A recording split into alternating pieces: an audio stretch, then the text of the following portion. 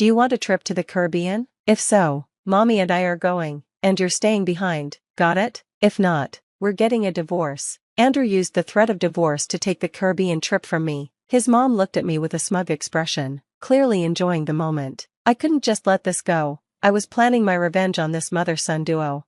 My name is Leland. I'm 32 years old, and I'm just an ordinary working mom at a company. Andrew and I have been married for 2 years. I met him through a mutual acquaintance, and he was 2 years older than me. I never really liked dating during college, and I only had a few relationships after I started working, none of which led to marriage. When I turned 30, my parents got worried and started looking for potential matches for me. Andrew seemed calm and caring, and since I value my family, I was drawn to how he cared for his parents. I thought maybe we could make it work, so I decided to marry him. Everything went smoothly, and we became husband and wife. It was a happy time. About 6 months into our marriage, I got a lot of calls from Andrew. I quickly called him back, and with a tired voice, he told me, "Please stay calm. Something happened to my dad. He collapsed at home and was taken to the hospital." I couldn't believe it. I never expected to hear about my father-in-law's death so suddenly. He was so healthy. Everyone was shocked. Afterward, Andrew became very focused on caring for his mother. He would visit her every day, sometimes having dinner or going shopping with her. Once, he even took special leave to go on a trip with her. It wasn't that he neglected me, but whenever our plans conflicted, he always chose her. "Sorry, Leland. Mom just called and wants me to come over, but we were going to see a movie today. She really wants to go shopping," he would say. I was upset. "We had planned this a week ago. Can't you go to the movie alone?" he asked. I reluctantly agreed, but inside, I was angry. Why was I being blamed? Isn't Matilda the one being demanding? Even though Andrew was always putting his mom first, I thought maybe this was just how marriage was. My way of coping was solving crossword puzzles. They were a good distraction, and sometimes I even won gift cards or food prizes when Andrew would ditch me for his mom. One day, I won a pair of tickets to the Caribbean. It was the biggest prize I'd ever won, and I double-checked my win several times out of excitement. The tickets required me to specify who would be traveling before contacting the airline. The first person who came to mind was Andrew, but I wasn't sure. Andrew often traveled with his mom, Matilda, and if I suggested going together, I had a feeling she might want to come along.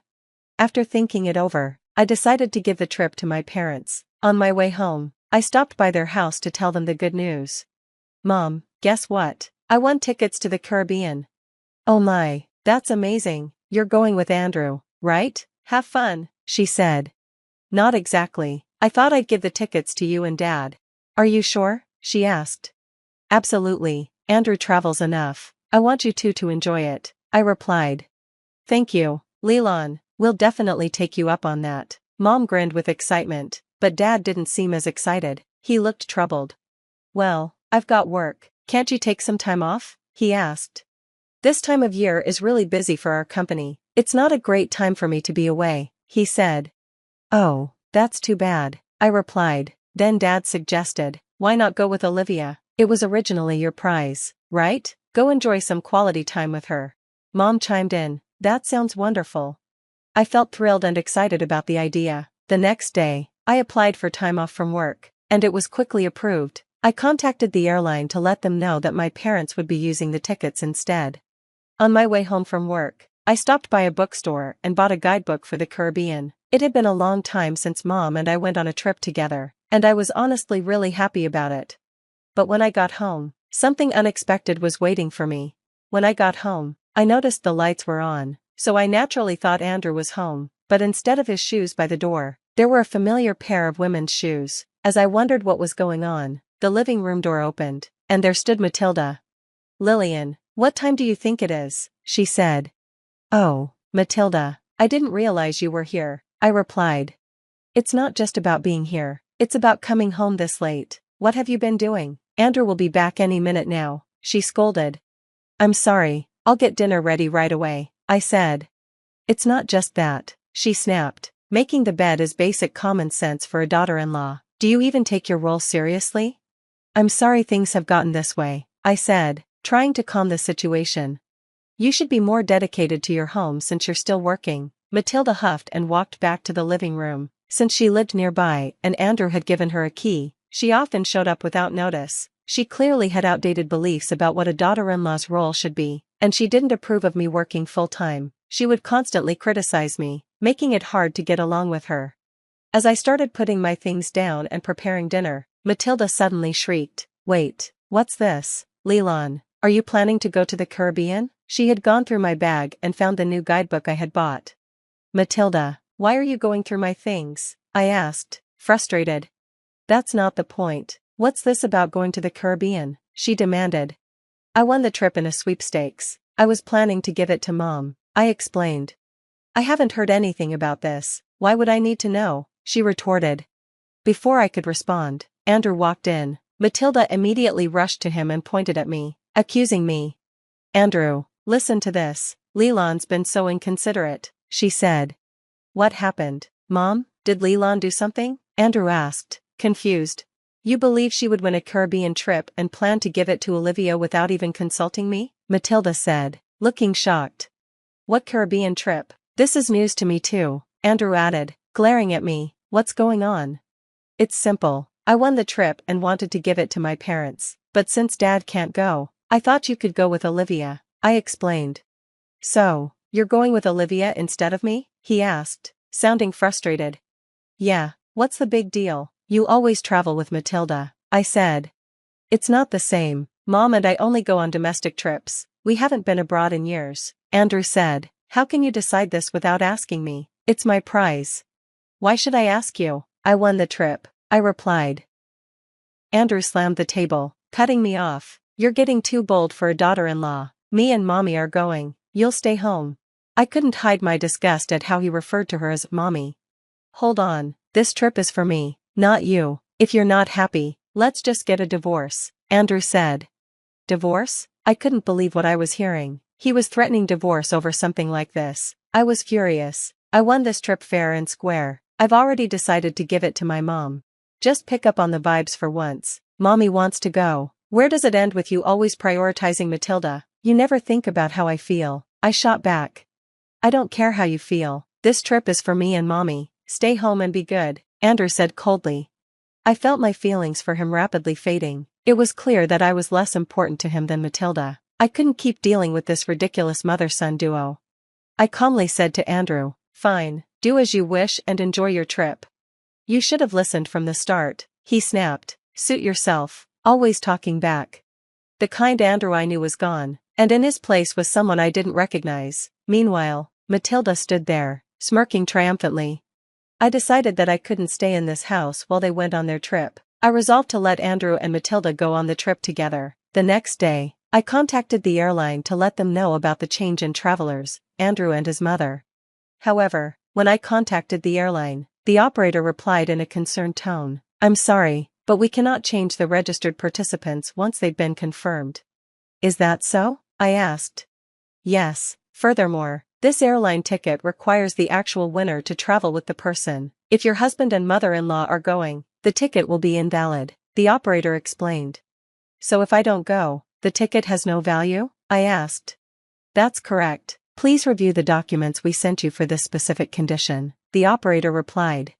When I looked at the documents I had received, it clearly stated that only the winner could use the ticket, and it couldn't be transferred. I explained the situation to the operator and decided to decline the trip. I didn't want to tell Andrew or Matilda, so I planned to let them travel at their own expense. That night, when I got home from work, I casually mentioned the trip to Andrew. "Andrew, about the Caribbean trip," I said. "Yeah, you contacted the airline, right? Saying that Mommy and I will go?" he replied. "I did call. Here are the winning documents and the tickets. I just need the tickets," I said. Andrew barely glanced at the documents. "I won't read the documents. There are detailed instructions in those documents. Considering it's an international trip, I think it would be wise to read them," I advised. "We don't need to. Mommy and I know what we're doing. We're efficient. Unlike you," he said. "Fine, whatever. I'll leave them here just in case," I said, knowing he wouldn't bother reading them. As expected, Andrew didn't look at the documents and went on with his day. When the day of the trip arrived, I confirmed that Andrew had left, packed my bags, and headed to my parents' house. While I was unpacking, I got the call from Andrew that I had been expecting. As soon as I picked up, he started shouting, "Hey, What's the meaning of this? They said this ticket can't be used. That's right. If the winner doesn't go, the ticket is invalid, I explained. What? Why didn't you tell me something so important earlier? He yelled. I did tell you, remember? I even suggested you read the instructions, I replied calmly. You mean it was written in those documents you gave me? He asked, realizing his mistake. Exactly. It's your fault for not reading them, I said. This is absurd. So how are we supposed to get to the Caribbean? Andrew asked, sounding panicked. The operator did mention that if the winner doesn't go, you'd have to pay the full price for the tickets, I said. Clearly not expecting this, Andrew sounded even more stressed. I could hear Matilda's voice in the background, both of them in distress. Andrew, what did Lillian say? Matilda asked. Mommy, if Lillian doesn't have to pay for the trip, Andrew muttered. Andrew kept calling me after I hung up, but I didn't want to deal with it. A few minutes later, he called again. Hello, what is it now? I'm busy, I said coldly. It's not what you think. I tried to buy the tickets, but the credit card isn't working, he said. I don't know anything about your card, I replied. It's not mine, it's your card, he said. Wait, are you saying you used my card without my permission? I asked, shocked. You need to fix it now, he demanded. When I checked my wallet this morning, I realized my card was missing. I had a feeling it was him, so I immediately froze the card. I knew he'd taken it. You stole it, didn't you? I said, furious. I was planning to shop with that card abroad. You always mess things up, you jerk. He showed no remorse. He didn't care about the trip or stealing my card. All he cared about was himself. Are you kidding me? He shouted. I was going to use it for shopping. I couldn't take it anymore. Who are you calling a jerk? After mocking others all the time, you should just go to hell, I snapped. You're so obsessed with your mommy. If you love her so much, why don't you two just stay together? He was furious. What are you talking about? Who do you think you're talking to? Stop disrespecting me like that. Honestly, it's creepy how you always call for mommy. You're just a mama's boy, I said. There's no value in us being married. Calm down, he said, but I wasn't having it. If you keep this up, we'll divorce. Fine by me. I was thinking the same thing. I've left the house, and I don't plan on coming back. Enjoy your trip with your beloved mommy. Hope you both drown in the Caribbean, I shouted before hanging up. Damn mama's boy. In a rage, I blocked both Andrew and his mother. Afterward, I went to a law firm that my father recommended and started the divorce process. While checking our savings for the asset division, I found that our joint account had been emptied. There were several withdrawals, all lining up with the time when Andrew went on his trip with his mother. It was clear he had used our savings for the trip. On top of that, he'd used my credit card without permission. I demanded compensation for what he had done. He ended up in debt and got chased by creditors. Meanwhile, his relationship with his mother began to sour. They argued every time they saw each other. It was ironic, considering how close they used to be. As for me, I decided to stay with my parents for a while. I wanted to make up for the time I had spent worrying them. I decided to live with them and take care of them. Honestly, I was done with marriage. What truly mattered to me now was a caring family. The whole divorce experience made me realize that. The sound of raised voices hits me before I even reach my front door. I pause, key hovering near the lock, and recognize my mother's controlled tone, the one she used to deploy when dealing with unruly students. But it's Mark's voice that makes my stomach clench, that harsh edge I've been hearing more frequently lately. I'm Vera, and this wasn't exactly the homecoming I'd pictured after closing our company's biggest deal to date. You need to back off, Mark says, each word sharp as broken glass. This is between me and my wife. When you start spreading lies about my daughter, it becomes my business. The door creaks as I push it open. They both whirl toward me, Mark in his rumpled work shirt, Mother in her sensible cardigan. The living room feels smaller somehow, compressed by the tension. What's going on? I ask, though part of me doesn't want to know. Mark's face twists into something between a smile and a sneer. Your mother took it upon herself to come over and lecture me about our marriage. Apparently, I'm not being supportive enough of your precious career. That's not what Mother starts, but Mark cuts her off. Tell me, Grace, how many marriages have you had? 1? And how did that work out? Mark. The word escapes me before I can stop it.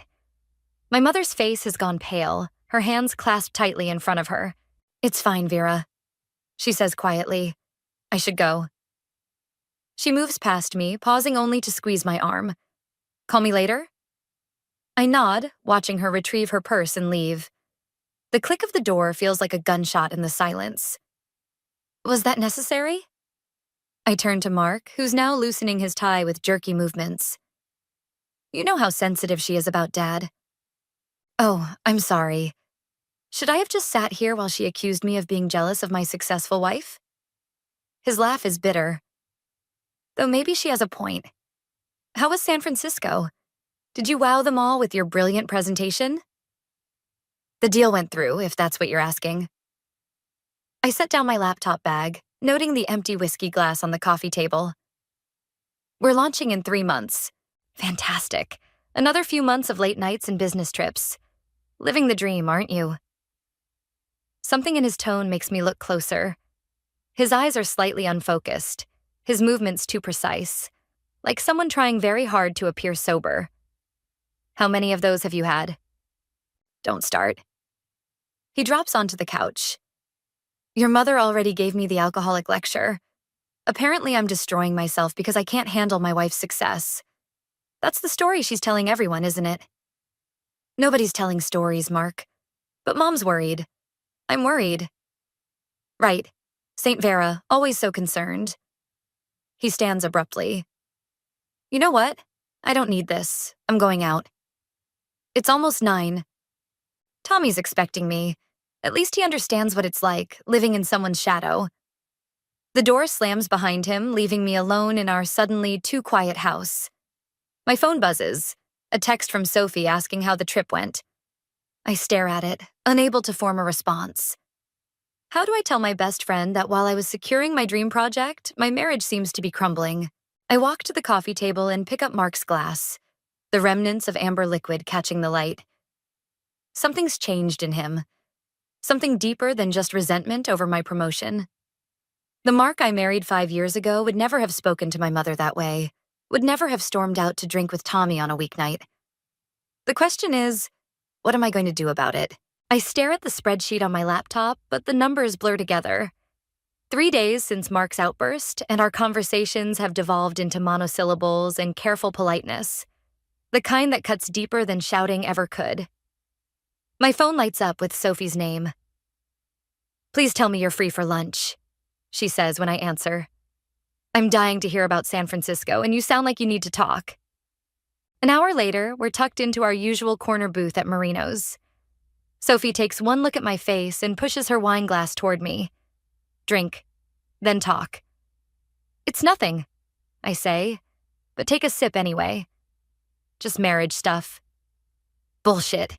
You've got that same look you had when Jenkins tried to take credit for your marketing strategy last year. What did Mark do?" Before I can answer, my phone buzzes. A text from my mother. "Tommy's wife just called. Says Mark's been telling people at work that you're neglecting your marriage for your career. Should we talk?" My hands shake as I show Sophie the message. She reads it twice, her expression darkening. That manipulative bastard. No wonder he's been hanging around Tommy so much. "What do you mean?" "Tommy's on the promotion committee at Mark's firm, isn't he? The one Mark's been gunning for?" The realization hits like a punch to the gut. All those late-night drinks with Tommy, the sudden interest in golf. Mark's been playing a longer game than I realized. He's using our marriage to gain sympathy, I say slowly, making himself look like the supportive husband dealing with an ambitious wife who's lost her way. Sophie's about to respond when I spot a familiar face entering the restaurant. Rachel Monroe, our new intern, walking in with Mark.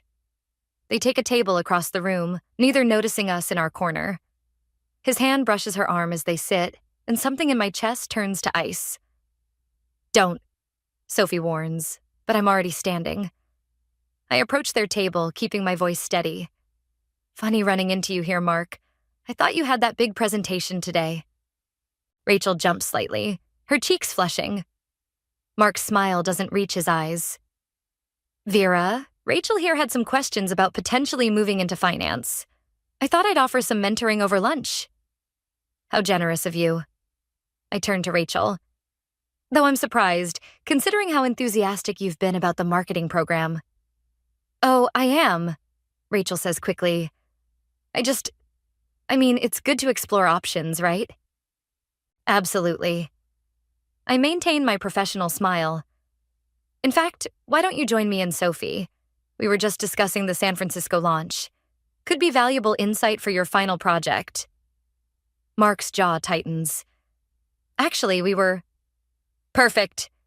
Rachel stands, gathering her things. I'd love to hear about San Francisco. Thanks for lunch, Mark. I watch him leave, his shoulders rigid with anger. Rachel follows me back to our booth, chattering nervously about the launch timeline. But my mind is racing ahead, connecting dots I should have seen weeks ago. The late nights, the sudden interest in mentoring, the careful construction of his victim narrative at work. Each piece clicks into place like a lock tumbling open. Rachel, I interrupt her mid-sentence about marketing metrics. How long has Mark been offering to mentor you? She hesitates, glancing between Sophie and me. About 3 weeks. Since the day you announced the San Francisco deal, actually. He said he noticed my potential and thought I might be wasting it in marketing. Sophie's hand finds mine under the table, squeezing hard. We both know what this means. Mark isn't just trying to undermine my reputation. He's actively working to poach one of my most promising team members, using her to twist the knife deeper. Rachel, I say carefully, I think we need to have a longer conversation about Mark's mentoring style, but not here. As Rachel excuses herself to use the restroom, Sophie leans in. What are you going to do? I watch Mark's empty chair across the restaurant, something cold and determined settling in my chest. First, I'm going to protect Rachel. Then, I'm going to show my dear husband exactly what an ambitious wife is capable of. The company launch party pulses with energy, but I can't shake the chill that settled in my spine when I spotted Mark talking to Tommy by the bar. They shouldn't even be here. Spouses rarely attend these internal celebrations, but Mark insisted, claiming he wanted to support my success. I watch him work the room, all charm and easy smiles. He's good. I'll give him that. Each conversation seems casual, but I notice how he keeps steering people toward Tommy, how their discussions always end with knowing looks and sympathetic nods. Your husband's quite the social butterfly, Rachel whispers, appearing at my elbow. Since our lunch revelation, she's been feeding me information about Mark's mentoring attempts. He just spent 20 minutes telling the CEO's wife about how you missed your anniversary dinner for a client call. Interesting, considering our anniversary isn't for 3 months. Rachel fidgets with her champagne glass. There's something else. Tommy offered me an internship at their firm. Said Mark recommended me. The room suddenly feels too warm, too crowded. When? Just now. They're creating a special position. Better pay, fast track to management. She trails off, watching my face. I told them I needed time to think. Before I can respond, Mark's voice carries across the room. He's telling a story, gesturing animatedly to a group that includes several board members. And I said, Honey, I know your career matters, but family should come first, right? Laughter ripples through his audience. I start moving before I realize it, but Sophie intercepts me. Not here, she murmurs. That's what he wants. Did you hear what Tommy just offered Rachel? Yes, and it gets worse. Sophie glances around before continuing. I overheard them earlier. Mark's been documenting everything. Your late nights, business trips, even that argument with your mother. He's building a case for that promotion, painting himself as the devoted husband, sacrificing everything for his wife's ambition. My hands shake as I set down my untouched champagne. He's using my success to manipulate his way up the corporate ladder, while simultaneously trying to poach your best intern, Sophie adds. It's actually brilliant in a sociopathic way. A commotion near the stage draws our attention. Tommy's calling for everyone's attention, swaying slightly. Mark stands beside him, that familiar false modesty plastered across his face. I want to propose a toast, Tommy announces, to Mark Thompson. Not many men would support their wives the way he has, especially when it means putting their own dreams on hold. The promotion committee has noticed, my friend. We need more leaders like you. The room erupts in applause. Mark catches my eye across the crowd, and for a moment his mask slips. I see it all. The satisfaction, the calculated cruelty, the triumph. He planned this entire evening knowing I couldn't react without seeming like the unstable, career-obsessed wife he's portrayed me to be. "I need air," I mutter to Sophie, pushing through the crowd toward the balcony. But as I reach the doors, I hear Rachel's voice from around the corner. "I can't keep doing this, Mark. She trusts me." "And you're honoring that trust by helping her see what really matters. The internship is yours if you want it, Rachel. Just stick to the plan." My world tilts sideways. Rachel's been playing both sides, feeding information to Mark while pretending to help me. Every piece of evidence I thought I had is compromised. I back away silently, my mind racing. Mark hasn't just been undermining me. He's orchestrated an entire campaign to dismantle everything I've built. My marriage, my career, my relationships. All while positioning himself as the sympathetic victim. Sophie finds me in my office, staring at the city lights below. "What are you going to do?" I think about the careful way Mark has constructed his narrative, how he's turned my strength into weakness, my success into selfishness, how he's manipulated everyone around us into supporting his version of events. "You know what happens to people who try to build themselves up by tearing others down?" I ask quietly. "Eventually, their foundation crumbles. Mark wants to play the long game? Fine. But he's about to learn he's not the only one who knows how to be patient. The numbers on my quarterly report swim before my eyes. Third time I've read the same line and still nothing registers. My phone lights up. Another message from my mother asking if I'm coming to Sunday dinner. I ignore it, just like I've ignored the last 5. A knock on my office door makes me jump. Rachel stands there, pale and fidgeting. "Can we talk?" I gesture to the chair, noting how she closes the door behind her. If this is about the internship, it's worse. She places her phone on my desk, slides it toward me. "Mark's been recording our conversations." My stomach drops as I press play. My own voice comes through clearly, discussing confidential details about the San Francisco launch. Then Mark's voice. "Perfect. This is exactly what we need. There's more," Rachel whispers. "Tommy's wife found emails. Mark's been building a case against you for months. They're planning to use the launch information to prove you've been sharing company secrets." The irony burns. He's using my trust in Rachel to paint me as untrustworthy. Classic projection. "Why are you showing me this now?" Rachel's eyes fill with tears. "Because he promised he was just trying to save your marriage. But yesterday, I overheard him telling Tommy this would destroy her career and her credibility in one shot. I never meant..." My desk phone buzzes. "Mrs. Thompson, the board requests your presence in the main conference room." Time slows. Through my office windows, I see Mark stepping off the elevator with Tommy and 2 board members. He catches my eye, gives that same triumphant smile from the party. "Rachel," I say quietly, "I need you to leave. Now. Take the back stairs." "I'm so sorry." "Not now. Just go." Sophie calls as I'm walking to the conference room. "Don't react," she says without preamble. "I just got off the phone with Grace. Mark's been visiting your father." I stop walking. "What?" "Your mother followed him yesterday. He's been meeting with your father for weeks, getting him to sign some kind of statement about your pattern of abandoning family obligations. My father, who left us when I was 12, who I haven't spoken to in 15 years, the ultimate betrayal weapon." "Vera, are you there?"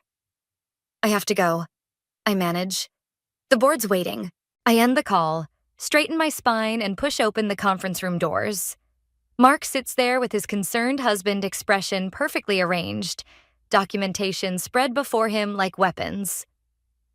"Mrs. Thompson," the CEO begins, "serious allegations have been brought to our attention regarding the mishandling of confidential information." I tune out his words, watching Mark instead.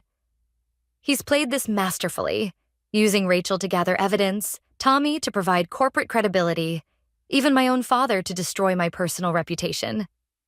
Every relationship weaponized, every trust betrayed. But he's forgotten something crucial about me. something our marriage counselor noted years ago. I'm at my most dangerous when backed into a corner. Before we continue, I interrupt, I'd like to present some information of my own. I pull out my phone, start a recording. Rachel, are you still there? Yes, comes her shaky voice through the speaker. And I'm willing to testify about everything. The recordings, the setup, all of it. Mark's smile falters for the first time. Additionally, I continue, I have emails documenting the orchestration of this entire scheme. But more importantly, I turn to Tommy, whose face has gone ashen. Did Mark tell you his promotion strategy involved corporate espionage? Because that's what recording confidential conversations amounts to. The room erupts in chaos. As security escorts Mark out, he hisses, "This isn't over."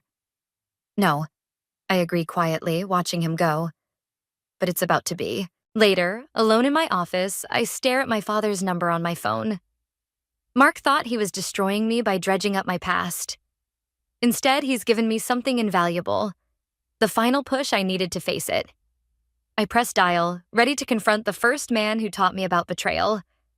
It's time to end this, all of it on my terms. The house feels like a tomb when I return from work. Mark's car is in the driveway, but the silence stretches thick and dangerous between us. I find him in his home office, methodically shredding documents. Destroying evidence? I lean against the door frame, watching paper disappear into strips. He doesn't look up. Just cleaning house, like you did at the board meeting. You tried to destroy my career, and you destroyed mine. The shredder whirs to a stop. Funny how that worked out. Why my father? The question burns in my throat. Of all the lines you could cross. Because he understands what it's like to live with someone who puts ambition above everything else. Mark finally meets my eyes. Did you know he remarried? Has 2 kids. Built the family he always wanted, once he got away from the Thompson women's crushing expectations. My fingers dig into the door frame. You don't get to use my father's abandonment to justify your betrayal. Don't I? You abandoned our marriage the moment that promotion came through. The late nights, the trips, the missed dinners, it's all documented. Rachel was very thorough. Rachel came clean. Because you manipulated her, like you manipulate everyone. He stands, and something in his expression makes me take a step back. You think you've won? That little display in the boardroom was just the beginning. I've got copies of everything. Every conversation, every confidential detail you ever shared. One anonymous email to your competitors. That would be corporate espionage. You'd go to jail. Maybe, but you'd lose everything you sacrificed our marriage for. He moves closer, his voice dropping. Unless what? Unless you agree to a settlement, my terms, starting with your resignation. The laugh escapes before I can stop it. You really think you can blackmail me? After everything? I think you care more about your precious career than anything else. So yes, I think you'll play ball.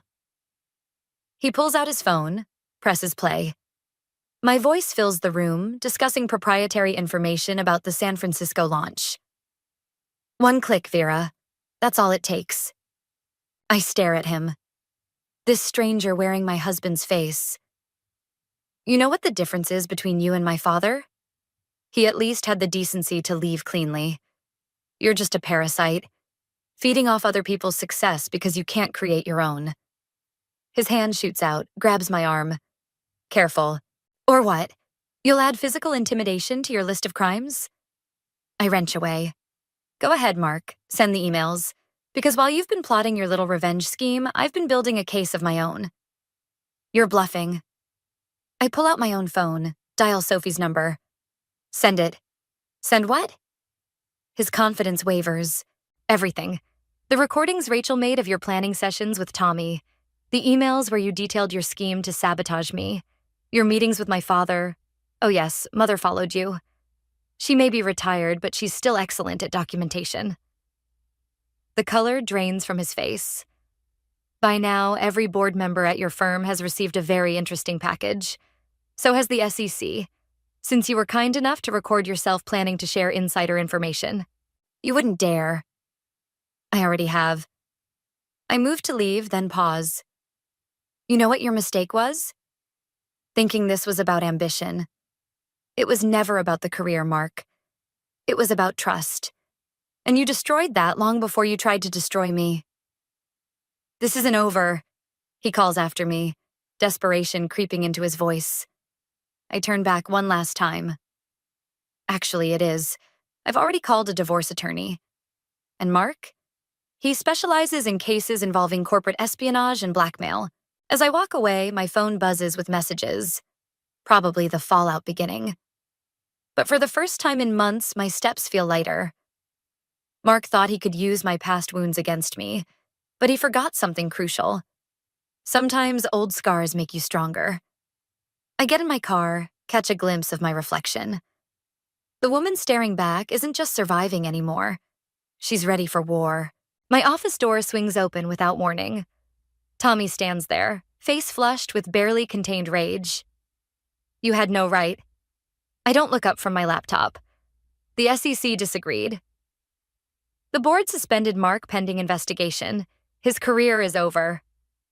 Tommy slams a folder on my desk. But that wasn't enough for you, was it? Now I look up. What are you talking about? Check your email. Everyone at the firm got copies of Mark's personal correspondence. Every manipulative conversation, every scheme, even his messages with your father. It's all out there. My stomach drops. I hadn't authorized that release. When? An hour ago. Anonymous sender. Tommy leans forward. Mark's in the hospital. Suicide attempt. The world tilts sideways. I grab my phone. Dozens of missed calls from Sophie, my mother, numbers I don't recognize. He left this for you. Tommy tosses an envelope onto my desk. Hope your revenge was worth it. I wait until he's gone before opening it. Mark's handwriting, usually so precise, sprawls across the page. You won. Happy now? My phone rings. Sophie. Tell me you didn't do this, she says when I answer. I didn't. The SEC documents? Yes. But this... I stare at my computer screen, scanning the leaked emails. They're authentic, but the timing, the way they're organized... Someone else sent these. Check the metadata on the files, Sophie says. The timestamps. I'm already clicking through. They're from last week, when Rachel still had access to... Vera? My assistant appears in the doorway. Rachel Monroe is here, says it's urgent. She walks in before I can respond, looking nothing like the nervous intern from before. Surprised? She perches on the edge of my desk. You should have checked those recordings more carefully. The ones where Mark was supposedly planning everything? Edited. He wasn't orchestrating anything. I was. The phone slips from my hand. Why? Because you both deserved it. Mark for using me in his pathetic power play, and you for treating me like some pawn to be protected. Her smile turns cruel. I learned from the best, though. You taught me everything about strategic timing, about using people's weaknesses against them. Mark's jealousy, your righteousness. You made it so easy. Mark is in the hospital because of you. No, he's in the hospital because of us. Your evidence, my timing. Perfect collaboration, really. She stands. Oh, and I wouldn't bother trying to prove any of this. The original recordings are gone, and everyone already believes you're capable of this level of revenge. After all, you did send those SEC documents. She's right. Every move I made against Mark makes this seem like a natural escalation. I've created the perfect cover for Rachel's revenge. The board meets in an hour. Rachel continues, to discuss the company's reputation in light of recent events. Funny how having a vindictive executive reflects poorly on everyone. After she leaves, I sit in the growing darkness of my office. My phone keeps buzzing. Probably reporters, board members, maybe even my father. The carefully constructed walls of my life are crumbling, and I can't tell anyone the truth without sounding like I'm desperately deflecting blame. Sophie finds me there hours later. The board suspended you pending investigation. It's all over social media. the scorned wife who took revenge too far. Rachel played us both, I say quietly, used our marriage as cover for her own revenge plot, and I gave her everything she needed. What are you going to do? I look at Mark's note again, then at the email announcing my suspension. Rachel was right. I taught her well. Too well. She understood that true revenge isn't just about hurting someone. It's about using their own actions to destroy them.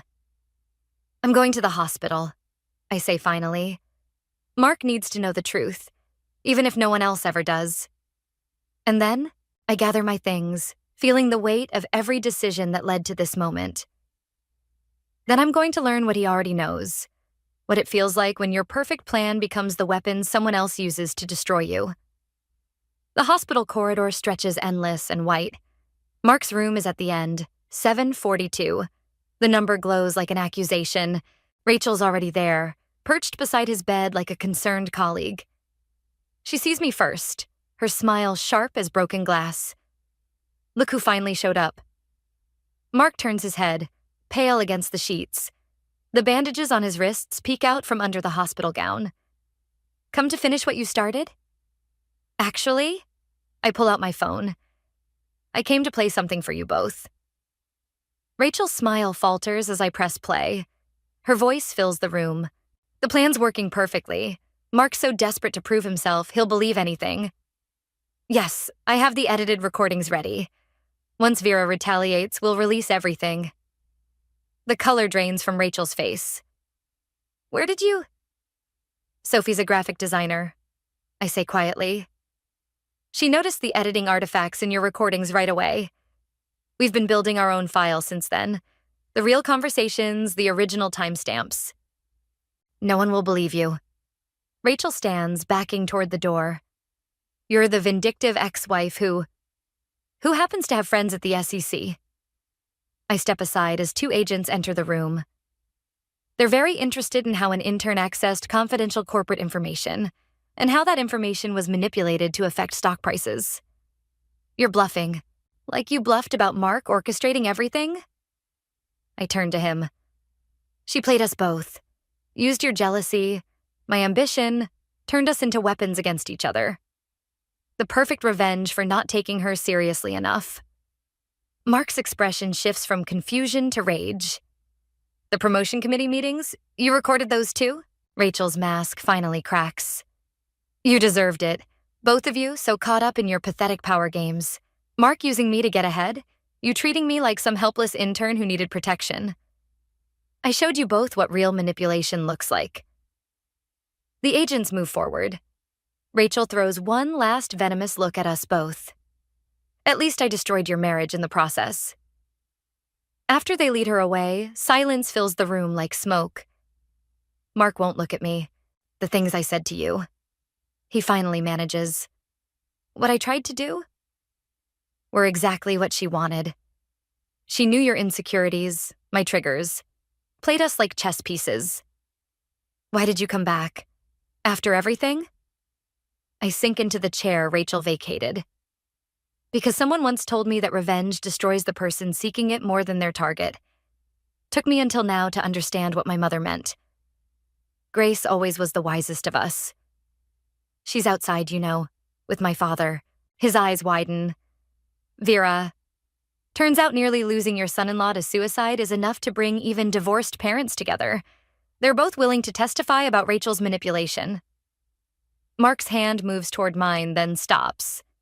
Can you ever forgive me? I don't know. The truth feels like glass in my throat. But I couldn't let you die thinking you deserved this. That either of us did. What happens now? I stand, feeling the weight of every decision, every mistake that led us here. Now? Rachel faces charges. The board reinstates us both once the truth comes out. And we learn to live with the scars. Apart, but maybe not as enemies. At the door, I pause. Mark, next time you feel overshadowed by someone's success, try therapy instead of corporate espionage. His surprised laugh follows me into the hallway where my parents wait. Mother's hand finds mine, steady and strong. Ready? I look back at room 742, where my marriage both ended and transformed into something else. Something scarred, but maybe eventually honest. Yes, I say. I think I finally am. The divorce papers sit unsigned on my desk, stark against the dark wood. Through my office window, I watch Rachel being escorted from the building, box of belongings in her arms.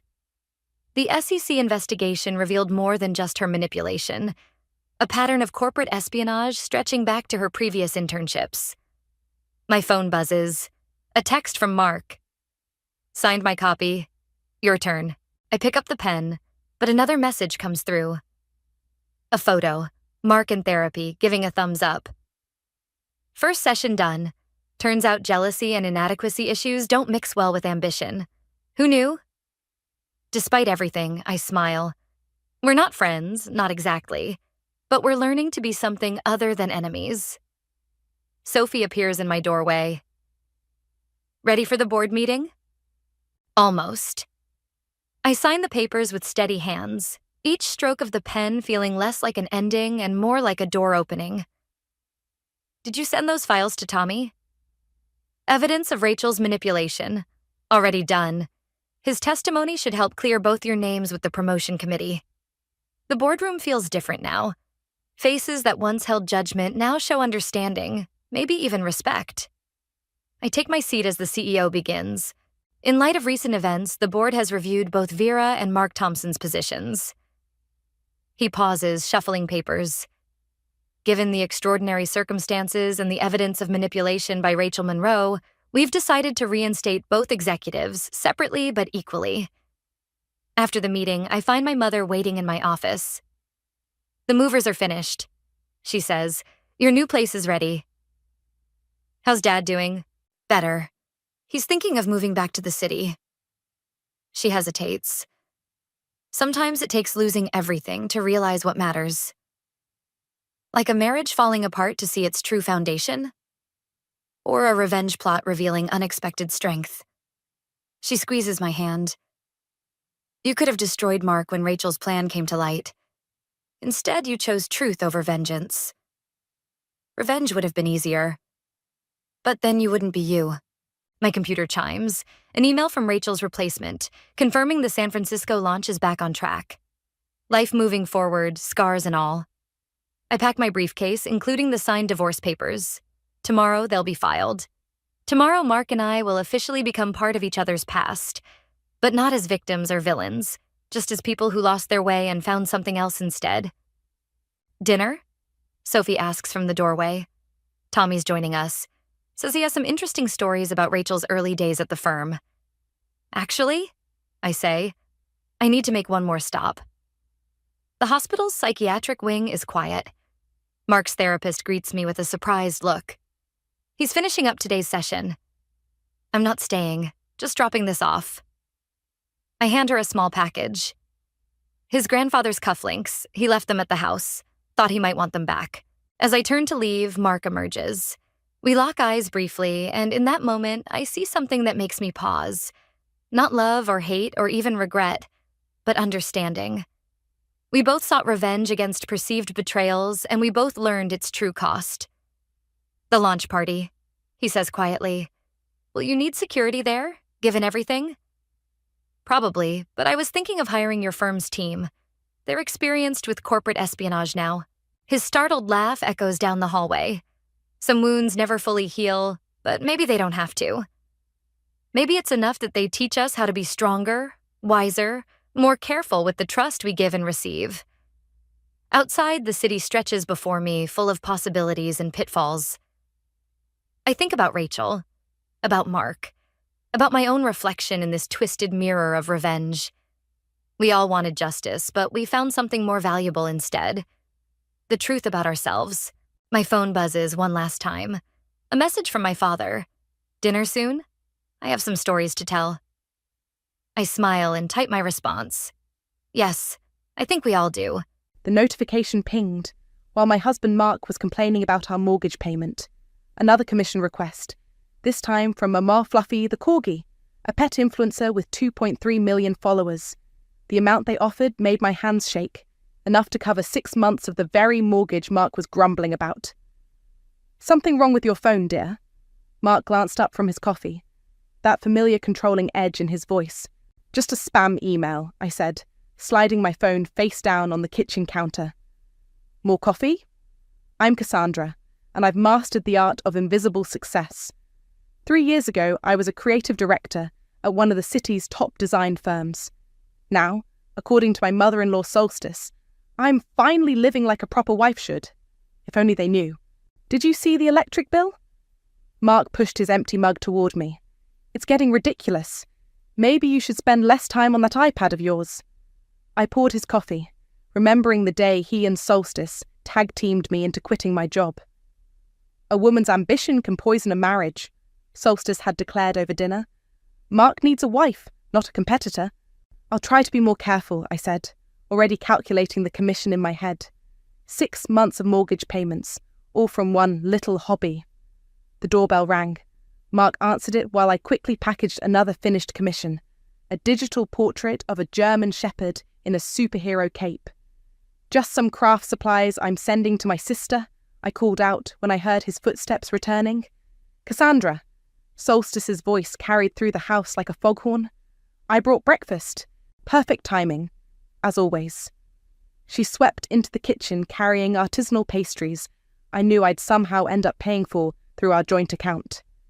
Still playing with your little drawings? She asked, eyeing my iPad. Just keeping busy, I smiled, closing my Procreate app, where I'd been working on a Max Fluffy the Corgi's portrait. My PayPal balance quietly ticked up another 4 figures in the background. Mother brought those croissants you like, Mark said, kissing Solstice's cheek. Though maybe we should watch the grocery expenses this month. Solstice patted his arm. If Cassandra would learn to budget properly. I know, I interrupted, maintaining my pleasant mask. I'm trying to be better with money. My phone buzzed again. A notification from my business account. Another 5-star review. Another satisfied customer raving about their pet portrait. I had 3 more commissions to finish by Friday, and my waiting list was 2 months long. Speaking of money, Solstice continued, arranging pastries on a plate, have you thought about what I said about getting a part-time job at the church? Something simple, suitable for a woman of your capabilities? I caught my reflection in the window, the perfect picture of domestic submission. If they could see my actual bank statements, they'd choke on those overpriced croissants. I don't think that's necessary, Mark cut in. As long as she keeps the house in order and stops with all that confusing online shopping. I nodded, remembering the conversation with my accountant last week. Whatever you think is best, dear. Later that night, after they'd both left and I could breathe again, I opened my laptop to check my business analytics. My latest collection had gone viral on Instagram, and commission requests were flooding in. I clicked accept on Fluffy the Corgi's project and started sketching. My phone lit up with a text from Beatrice, my old co-worker. Girl, your latest piece is everywhere. When are you going to tell them? I typed back, not yet. Still playing the long game. Another notification popped up. A direct deposit from last week's commissions. More than Mark made in 2 weeks at his precious corporate job. I smiled, thinking of Solstice's condescending smile, of Mark's controlling suggestions. Let them think I'm just a housewife with a cute little hobby. Let them believe I'm struggling with basic budgeting while they enjoy restaurants and vacations secretly funded by my silly drawings. Let them underestimate me. I turned back to a Fluffy the Corgi's portrait, adding details to the crown I'd placed on their head.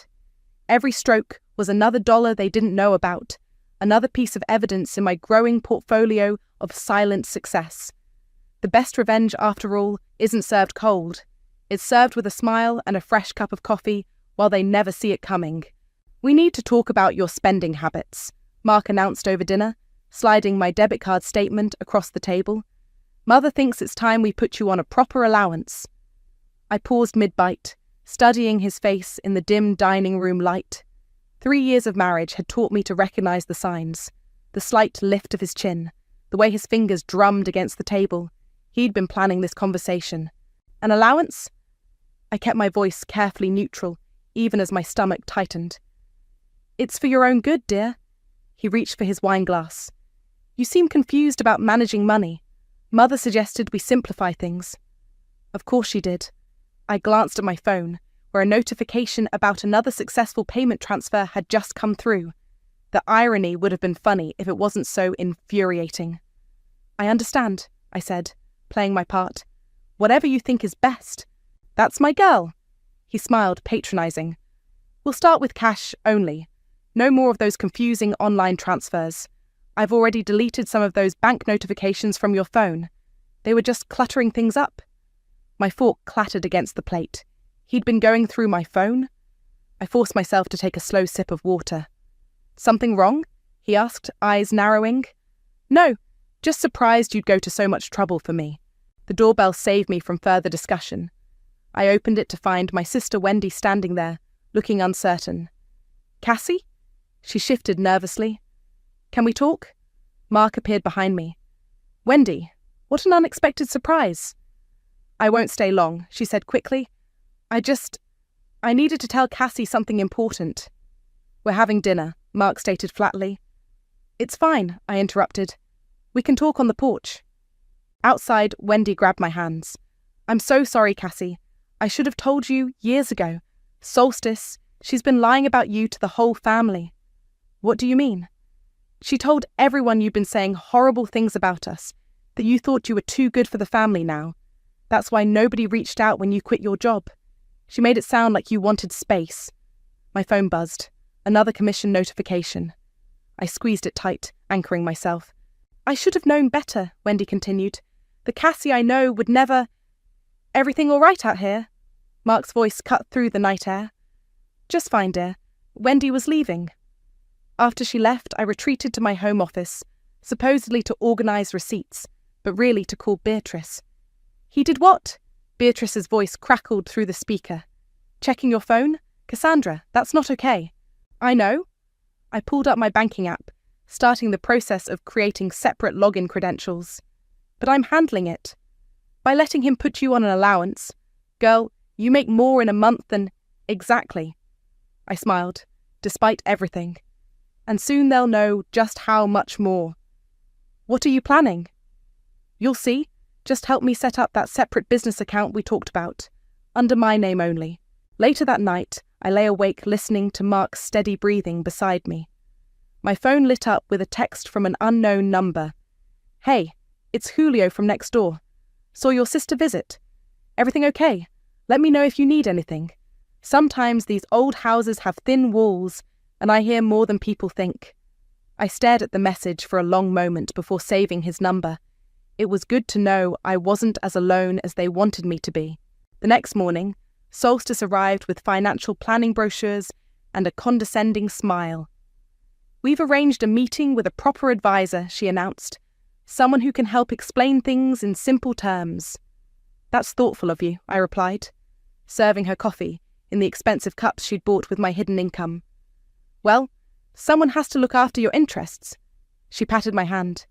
Mark says you've agreed to the allowance plan. Such a good decision.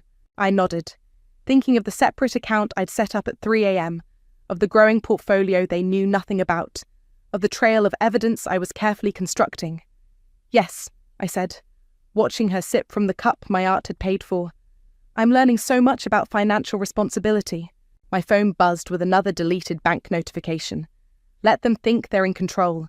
Let them believe I'm finally learning my place. The meeting with their financial advisor would change everything, but they didn't know that yet. I smiled and poured more coffee, already planning my next move. Sometimes the best revenge is letting people think they've won, right until the moment they realize they've lost everything. Just sit quietly and learn, Solstice instructed as we walked into the financial advisor's office.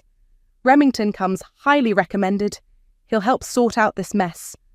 I clutched my folder of financial documents. Every account, every transaction, every commission payment carefully documented but not highlighted. Nothing hidden, nothing emphasized. Let them find it themselves. Mrs. Dixon, a tall man in a crisp suit, extended his hand. I'm Remington. Please come in. Just Cassandra, I corrected quietly, noting how Mark's jaw tightened at my small rebellion. Cassandra needs help understanding basic financial management, Solstice announced. settling into a leather chair like she was holding court. She's been quite confused about money since leaving her career. Remington's eyes flickered to me, then back to his computer. I see. Well, let's start by reviewing your current financial situation. I handed over my folder while checking my phone. A message from Ashton, Mark's colleague, popped up. Great seeing you both at the office party. Dinner soon? Something about her tone made me pause. I'd noticed how she touched Mark's arm at the party, how her laugh carried across the room at all his jokes. Now, glancing at Mark's phone on his desk, I saw her message preview disappear almost instantly. Deleted. These are very organised records, Remington commented, scanning my documents. Who prepared these? I did, I said, just as Solstice answered. Mark handles all the important paperwork. The silence that followed was delicious. Actually, I continued, I've always managed our household documentation, old habits from my design firm days. Mark's phone buzzed again. Another deleted message. Speaking of documentation, I added casually, I took the liberty of installing that family tracking app you mentioned, Mark. You know, for safety. It's synced to both our phones now. His hand twitched toward his pocket. You did what? Just trying to be more responsible, dear. Remington cleared his throat. Well, these records show a very interesting pattern of... Perhaps we should focus on the retirement planning, Solstice interrupted. Mark needs to ensure his future is secure. I pulled out my iPad, ostensibly to take notes, but really to check my tracking app. Mark's phone had been at Ashton's address 3 times last week, all during late meetings. Of course, Remington nodded. But first, I noticed there are some substantial regular deposits coming into the joint account. Would you like to explain those? Those would be from my business, I said quietly, watching Mark's face. Your hobby? Solstice's voice dripped with disdain. My legitimate, registered business, I corrected. I have all the documentation here, including tax records. Mark's phone buzzed again. This time I caught a glimpse of the message preview before it vanished. Miss you already. Last night was... I think we should focus on Mark's contributions, Solstice said sharply. Cassandra's little drawings hardly count as... Actually, Remington interrupted. These deposits are quite significant. Have you considered setting up a separate business account to better track your income? We prefer to keep things simple, Mark cut in. Cassandra gets confused with too many accounts. I smiled, thinking of the new account I'd already opened. You're right, dear. Simple is better. That's why I've started keeping such detailed records of everything. Every deposit, every deletion, every location. His phone stopped buzzing after that. The meeting continued, with Remington growing increasingly impressed by my documentation and increasingly confused by Mark and Solstice's dismissals. I sat quietly, playing my part while my tracking app collected data. That evening, I went to freshen up in our master bathroom. Opening the drawer for my lipstick, I found something that didn't belong, a tube of Ruby Passion, Ashton's signature shade. Looking for something. Mark appeared in the doorway. Just my lipstick.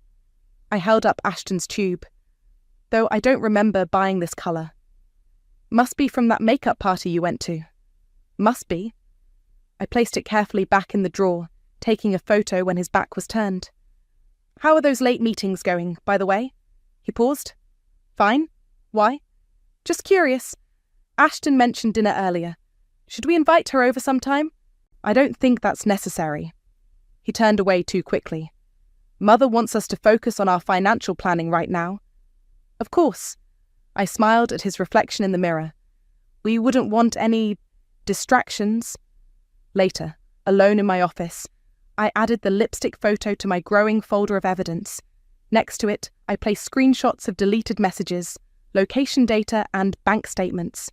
The picture was becoming clearer every day. Let them think I'm just sitting quietly and learning. The truth would come out soon enough, and when it did, they'd realize who had been teaching whom all along. Now, this is quite remarkable, Remington said, turning his monitor so everyone could see. There's been a consistent stream of income here, 6 figures over the past year, that doesn't match Mr. Dixon's salary deposits. The conference room fell silent. I took a slow sip of water. watching Mark and Solstice exchange glances. "There must be some mistake," Solstice said, leaning forward. "Mark's bonuses, perhaps?" "No." Remington shook his head, scrolling through the records. "These are regular deposits from multiple sources: PayPal, Stripe, direct transfers. Someone's running quite a successful business." Mark's face reddened. "Cassandra, what have you done?" I set my water glass down carefully. "Nothing illegal, if that's what you're suggesting. Just running my business." "Your little drawings?" Solstice scoffed. "Don't be ridiculous." Remington clicked through several screens. According to these records, Cassandra's digital art business generated over $180,000 last year alone. "All properly reported on your joint taxes, I see." The silence that followed was exquisite. "That's impossible," Mark sputtered. "She just draws pets on her iPad." I pulled out my phone, opened my business Instagram. "Would you like to see my client list? The celebrity commissions? The waiting list?" "This whole time," Solstice's voice shook, "while we've been trying to teach you about money, I've been paying for your weekly brunches," I finished for her. "Those designer handbags you love?" "Yes." Mark grabbed my phone. "Why didn't you tell me?"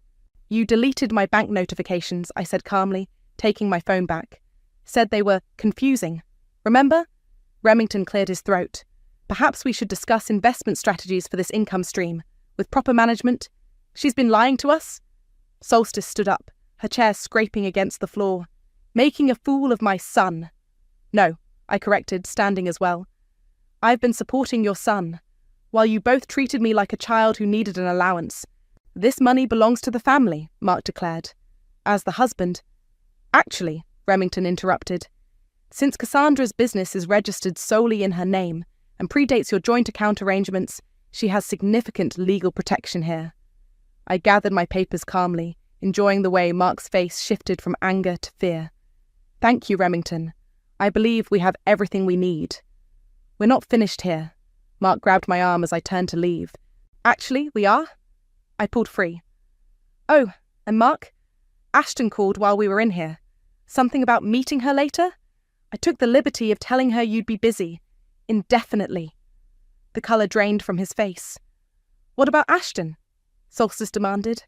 I walked out, head high, letting them deal with that particular revelation themselves.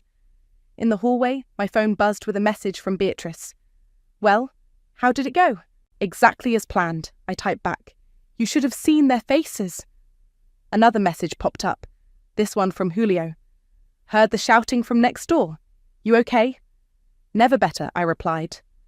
I drove home alone, ignoring the barrage of calls and texts from Mark and Solstice. Inside, I went straight to our bedroom, opened my makeup drawer, and found exactly what I expected. Ashton's lipstick was gone. My phone rang again, Wendy this time. "Beatrice told me what happened," she said when I answered. "Are you all right?" "I'm perfect." I opened my laptop, checking my business accounts. 3 new commission requests had come in during the meeting. Just watching everything fall into place. "What will you do now?" I heard cars pulling into the driveway.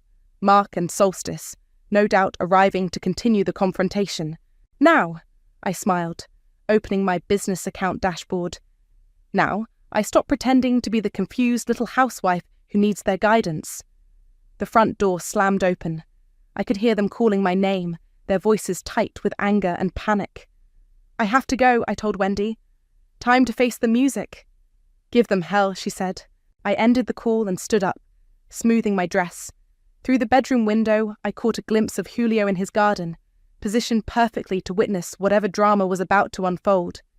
"Cassandra!" Mark's voice boomed from downstairs. "Get down here right now!" I took a deep breath, grabbed the folder containing all my evidence, the business records, the tracking data, the photos of Ashton's lipstick, everything, and headed for the stairs. Time to show them exactly who they'd been underestimating all these years. And this time, I wouldn't be the one confused about money. "It was just a few business dinners," Mark insisted, pacing our living room. "Ashton is a valuable connection for the firm." "Is that what you call meeting her at 11 p.m. on Tuesday?" I pulled up the tracking data on my iPad. "At her apartment." Solstice sat rigid on our sofa, her face a mask of barely contained rage. Mark wouldn't... The lipstick in our bathroom, I continued. The deleted messages, would you like to see those too?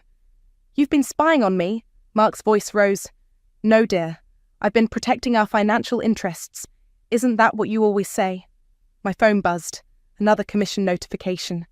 I didn't bother hiding it this time. This isn't about me, Mark deflected. You've been hiding money, running some sort of secret business. Secret? I laughed. I have 300,000 followers on Instagram. My work has been featured in magazines. The only secret was how deliberately blind you both chose to be. Solstice stood suddenly. We should call our lawyer. About what? I opened my laptop, turning it to face them. My legitimate, registered business, or Mark's attempts to take out loans against it without my knowledge? Mark froze. What are you talking about? I clicked through several emails. The loan application you submitted last month using my business information? The bank flagged it as potential fraud. Would you like to explain that? I was trying to protect us, he stammered. Your spending was out of control. My spending? I pulled up our joint account. Like the $500 dinner with Ashton last week? The hotel charges? Solstice made a choking sound. A knock at the door interrupted us. Wendy stepped in, carrying a briefcase. Sorry I'm late. Traffic was terrible. What is she doing here? Solstice demanded. Helping me structure my business properly, I said. She's a corporate lawyer now. Did you know that? Oh, wait. You were too busy telling everyone I'd abandoned the family. Wendy set her briefcase on the table. We should discuss the LLC formation and the separation of assets. Separation of assets? Mark's face paled. Cassandra, you're being ridiculous. Let's just calm down and... I am calm, I said, opening my art program. In fact, I'm working on a new series. Would you like to see? I turned my iPad to show them the piece I'd been developing, a portrait series titled Behind the Masks. The first image showed a woman in shadows, counting money, while a man slept beside her. The second showed a mother and son, their faces distorted with greed. You can't do this, Solstice hissed. I already am. The series goes live next week. My phone buzzed again, a message from Beatrice. Gallery owner loved the concept, offering prime space for the show. This isn't you. Mark tried a different approach, his voice softening. You're just confused, overwhelmed. Actually, Wendy interrupted, she's never been clearer. Shall we discuss the terms? I stood up, gathering my devices. I'll be in my office. Wendy can explain everything. Oh, and Mark, Ashton just posted a very interesting Instagram story. You might want to check it. What Instagram story? Solstice demanded, pulling out her phone. I left them scrambling, climbing the stairs to my workspace. Through the window, I saw Julio giving me a thumbs up from his garden. I waved back, then sat down at my desk. Opening my email, I found a message from the bank. Another attempted loan application in my business name. This time, I forwarded it directly to Wendy. My phone lit up with a text from Ashton. Mark says you're causing problems. Maybe we should talk? Sure, I typed back. Let's discuss the hotel receipts. She didn't respond. I turned back to my artwork, adding details to the portrait series that would soon expose everything. Not through screaming or dramatic confrontations, but through art that would make people look twice, make them question what they thought they knew. Downstairs, I could hear Solstice's voice rising, probably discovering Ashton's social media posts. Mark's attempts at explanation grew weaker. Another message popped up, this time from Remington. Interesting development at the bank today.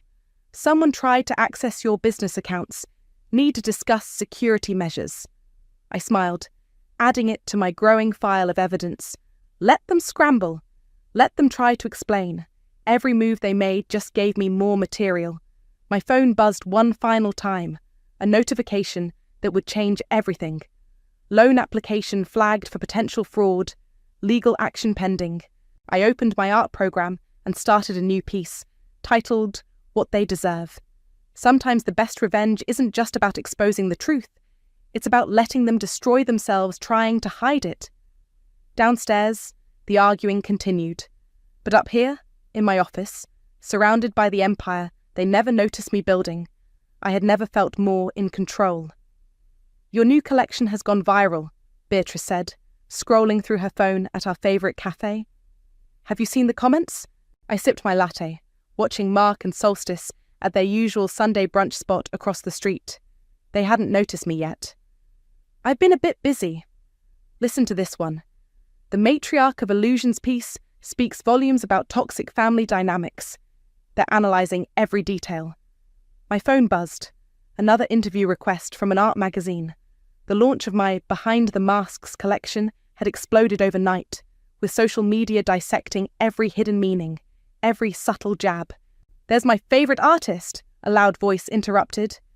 Ashton sauntered up to our table, wearing her signature Ruby Passion lipstick. We should really talk about those portraits you've been sharing. Should we? I gestured to the empty chair. Pull up a seat. Let's discuss everything. She glanced nervously at Mark's table across the street. Maybe somewhere more private? But I'm enjoying the audience. I opened my gallery app. Like this piece, a woman sneaking around in shadows. Remind you of anyone? Beatrice coughed to hide her laugh. You're making a mistake, Ashton hissed. Mark's already talking to lawyers. Perfect. I pulled an envelope from my bag. Give this to him, would you? Since you'll probably see him before I do. She snatched the envelope and stormed off, her heels clicking against the pavement. Through the window, I watched her approach Mark's table. Solstice's face turned purple as she read the papers inside. What did you give them? Beatrice asked. Everything. Bank records, loan applications, hotel receipts, location data, and my terms for a very public divorce. My phone lit up with notifications as Mark burst through the cafe door, envelope clutched in his fist. What is this? He demanded. I believe the legal term is evidence, I replied calmly. The flash drive has more, much more. You're trying to ruin me. No, dear. I'm just showing everyone who you really are. Like my art, it's all about revealing truth through images. Other customers were staring now, phones discreetly recording. Perfect. You can't prove anything, he sputtered. The loan fraud attempts. Already reported to the bank. The affair? Well, Ashton's been quite helpful lately, especially after I showed her proof you've been seeing her colleague Jessica too. His face went white. Solstice appeared behind him. Mark, don't engage with her. Our lawyer said, your lawyer should be very interested in the recording where you discussed pushing me out of my inheritance, I interrupted. Julio has excellent surveillance equipment, by the way. Those thin walls he mentioned, they pick up everything. You've been planning this, Mark realised. All along, while playing the perfect wife. Playing? I stood up. I ran a successful business, managed our finances and funded your mother's shopping addiction. The only thing I played was blind to your betrayal. My phone buzzed again. My gallery show was trending on Twitter. The timing couldn't have been better. If you do this, Solstice threatened, you'll destroy this family. You did that yourselves. I'm just creating the memorial art piece. I nodded to Beatrice, who started recording on her phone. Let them dig their grave deeper in public. Everything I did was for us, Mark tried one last time. The loans, the meetings with Ashton, the deleted messages, the secret accounts. Tell me, how much of my business money did you try to siphon away? He lunged for my phone, but I stepped back. Several customers gasped. And there it is, I said quietly. The real you, finally on display. How fitting. Security approached from the corner. Is there a problem here? No, I smiled. Mr. Dixon was just leaving. He has some legal documents to review. Mark looked around, finally noticing the phone's recording, the witnesses watching, his carefully crafted image crumbling in real time. This isn't over, he growled. Actually, it is. I turned to the growing audience. Would anyone like a preview of my upcoming gallery show? It's called What Lies Beneath? A Study in Hidden Truths and Financial Fraud. Solstice grabbed Mark's arm, dragging him toward the door. We'll see you in court. Looking forward to it, I called after them. I have so much more art to share. Once they were gone, Beatrice stopped recording. That was brilliant. No, I corrected, watching the video already spreading online. That was justice. The real show hasn't even begun. My phone lit up with another notification. The bank's fraud department requesting a meeting. I smiled, gathering my things. Sometimes the best art isn't what you create, but what you reveal about others in the process. Ready for phase 2? Beatrice asked. Always. I opened my gallery app, selecting the next piece to release. Let's show them what a confused little housewife can really do. The gallery buzzed with excitement as people moved from piece to piece in my exhibition. Behind the masks had drawn quite a crowd, including several familiar faces I hadn't seen in years. The detail in this one is extraordinary, a woman whispered, studying the matriarch's puppet, a portrait of Mark dancing on strings controlled by Solstice's bejeweled hands. Those rings look exactly like the ones my mother-in-law wears. That's because they're the ones I paid for, I said, stepping forward. Would you like to hear the story behind them? Before I could continue, commotion erupted near the entrance. Mark and Solstice had arrived, their faces twisted with barely contained rage. You have no right to display these. Solstice marched toward me, her designer handbag swinging wildly. These are private family matters? Private? I gestured to the central piece, counting other people's money. Like the private loans you tried to take out in my name, or the private dinners with Ashton that I funded. The crowd shifted, phones appearing to record the drama. You're making a spectacle of yourself, Mark hissed, grabbing my arm. Security? I called out calmly. Mr. Dixon seems to have forgotten the restraining order. 2 guards appeared instantly, positioning themselves between us. Restraining order? Solstice's voice rose. Mark, what is she talking about? Oh, he didn't tell you. I pulled up the documentation on my phone. After the incident at the cafe, and the threatening messages, and the attempted break-in at my studio, would you like to see the security footage? Mark's face paled. I was just trying to retrieve my property. You mean my business files? The ones you tried to delete? I turned to the gathering crowd. That actually inspired this next piece, digital footprints. Notice how the shadows form a trail of deleted messages? Julio appeared at my side, tablet in hand. Speaking of messages, I have those recordings you asked for? The ones from the night they discussed the inheritance scheme? Solstice's composure cracked. You miserable little... Choose your next words carefully. Wendy stepped forward, her lawyer mode fully engaged. You're already facing serious legal consequences. Legal consequences? A voice called from the crowd. I'd love to hear more about that for my article. I recognized the speaker, a journalist from a major art magazine. Perfect timing. It's quite a story, I said, leading her to the next painting. See this piece? The Price of Silence. It represents every dinner I paid for while they mocked my cute little drawings, every vacation funded by my work while they controlled my allowance. Allowance?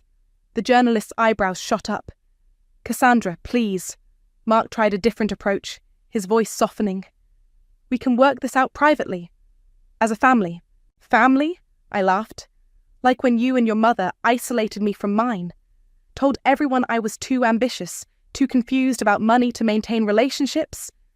Wendy stepped closer. Or when you told our parents she wanted nothing to do with us. I was protecting our marriage, Mark shouted. The gallery fell silent. No, I said quietly. You were protecting your control. But you forgot something crucial. I gestured to the artwork surrounding us. I've always known how to tell stories through images, and now everyone can see the truth. You'll regret this, Solstice spat, as security began escorting them out. When you have nothing left. Nothing left. I pulled up my business accounts on the gallery's display screen. I think you're confused about who has what. Would you like to see the real numbers? Their faces as they saw my actual earnings, all those years of cute little drawings, made for better art than anything I could paint. After they were gone, Julio approached with a small smile. There's something else you should know. That conversation I recorded? They mentioned plans to pressure you into signing over your inheritance rights, something about making you feel too incompetent to manage it. I turned to Wendy. Add that to the legal file? She was already typing on her phone. Already done. The judge will be very interested. The journalist cleared her throat. Would you be willing to do an exclusive interview? This story is incredible. Actually, I said, leading her to my final piece, a large canvas still covered in black cloth. "I'd like to show you something first. This is the centerpiece of the collection, and it's called What They Deserve." As I pulled away the cloth, gasps echoed through the gallery. The painting showed a woman, surrounded by shattered masks and counting cards, while two figures in the background reached for wealth that turned to smoke in their hands. "Sometimes," I told the captivated audience, "the best revenge isn't what you take from others, it's showing them exactly what they've lost." My phone buzzed with another notification. Fraud investigation into Mark Dixon expanded. Additional suspects named. I smiled. The truth, like art, always finds its way into the light. "Sign here." Wendy slid the final divorce papers across the conference table. "And it's done." Mark stared at the documents, his designer suit now looking somehow shabby. No Solstice beside him today. She was too busy dealing with her own legal troubles after the fraud investigation expanded. "You're really going through with this?" He picked up the pen. "After everything I did for you." "You mean everything I did for you," I corrected, pulling up my latest bank statement. "Including paying for that suit you're wearing?" He signed quickly, shoulders slumping. "What happens now?" "Now." I gathered my papers. "Now you get exactly what you earned. Nothing more, nothing less." Outside the lawyer's office, Beatrice waited with champagne. "Ready to celebrate?" "Almost." I checked my phone. Another message from the gallery. "Just one more stop." We drove to my old house, the one Mark and Solstice had tried so hard to control. Julio was tending his garden as we pulled up. "Perfect timing," he called out. "They're inside packing." Through the window, I could see Solstice directing movers, her face pinched with fury as they carried out her precious antiques. The ones my art had paid for, now being seized as part of the fraud settlement. "Mrs. Dixon," I called out cheerfully. "Need any help with the heavy lifting?" She whirled around. "Haven't you done enough?" "Actually, no." I held up my phone, showing her the latest headlines. "Rising art star exposes financial fraud ring through viral exhibition." "You've ruined everything," she hissed. "Wrong again. I simply revealed what was already there." I turned to the movers. "The dining room set goes to auction too. It was purchased with fraudulent funds." "That was a family heirloom." "No, it wasn't. I have the receipt, paid from my business account after you insisted it was essential for proper entertaining." My phone buzzed. A message from Mark's company. "Regarding your evidence of corporate fund misappropriation." "Oh, look." I showed Solstice the screen. "Seems Mark's late meetings with Ashton involved more than just dinner. The board is very interested in those expense reports." She slammed the door in my face. "That felt good." Beatrice grinned. "It gets better." I walked next door to Julio's garden. "Ready to show them?" He nodded, pressing a button on his security system. Suddenly, every conversation they'd had about manipulating me, every scheme they'd plotted, played through speakers around the property. The front door flew open again. "Turn that off!" Solstice screamed. "Why?"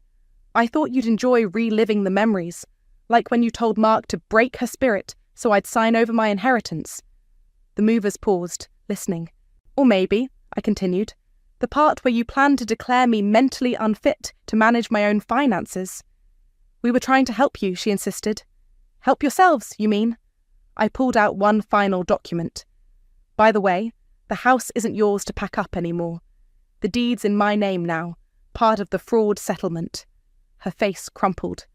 "Where are we supposed to go?" "That sounds like a budgeting issue," I smiled. "Maybe you need an allowance to help manage your money better?" Beatrice snorted into her champagne. My phone lit up again, the gallery owner this time. "Your new series just sold out, every piece. They're calling it a masterpiece of social commentary." "Perfect timing," I said, turning back to Solstice. "I'll need the house empty by tonight. I'm turning it into my new studio." "You can't." "Actually, I can. And I am." I gestured to the movers. "Everything goes to auction except my art supplies. Those stay." As they resumed packing, Wendy pulled up with the final surprise. A truck containing all my old design firm equipment, ready to transform the space. "You planned this all along?" Solstice realized. "No," I corrected. "You planned this. Every manipulation, every insult, every attempt to control me. You built this gallery of consequences all by yourself. I just framed it properly. She stormed back inside, barking orders at the movers. Ready for that champagne now? Beatrice asked. I looked around, at Julio's knowing smile, at Wendy's proud grin, at the house that would become my studio, at the life I'd reclaimed piece by piece. Actually, I said, pulling out my iPad, I have one last portrait to paint first. What's this one called? Wendy peered over my shoulder. I started sketching, a woman standing tall among ruins, brushes and bank statements in hand, while shadows fled into darkness. I'm calling it What I Would Have Said, I replied. But I think showing them worked better than telling them ever could. My phone buzzed one final time, a message from the art magazine. Your story has gone viral. Women everywhere are calling it inspiring. I smiled, adding details to my sketch. Sometimes the best revenge isn't just exposing the truth, it's creating something beautiful from the wreckage of lies. Now, I said, raising my champagne glass, we can celebrate. The sound of applause crashes over me like a wave, but I remain perfectly still, my fingers wrapped around the stem of my champagne glass. Jessica stands in the center of our living room, basking in the adoration of our extended family, her voice still echoing in their minds. I count the seconds until I can escape upstairs. My name is Kylie, and I've spent 20 years being the shadow to my sister's spotlight. That was absolutely magnificent, darling. Mother rushes forward, enveloping Jessica in a tight embrace. Tom, wasn't that just incredible? Father beams with pride, his hand already reaching for his wallet. I think this calls for a special announcement. He clears his throat, commanding attention from our assembled relatives. We've decided to invest in Jessica's future at Juilliard, full tuition. The champagne turns bitter in my mouth. My full scholarship to MIT sits unmentioned, gathering dust in my desk drawer upstairs. Oh my God, Daddy, Jessica squeals, her perfectly manicured hands clasping together. I can't believe it. I can. I've watched this scene play out 1,000 times before, just with different props and different lines. Great Aunt Evelyn catches my eye from across the room, her knowing gaze cutting through the celebration. She's the only one who sees me slip away, moving through the crowd like a ghost. I make it halfway up the stairs, before the voices drift up from Father's study, carried through the old heating vent. The mortgage refinancing should cover the first year, Father says, his voice tight with concern. Tom, we have to make it work, Mother insists. This is Jessica's dream. We can't let her talent go to waste. And Kylie's college fund. A pause. My heart stops. Well, Mother says slowly, she's always been practical. She'll understand that her sister needs this more. Besides, with her grades, she can get loans. The words hit like physical blows. I press my hand against the wall to steady myself, my vision blurring. She's never asked for anything, Father adds, as if that justifies everything. Jessica, though, this could be her big break. I've never asked because I learned early that asking meant watching Jessica receive while I went without. 20 years of being the good daughter, the practical one, the one who understood. My phone buzzes in my pocket, a text from Lucas, Jessica's boyfriend. Need to talk. It's about Jay important. Below it, another message arrives from Great Aunt Evelyn. Come see me tomorrow, dear. I have a proposition for you. The party continues downstairs, Jessica's laughter floating up like poison. I look at my reflection in the hallway mirror, really look at it for the first time in years.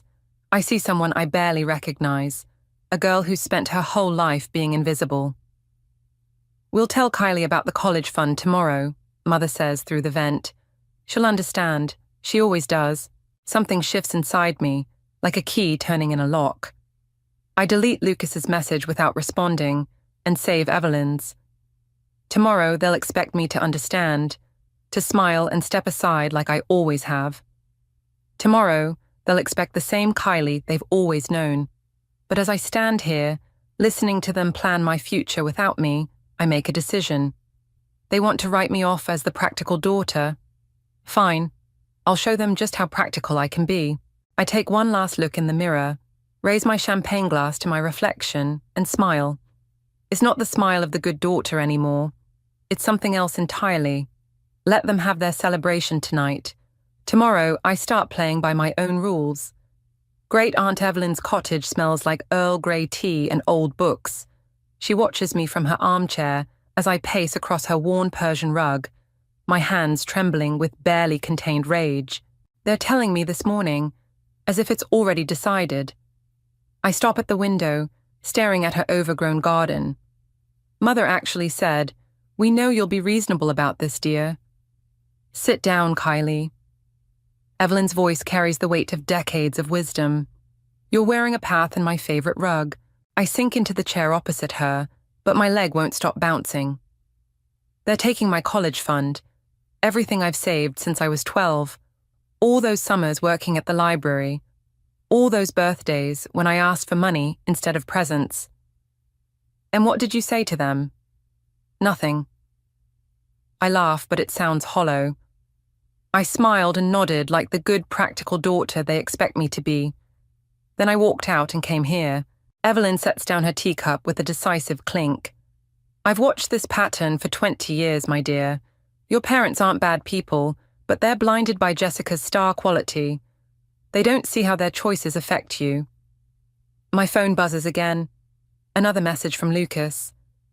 I silence it without looking. "I received my acceptance letter from MIT yesterday," I say quietly. "Full academic scholarship. I was going to use my savings for living expenses, maybe even graduate school. They don't know about the scholarship. I was going to tell them at the party, but..." I trail off, remembering Jessica's performance, the champagne, the announcement. Evelyn rises slowly, walks to an antique secretary desk, and pulls out a thick envelope. "I've been waiting for the right moment to give you this." She hands it to me. "Open it." Inside is a bank statement. The numbers make my eyes widen. "That's my retirement fund," she says simply. "I'm adding your name to the account tomorrow." "Aunt Evelyn, I can't..."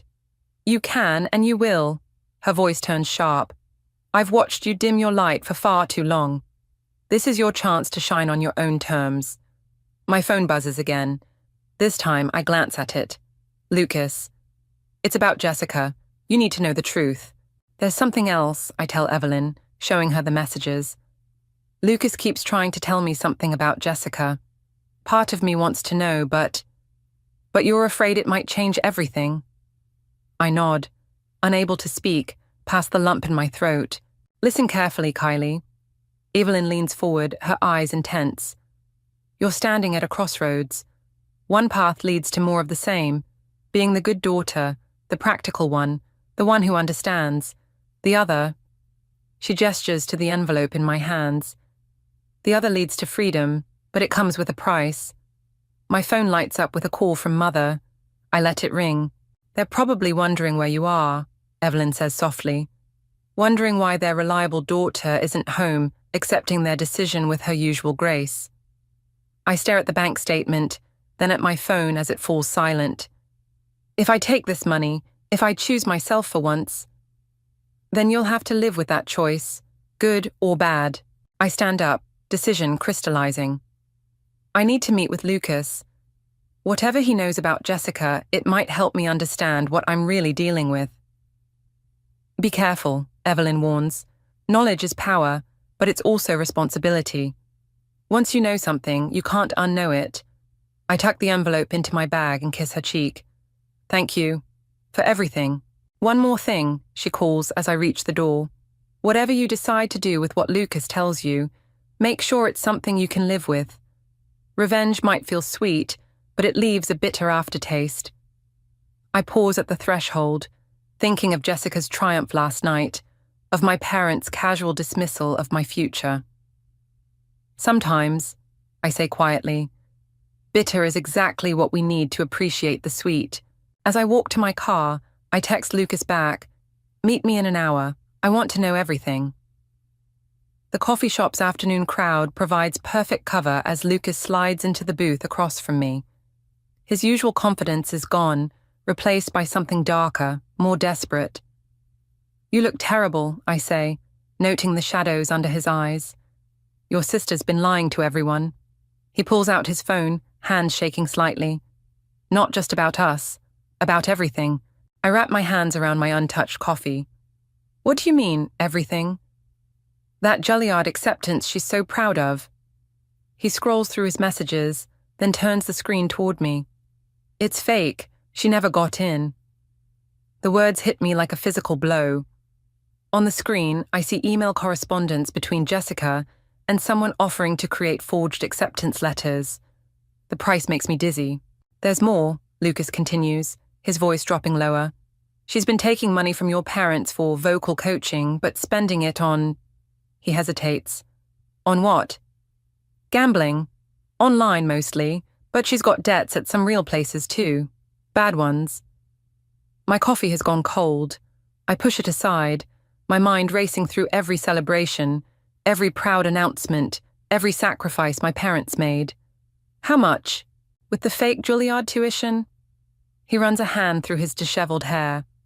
Almost 60,000, and that's just what I know about. My parents' refinanced mortgage, my stolen college fund, all for a lie. Why are you telling me this? Lucas looks away. Because I helped her hide it. Because I'm tired of watching her destroy everyone around her. Because...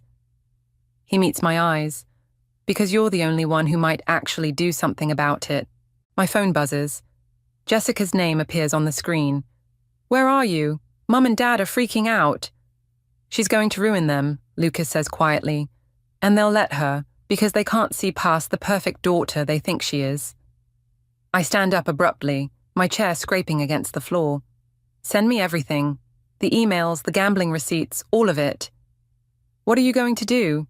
The answer comes easily, wrapped in 20 years of being the responsible one, the practical one, the good daughter. I'm going to give her exactly what she deserves. I drive straight to my parents' house, Lucas's revelations burning in my mind. Through the living room window, I see Jessica pacing, phone to her ear, probably trying to call me again. Mother opens the door before I can knock. Kylie, where have you been? We've been so worried. I walk past her into the house, my heart pounding, but my voice steady. We need to talk, all of us. Father looks up from his newspaper. If this is about the college fund, it's about Jessica. I turn to face my sister, who's gone completely still. Should you tell them, or should I? The color drains from Jessica's face. Kylie, don't... Tell us what? Mother steps between us, her protective instincts kicking in. Always protecting Jessica. I pull out my phone, open the files Lucas sent. About how there is no Juilliard acceptance. About where all that coaching money really went. The room goes silent. Jessica's phone slips from her hand, clattering on the hardwood floor. What is she talking about? Father stands slowly, his newspaper forgotten. She's lying, Jessica says quickly, but her voice trembles. She's always been jealous. I hold up my phone, evidence glowing on the screen. Want to see the proof? Mother reaches for the phone with shaking hands. As she reads, her face crumples. Father looks over her shoulder, his expression hardening with each scroll. Jessica? Mother's voice breaks on the name. Please tell me this isn't true. But Jessica doesn't answer. She stares at me with a mixture of hatred and fear that feels like victory. I'll be at Aunt Evelyn's, I say, turning toward the door. You all have a lot to discuss. Kylie, wait, Father calls after me. I pause at the threshold, thinking of Evelyn's warning about bitter aftertastes. But when I look back at Jessica's crumbling facade, at my parents' shattered illusions, I feel nothing but clean, cold satisfaction. Don't worry, I say softly. I'm sure Jessica will find a perfectly reasonable explanation for everything. She always does. The door closes behind me with a decisive click, and I step into the afternoon sun, leaving chaos in my wake. 3 days after I expose Jessica's lies, I find her sitting on Aunt Evelyn's front steps.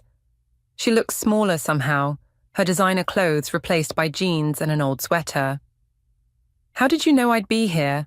I ask, keeping my distance. Where else would you go? Her voice lacks its usual polish. They kicked me out. I move past her to unlock the door. That sounds like a you problem. They're selling the house. The words stop me cold. The gambling debts. They're worse than what Lucas knew about. I turn slowly. How much worse? Bad enough that Dad's talking about bankruptcy. She wraps her arms around herself. Mum hasn't stopped crying since you left. The satisfaction I felt 3 days ago curdles in my stomach. This isn't what I wanted. Or maybe it is, and I'm only now seeing the full cost. Why are you here, Jessica? She stands, and for the first time in our lives, she looks up at me instead of down. Because you're the only one who ever saw through me. And because... She swallows hard. Because I need your help. I laugh, sharp and bitter. You want my help? After everything? I know where we can get the money back. Her words come faster now. Lucas wasn't just my boyfriend. He was my partner in all of this. He has access to accounts, connections. Stop. I hold up my hand. You're telling me Lucas was involved? He managed the money, made the arrangements, everything. She pulls out her phone, shows me messages that make my blood run cold. He's threatening to disappear with all of it unless... Unless what? Unless I convince you to invest your inheritance from Great Aunt Evelyn. The pieces click into place. My hands shake as I unlock my phone and pull up Lucas's messages from the past week. Every word takes on new meaning. He played us both, I whisper. He knew I'd expose you if he showed me the evidence. He knew exactly what would happen. Jessica nods miserably. And now he has everything. The gambling money, Dad's refinancing cash, even some of Mom's jewelry I let him hold for safekeeping. I unlock Evelyn's door. Come inside. We need to talk. In Evelyn's kitchen, I make tea while Jessica sits at the table, looking lost among the cheerful yellow curtains and potted herbs. Why didn't you tell them about Lucas? I ask, setting down her cup. Would you believe me if I said I was protecting you? No. She almost smiles. He knew about your MIT scholarship, said if I exposed him, he'd make sure you never got the chance to use it. The tea scalds my throat. How did he know about that? He works in the university's financial aid office. It's how he finds his marks. She stares into her cup. I wasn't his first, Kylie. Just his biggest success so far. My phone buzzes. A text from Lucas. Time's running out. What's it going to be? I look at Jessica, really look at her. The perfect sister, the golden child, now reduced to asking for my help. Part of me wants to savor this moment, to let her suffer the consequences of her choices. But another part remembers being 5 years old, Jessica braiding my hair before school. 12 years old, her sneaking me chocolate after I failed a math test. 1,000 small kindnesses buried under years of resentment. If we do this, I say slowly, we do it my way. No more lies. What are you thinking? I pull out my laptop.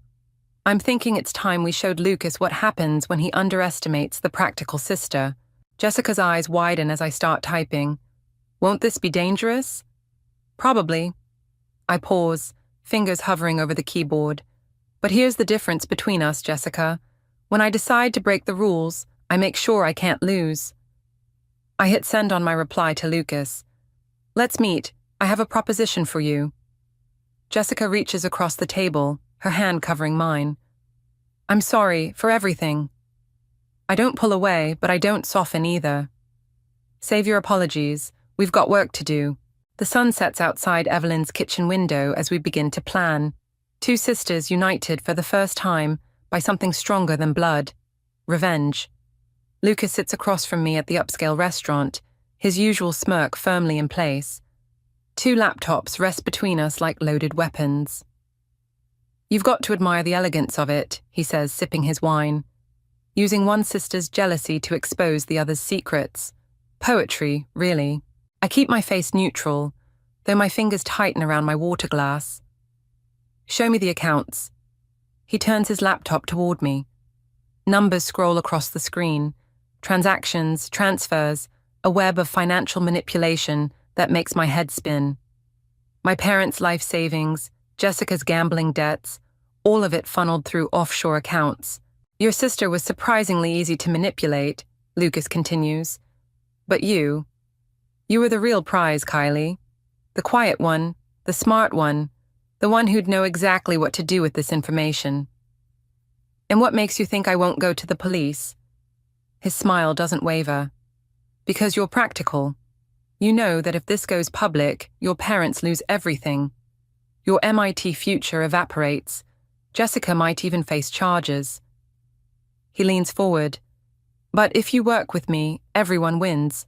I open my own laptop, pulling up the inheritance account details. How much? All of it. His eyes gleam. Consider it an investment in your family's future. My phone buzzes. A text from Jessica. He's logging in, now. I take a deep breath, thinking of the hours we spent planning this moment. Of Jessica's tears as she detailed every account, every password, every weakness in Lucas's scheme. Of Evelyn's quiet wisdom. Sometimes the best revenge is letting someone think they've won. I turn my laptop toward him. You're right about one thing. I am practical. Lucas's fingers fly over his keyboard, accessing the account I've shown him. His smile grows wider, then freezes. What is this? Every transaction you've made in the past year. I take a sip of water. Every account you've manipulated, every student you've scammed, all of it sent to the university board and the FBI about. I check my watch. 3 minutes ago. The color drains from his face. You're bluffing. Jessica wasn't the only one keeping records. I stand slowly. The difference is, mine are admissible in court. He lunges for his laptop, but it's too late. Error messages flash across his screen as accounts lock down one by one. The practical sister, I say softly. That's what you called me, right? The one who'd know exactly what to do with information. His chair scrapes back. You don't understand what you've done. I understand perfectly. You thought you could pit us against each other, use our family's dysfunction to your advantage. I close my laptop, but you forgot something crucial. What's that? Only I get to destroy my sister. The restaurant's doors burst open. 2 FBI agents approach our table, badges already out. This isn't over, Lucas hisses as they reach for him. I gather my things, watching as they lead him away. Actually, it is. And Lucas, the inheritance account, it was empty. I transferred everything out yesterday. Outside, Jessica waits in her car, engine running. I slide into the passenger seat, suddenly exhausted. Did it work? She asks. I nod, showing her the confirmation emails on my phone. The money's being returned, all of it. She lets out a shaky breath. What about Mum and Dad? They'll know soon enough. I stare out the window at the darkening sky. The question is, what are you going to tell them? The truth. Her knuckles whiten on the steering wheel. All of it this time, even the parts that make me look worse than I already do. I think of all the years of competition, of resentment, of trying to outshine each other. They might not forgive you. I know. She glances at me. Will you? The question hangs between us, heavy with 2 decades of complicated history. Drive, I say finally. We've got a lot to figure out. As we pull away from the restaurant, my phone lights up with a message from Evelyn. Remember, dear, revenge isn't always about destruction. Sometimes it's about reconstruction. I close my eyes, letting the weight of everything settle. Tomorrow, we'll deal with our parents, with the aftermath, with the years of damage we've all done to each other. But tonight, for the first time in years, I feel like I'm exactly where I need to be. The family home looks smaller now, its windows dark against the evening sky. Jessica and I sit in her car, watching our parents' silhouettes move behind the curtains. They know we're here, Jessica says quietly. Let them wait. My phone lights up with another message from the MIT admissions office. The scholarship committee wants to meet. Something about concerning information they've received. I switch the phone off without responding. Ready? Jessica asks. I nod, though my hands shake as I open the car door. The walk to the front door feels endless, each step heavier than the last. Mother opens the door before we knock. Her face is drawn, aged years in just days. "Come in," she says, her voice flat. "Your father's in his study." The house smells different, musty, like no one's bothered to open the windows. Moving boxes line the hallway, each labelled in Father's precise handwriting. In the study, Father sits behind his desk, looking smaller than I've ever seen him. Papers cover every surface: bank statements, legal documents, letters from creditors. "Sit," he says. "We do." Jessica reaches for my hand under the desk. I let her take it. "The FBI contacted me today," Father begins. "About Lucas. About the money." His eyes fix on Jessica. "About everything." "Daddy, Jessica starts. He holds up his hand. "Don't." His gaze shifts to me. "They also mentioned you, Kylie. How you helped bring him down. How you tracked the money." I meet his stare. "Someone had to. Yes." He picks up a letter from his desk. "Someone did. But your actions, while perhaps justified, have consequences. The university's Board of Trustees is launching an investigation into all of us." My throat tightens. "What does that mean?" "It means," Mother says from the doorway, "that your father's position at the university is under review. It means your scholarship might be revoked. It means we're all going down together," Jessica interrupts. "That's what you're saying, isn't it?" Father nods slowly. "The board doesn't look kindly on families involved in financial scandals, even if we were the victims." "But Kylie stopped it," Jessica protests. "She saved us." "By breaking several federal laws in the process," Father cuts in. "By hacking accounts, by setting up that sting operation without proper authority." The room spins slightly. Everything I'd done to fix this, to prove myself, to save them, it's all backfiring. "There's more," Mother says. "Your Aunt Evelyn." My head snaps up. "What about her?" "She had a stroke this morning. The doctors—" Mother's voice breaks. "They're not optimistic." The world drops away. I stand so quickly my chair falls backward. "Why didn't you call me?" "We tried." Father's voice sounds distant. "Your phone was off." I stumble toward the door, but Father's next words freeze me in place. "The inheritance account is frozen, all of it. The FBI considers it potential evidence." Jessica grabs my arm as my knees buckle. "Kylie."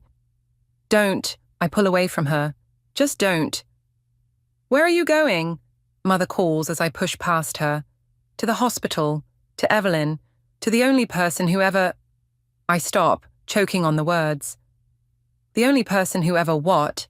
Father asks quietly. I turn back, seeing them clearly for the first time. My broken family. All of us drowning in the consequences of our choices. "The only person who ever saw me," I whisper. "Not as the practical one, or the responsible one, or Jessica's shadow. Just me." I walk out into the night, their calls fading behind me. My phone buzzes again, the MIT committee, demanding answers. Another message from the FBI, requesting additional statements. A third from the hospital about Evelyn's condition. I ignore them all, walking blindly through streets I've known all my life, but suddenly don't recognize. Everything I've built, everything I've planned, everything I thought I was fixing, it's all falling apart. And for the first time since this all began, I have no practical solution, no clever plan, no way to make it right. Just the cold certainty that in trying to save everyone, I might have destroyed everything instead. The hospital corridor stretches endlessly before me as I approach Evelyn's room. Through the window, I see her small form surrounded by machines, and something else, Jessica, sitting by her bedside. My footsteps alert her. She looks up, eyes red-rimmed. "The doctors say she was asking for you." I move past her to Evelyn's side, taking in the tubes, the steady beep of monitors. "How long have you been here?" "All night." Jessica stands, smoothing her wrinkled clothes. "She woke up briefly, said something about a letter in her desk drawer, for you." My hand finds Evelyn's, cold and still. Go home, Jessica. Actually, a new voice says from the doorway, she needs to stay. Lucas stands there, flanked by 2 police officers. My blood runs cold. What is this? Insurance, Lucas says smoothly, against any more of your clever plans. He holds up his phone, showing an email. Your aunt's medical records make for interesting reading, especially the part about her DNR order. Jessica moves closer to me. What are you talking about? Your sister here, Lucas gestures toward me, accessed your aunt's medical files when she was hacking into the university system. Modified some rather important documents. Didn't you, Kylie? The room spins slightly. That's not true, he smirks. The timestamps say otherwise. And now, with your aunt in this condition, those modifications look rather suspicious. You bastard, Jessica whispers. I learned from the best. He turns to the officers. Everything you need is on this drive, including evidence of tampering with medical records. One officer steps forward, reaching for handcuffs. Wait. Jessica's voice cuts through the tension. Check your phone again, Lucas. He frowns, looking down. His expression changes as he reads something on the screen. What did you do? He demands. Jessica straightens, and for a moment, I see the sister I used to know. Fierce, protective, unstoppable. I forwarded your entire email history to the FBI, including the ones about how you plan to frame Kylie for everything. The ones where you detailed every step of your schemes. The ones you thought I was too stupid to find. Lucas lunges forward, but the officers grab him instead of me. We received that evidence an hour ago, one says, along with confirmation from the hospital's IT department about when those records were actually accessed, and by whom. As they lead Lucas away, his threats echo down the corridor. Jessica collapses into the chair, shaking. How? I ask. Turns out I learned a few things from my practical sister. She attempts a weak smile. Like keeping records, like playing the long game, the monitor tracking Evelyn's heartbeat stutters, then steadies. Why? I sink into the chair opposite her. After everything I did to you, to our family, because you were right. Jessica reaches across Evelyn's bed, offering her hand. About everything. The lies, the manipulation, the way I let everyone worship me while you carried all the weight. And because... She swallows hard. Because you're my sister. And it's time I started acting like one. Before I can respond, Evelyn's fingers twitch in mine. Her eyes flutter open, focusing slowly. My girls, she whispers. Both of you, together. Save your strength, I start, but she shakes her head. Listen. Her voice is faint but clear. The letter, in my desk, the real one. Read it together. Her eyes close again, but her grip remains strong. Promise me. We promise, Jessica says quickly. Evelyn's lips curve slightly. Good, because neither of you can fix this alone. But together... She drifts off, her breathing evening out into sleep. Jessica and I sit in silence, our hands linked across our aunt's bed, the weight of everything that's happened and everything still to come, settling between us. What do you think is in the letter? Jessica finally asks. I think of Evelyn's wisdom, her quiet strength, her unwavering faith in both of us. I think it's time we found out. The morning sun breaks through the window, casting long shadows across the floor.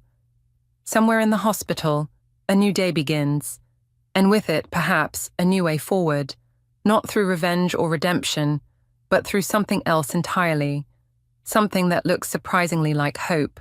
Evelyn's desk drawer opens with a familiar creak. Jessica stands behind me as I reach inside, our shadows merging in the afternoon light streaming through the cottage windows.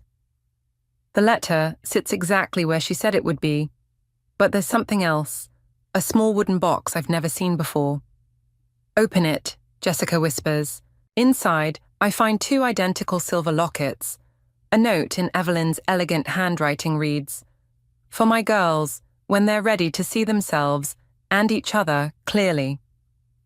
My hands shake as I lift them out, Each contains the same photograph, Jessica and me as children, laughing together on a swing set, before expectations and resentment built walls between us. I remember that day, Jessica says softly. You taught me how to pump my legs to go higher. The letter feels heavy in my hands. I break the seal and unfold it, Jessica reading over my shoulder. My dearest girls, by now, you've learned the hardest lesson I could teach you, that revenge, no matter how justified, changes both the target and the archer. But here's what I hope you've also learned. Strength isn't found in standing alone, but in knowing when to reach for each other. Kylie, your practical nature isn't a shadow to hide in, but a light to guide by. And Jessica, your brilliance doesn't have to dim others to shine. The inheritance was never about money. It was about choice, about giving you both the freedom to choose who you want to be, together or apart. Choose wisely. All my love, Evelyn. A knock at the door interrupts us. Our parents stand there looking uncertain and aged. We got your message, Father says, about wanting to meet here.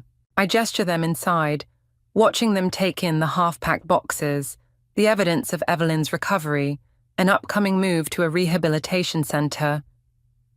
The university board made their decision, Mother begins, but I hold up my hand. I know. Jessica told me about the scholarship reinstatement. I touch the locket around my neck. But that's not why we asked you here. Jessica steps forward, her own locket gleaming. We've made some decisions. Together, she pulls out a folder, the paperwork for a small business loan.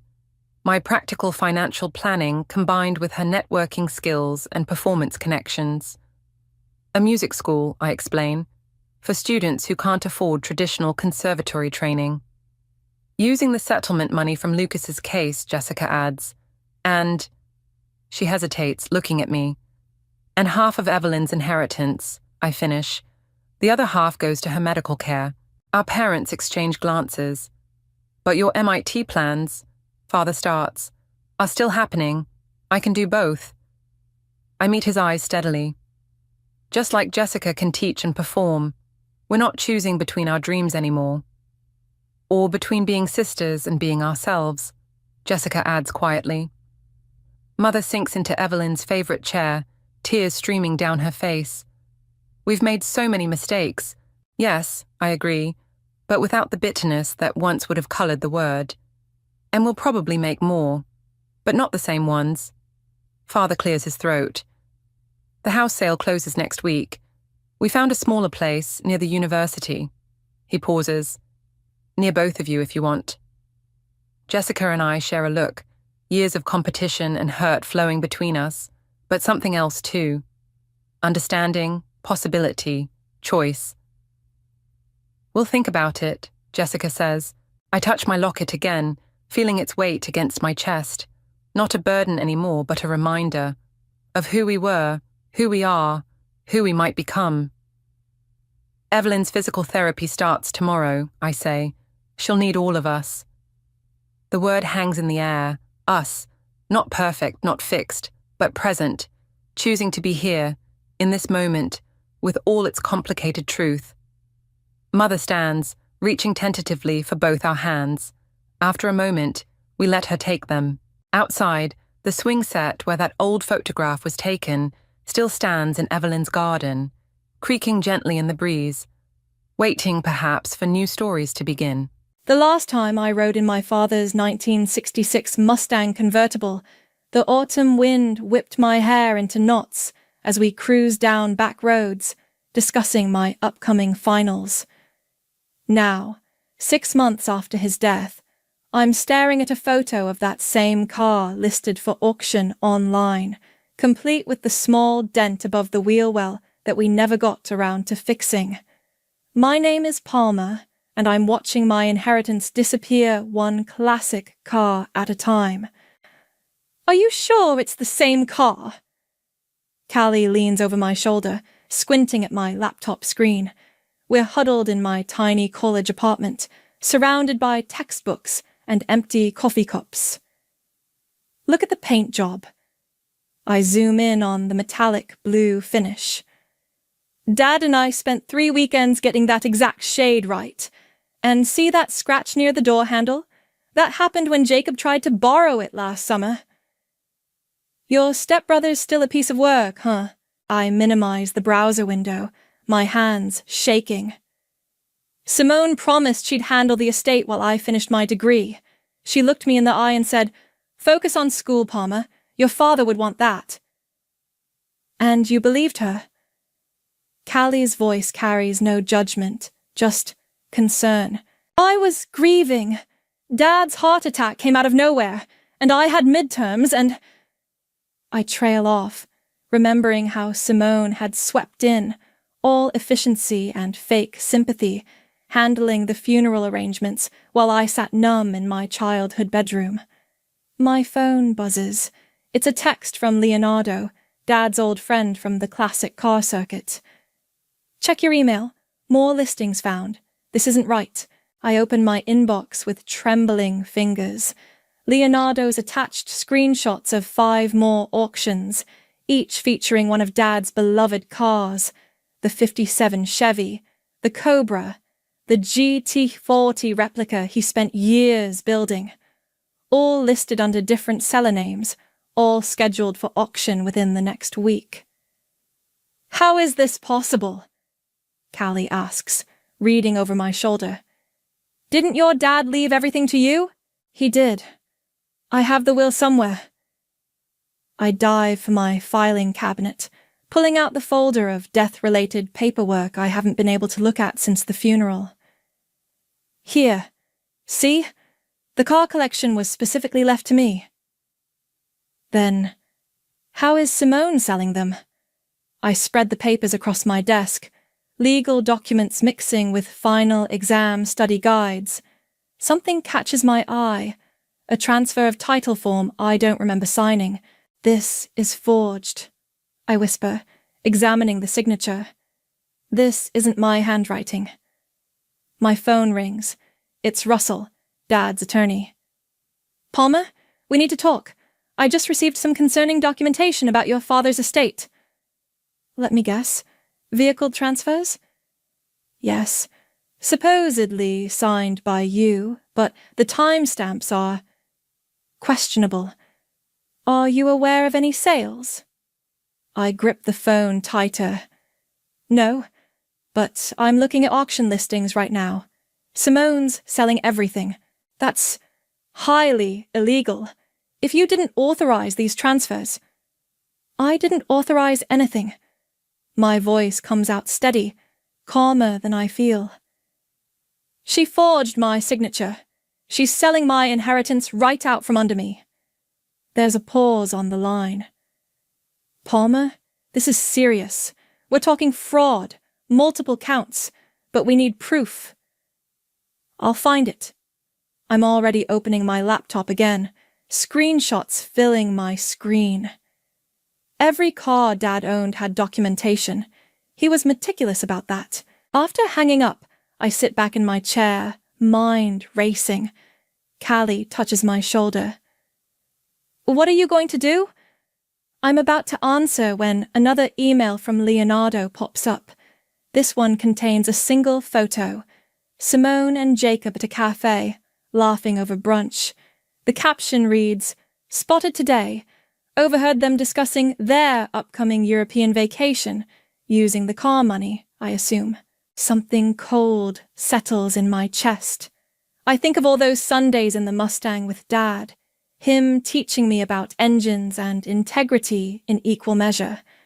I think of Simone's saccharine smile at the funeral, her hand on my arm as she said, "Let me handle everything, dear. You're in no state to deal with this." Palmer? Callie prompts. What's the plan? I open my bottom desk drawer and pull out an old tin box. Dad's emergency kit, he called it. Inside, beneath papers and old photos, I find what I'm looking for. A small key with a bank's logo etched on it. Dad always said to keep copies of everything important, I say, holding up the key. And to never trust anyone who smiles too much while handling your money. I stand up, grabbing my jacket. Callie raises an eyebrow. Where are we going? To the bank. Dad had a safety deposit box. I pause at the door, looking back at the auction listing still glowing on my screen. Simone thinks I'm too busy with finals to notice what she's doing, too grief-stricken to fight back. But she's wrong. I think of Dad's voice. Palmer, honey, always check the paperwork. That's where people get caught. She's about to learn exactly how wrong she is. The bank's fluorescent lights cast harsh shadows as I approach the teller, key in hand. I need to access my father's safety deposit box. Name? Gabriel Lopez. My voice catches slightly. I'm his daughter Palmer. I have the documentation. While she verifies my ID and paperwork, my phone keeps buzzing. More messages from Leonardo about new listings. I silence it, focusing on the task at hand. The teller leads me to a private room. Take all the time you need. Inside the box, everything is organized with Dad's typical precision. Vehicle titles, insurance documents, and maintenance records, all carefully labeled. But what catches my eye is a manila envelope marked, "For Palmer, emergency only."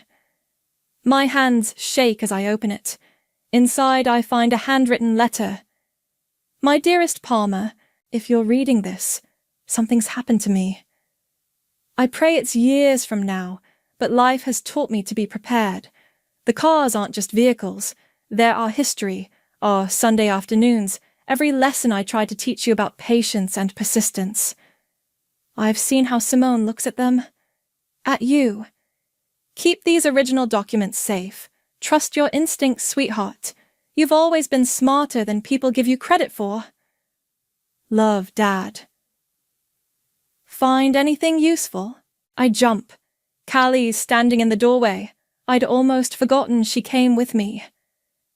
Everything, I say, holding up the titles. Every single car, documented. And look at these dates.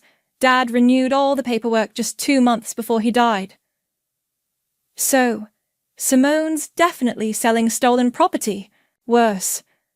I pull out my phone, opening the forged transfer documents Russell sent me. These forgeries are dated after Dad's death, but they used his electronic signature. She didn't just steal from me, she's committing fraud using a dead man's name. Callie whistles low. That's going to look great in court. My phone buzzes again. This time it's Jacob posting on Instagram. Peace out, America! Euro trip starts next week. Blessed. Living my best life. The audacity, Callie mutters, reading over my shoulder. Using your inheritance to fund his vacation. Screenshot everything, I say, already forwarding evidence to Russell.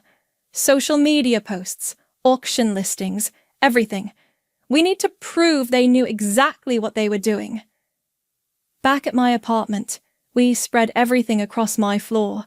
Original titles, forged documents, screenshots, bank statements. A pattern emerges.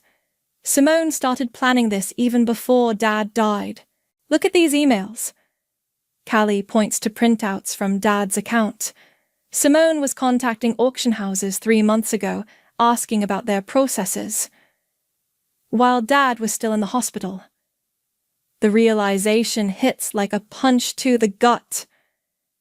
She was planning this while he was dying. My phone rings. Russell again. Palmer, I've reviewed everything you sent. This is extensive fraud.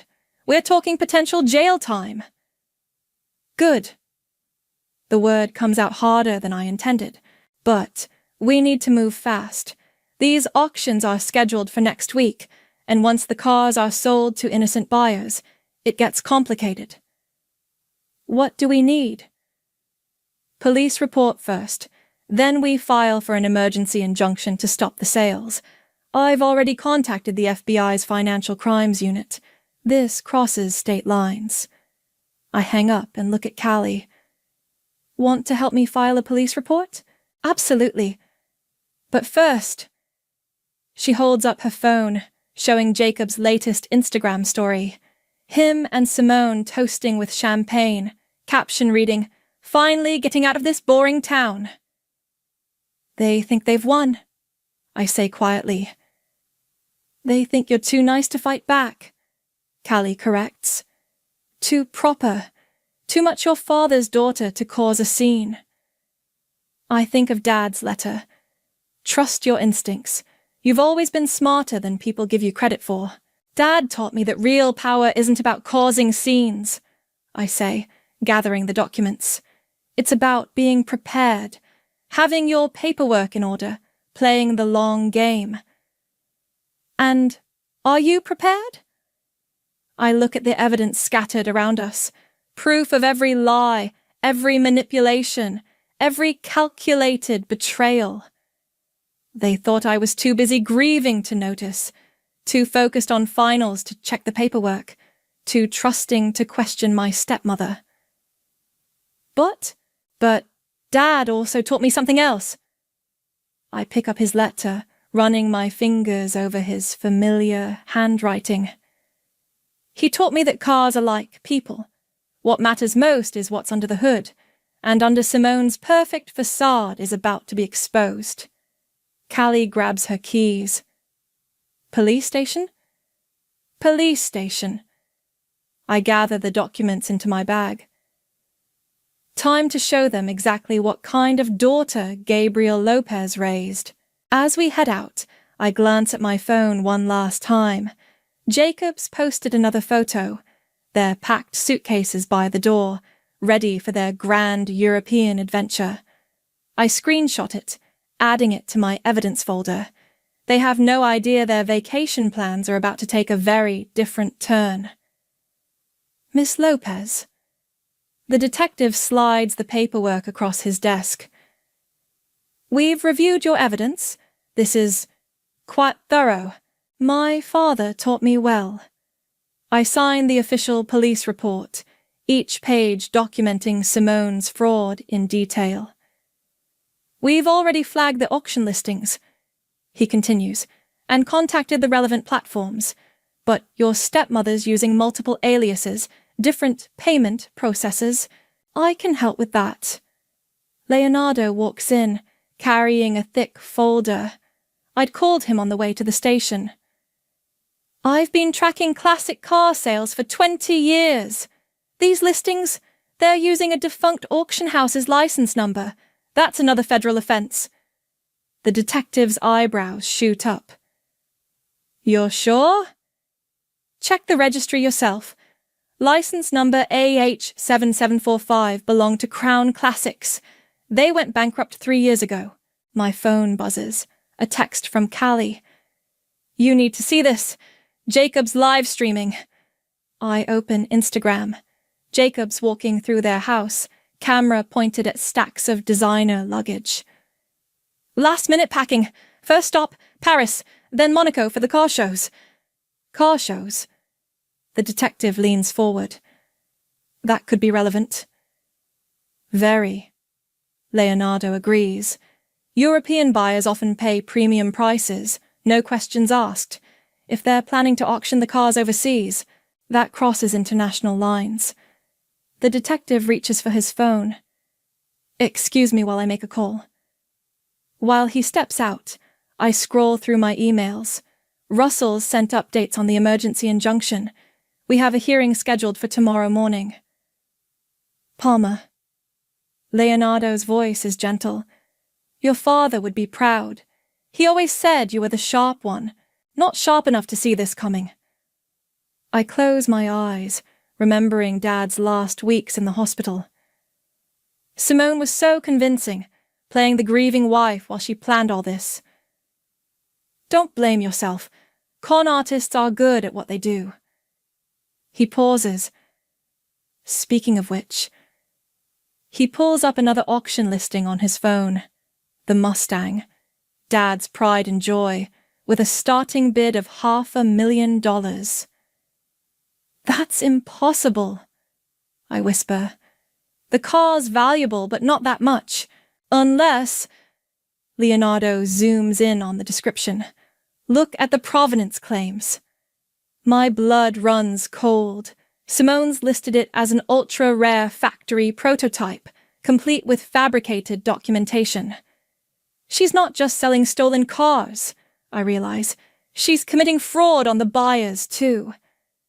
The detective returns, looking grim. We've got a problem. Your stepbrother just posted that they're leaving for the airport in an hour. My heart races. Can't you stop them? We need a judge to sign off first. The paperwork's being processed, but bureaucracy takes time. Time we don't have. I pull out my phone, dialing Russell. Already on it. He answers before I can speak. I'm at the courthouse now. Judge Martinez is reviewing the emergency order. They're leaving in an hour. Text me their flight details. I'll make sure it reaches the right people. I hang up and turn to Leonardo.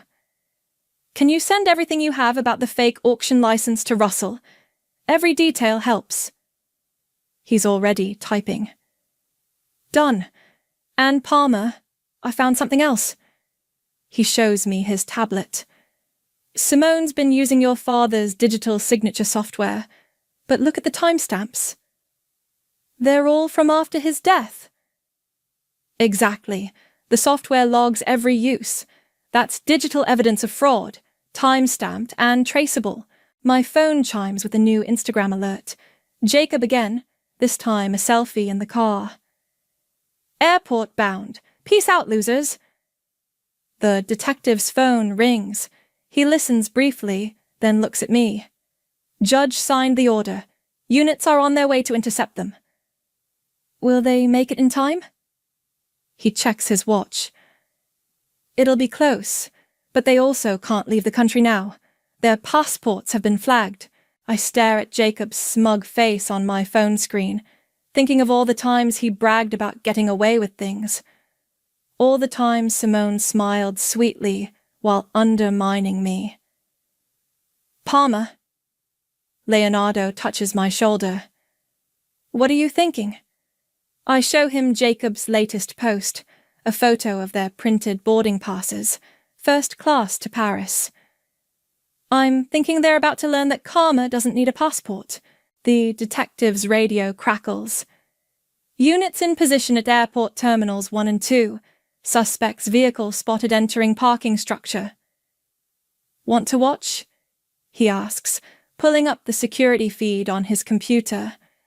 I lean forward, seeing Simone's black Mercedes pull into a parking spot. They look so casual, so confident as they unload their luggage. They really thought they'd get away with it, I murmur.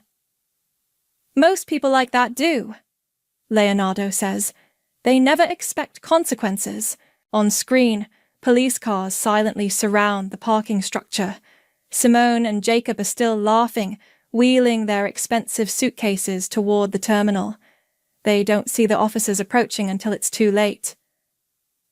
Sometimes, I say, watching their faces change from confusion to panic, consequences are exactly what people need. This is ridiculous. Simone's voice echoes through the police station. I'm the widow. Those cars belong to my husband. I watch through the two-way mirror as she sits in the interrogation room, her designer outfit wrinkled, makeup smeared from crying. Jacob's in another room down the hall, reportedly having a full meltdown. Your husband left specific instructions in his will, the detective says calmly, sliding documents across the table. The entire car collection was bequeathed to his daughter, Palmer. Simone scoffs. She doesn't even care about cars. She's too busy with her little college classes to appreciate them. Russell, standing beside me, shakes his head. She's digging herself deeper.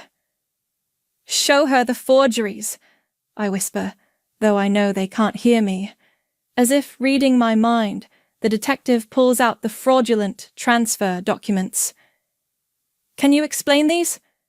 Simone's face changes, just for a second, but it's enough. Palmer signed those. She wanted to focus on school. Interesting. The detective places another paper down. Because we have proof these were created using your late husband's digital signature software after his death. That's... Simone's perfectly manicured nails drum the table. There must be some mistake. No mistake. The software logs every use. Time, date, IP address. He leans forward. Would you like to revise your statement? Before she can answer, an officer enters with a laptop. Sir, you need to see this. They pull up a web page. More auction listings. But these aren't Dad's cars. What are we looking at? I ask Russell. Your stepmother's been busy, he replies. These are other estates she's handled, other grieving families. My stomach turns. You mean, this wasn't her first time? The detective rejoins us, looking grim. We've found at least 3 other cases where she married wealthy men, waited for them to pass, then liquidated assets against the heir's wishes, using the same forged document technique, Russell adds. But she got sloppy this time, got too confident. My phone buzzes. A text from Callie. Turn on the news. Now. I pull up the local station's website on my phone. The headline makes my breath catch. Widow arrested in multi-state classic car fraud scheme. The story's breaking, Russell observes, and with it being classic cars. The community talks, I finish. Dad always said the vintage car world was smaller than people thought. As if proving the point, my phone explodes with notifications. Leonardo's sent screenshots from collector forums where people are connecting dots, sharing stories about suspicious sales and missing vehicles. Through the glass, I watch Simone's face as the detective shows her the mounting evidence. Her mask of indignation cracks, revealing something uglier underneath. I want my lawyer, she finally says. Of course. The detective stands. But you should know, we've frozen all your accounts. And those plane tickets you bought, non-refundable, I'm afraid. In the hallway, I hear Jacob's voice rising. This is all Palmer's fault, that little princess, always Daddy's favorite. Charming as ever, Callie says, appearing beside me. You okay? I nod, watching Simone's careful facade crumble as reality sets in. I just keep thinking about Dad, how he trusted her, while we're on that subject. Russell pulls out his tablet. I found something in your father's email archives. Seems he was starting to suspect something before he died. He shows me an email draft, never sent, addressed to his attorney. Need to discuss changes to will, concerns about Simone's recent behavior, meeting Tuesday. He died on Monday, I whisper. Palmer. An officer approaches. We need your statement about the forged documents. I take one last look at Simone through the glass. She's staring at her reflection, frantically trying to fix her smeared mascara. You know what the worst part is, I tell Callie as we follow the officer. She really thought I was too naive to fight back, that I'd just accept her lies because I was grieving. Classic mistake, Callie replies, underestimating the quiet ones. In the statement room, I detail everything, every manipulation, every lie, every moment I watch them plot to steal my inheritance while pretending to comfort me. One more thing, the officer says when we finish. We found this in their luggage. She hands me a familiar key ring. The Mustang's keys. They were planning to ship it overseas tonight. I close my fingers around the keys, feeling the worn metal Dad's hands had touched so many times. You know, Callie says as we leave the station, your dad always said cars were like justice. How so? Sometimes they run quiet, but when they finally rev up, she grins. Everyone hears them coming. I look back at the station, where Simone and Jacob are learning exactly how loud justice can be. Dad would have appreciated that metaphor, I say, and the Mustang's keys feel just right in my hand. The courthouse buzzes with tension as Simone and Jacob are led in for their bail hearing. Their designer clothes have been replaced with orange jumpsuits, and Simone's perfectly styled hair now hangs limp around her face. All rise, the bailiff calls. I sit between Russell and Callie in the gallery, watching as their high-priced lawyer approaches the bench. He's all expensive suit and rehearsed confidence. Your Honor, my clients are upstanding members of the community, he begins. Mrs. Lopez is a grieving widow who committed fraud across multiple states. The prosecutor interrupts, holding up a thick file. We've identified 3 previous cases where she married wealthy men, waited for their death, and then systematically defrauded the rightful heirs. The judge peers over his glasses. And the son? Jacob McGee was a knowing participant, Your Honor. Social media posts show him bragging about selling the vehicles and planning to flee the country with the proceeds. Jacob slumps in his chair. His lawyer quickly adds, my client was merely following his mother's guidance. His mother's guidance? The prosecutor pulls out printed screenshots. These posts show him actively participating in the scheme. Quote, finally getting what I deserve. Bye-bye Daddy's precious cars. I feel Callie squeeze my hand as the prosecutor continues. Furthermore, we've discovered offshore accounts in both defendants' names, created 3 months before Mr. Lopez's death. The judge's expression darkens. 3 months before. While he was in the hospital, Your Honor.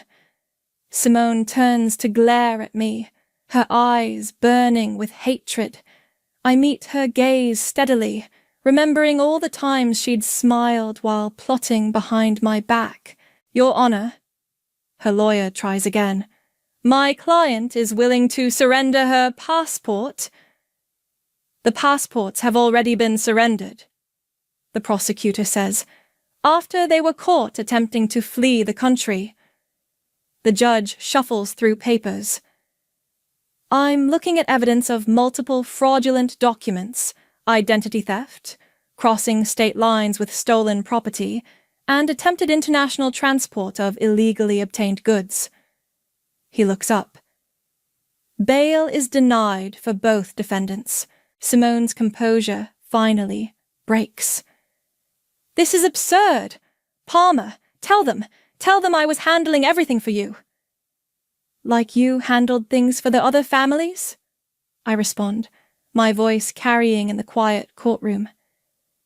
The other inheritances you stole? The bailiff steps between us as Simone tries to stand. You ungrateful little... Remove the defendants, the judge orders. As they're led away, Leonardo slips into the seat behind me. You need to see this, he whispers, passing me his phone. It's a message board for classic car collectors. Dozens of comments from people sharing similar stories about Simone. Suspicious sales, missing paperwork, grieving families. The DA wants to talk to everyone, Leonardo says. They're building a much bigger case. Outside the courthouse, reporters cluster with cameras. Russell guides me through them, deflecting questions, but I catch fragments. Largest classic car fraud scheme in state history. Multiple victims across 3 states. Estimated value over $12 million. Back in my apartment, Callie orders pizza while I sort through more evidence with Russell. My phone keeps buzzing with messages from car collectors offering support, sharing information. "Look at this," Russell says, pointing to his laptop. "Simone's previous marriages, all wealthy men with valuable collections, not just cars, art, antiques, rare books. All dead within 2 years of marriage," I add, reading over his shoulder. "All with children who supposedly signed away their inheritance." My phone rings, an unknown number. When I answer, a woman's voice says, "Is this Palmer? I'm Rachel. Simone was my stepmother too, 5 years ago." I put the phone on speaker. "What happened?" "My father's art collection. She sold everything while I was away at college. By the time I realized what was happening..." Rachel's voice catches. "The detective said you kept documentation. My father taught me to always keep records." "You're lucky. I wish..." She pauses. "I wish I'd fought back like you did." After we hang up, Callie brings me a pizza slice. "You okay?" I look at my phone, where more messages are appearing from other victims.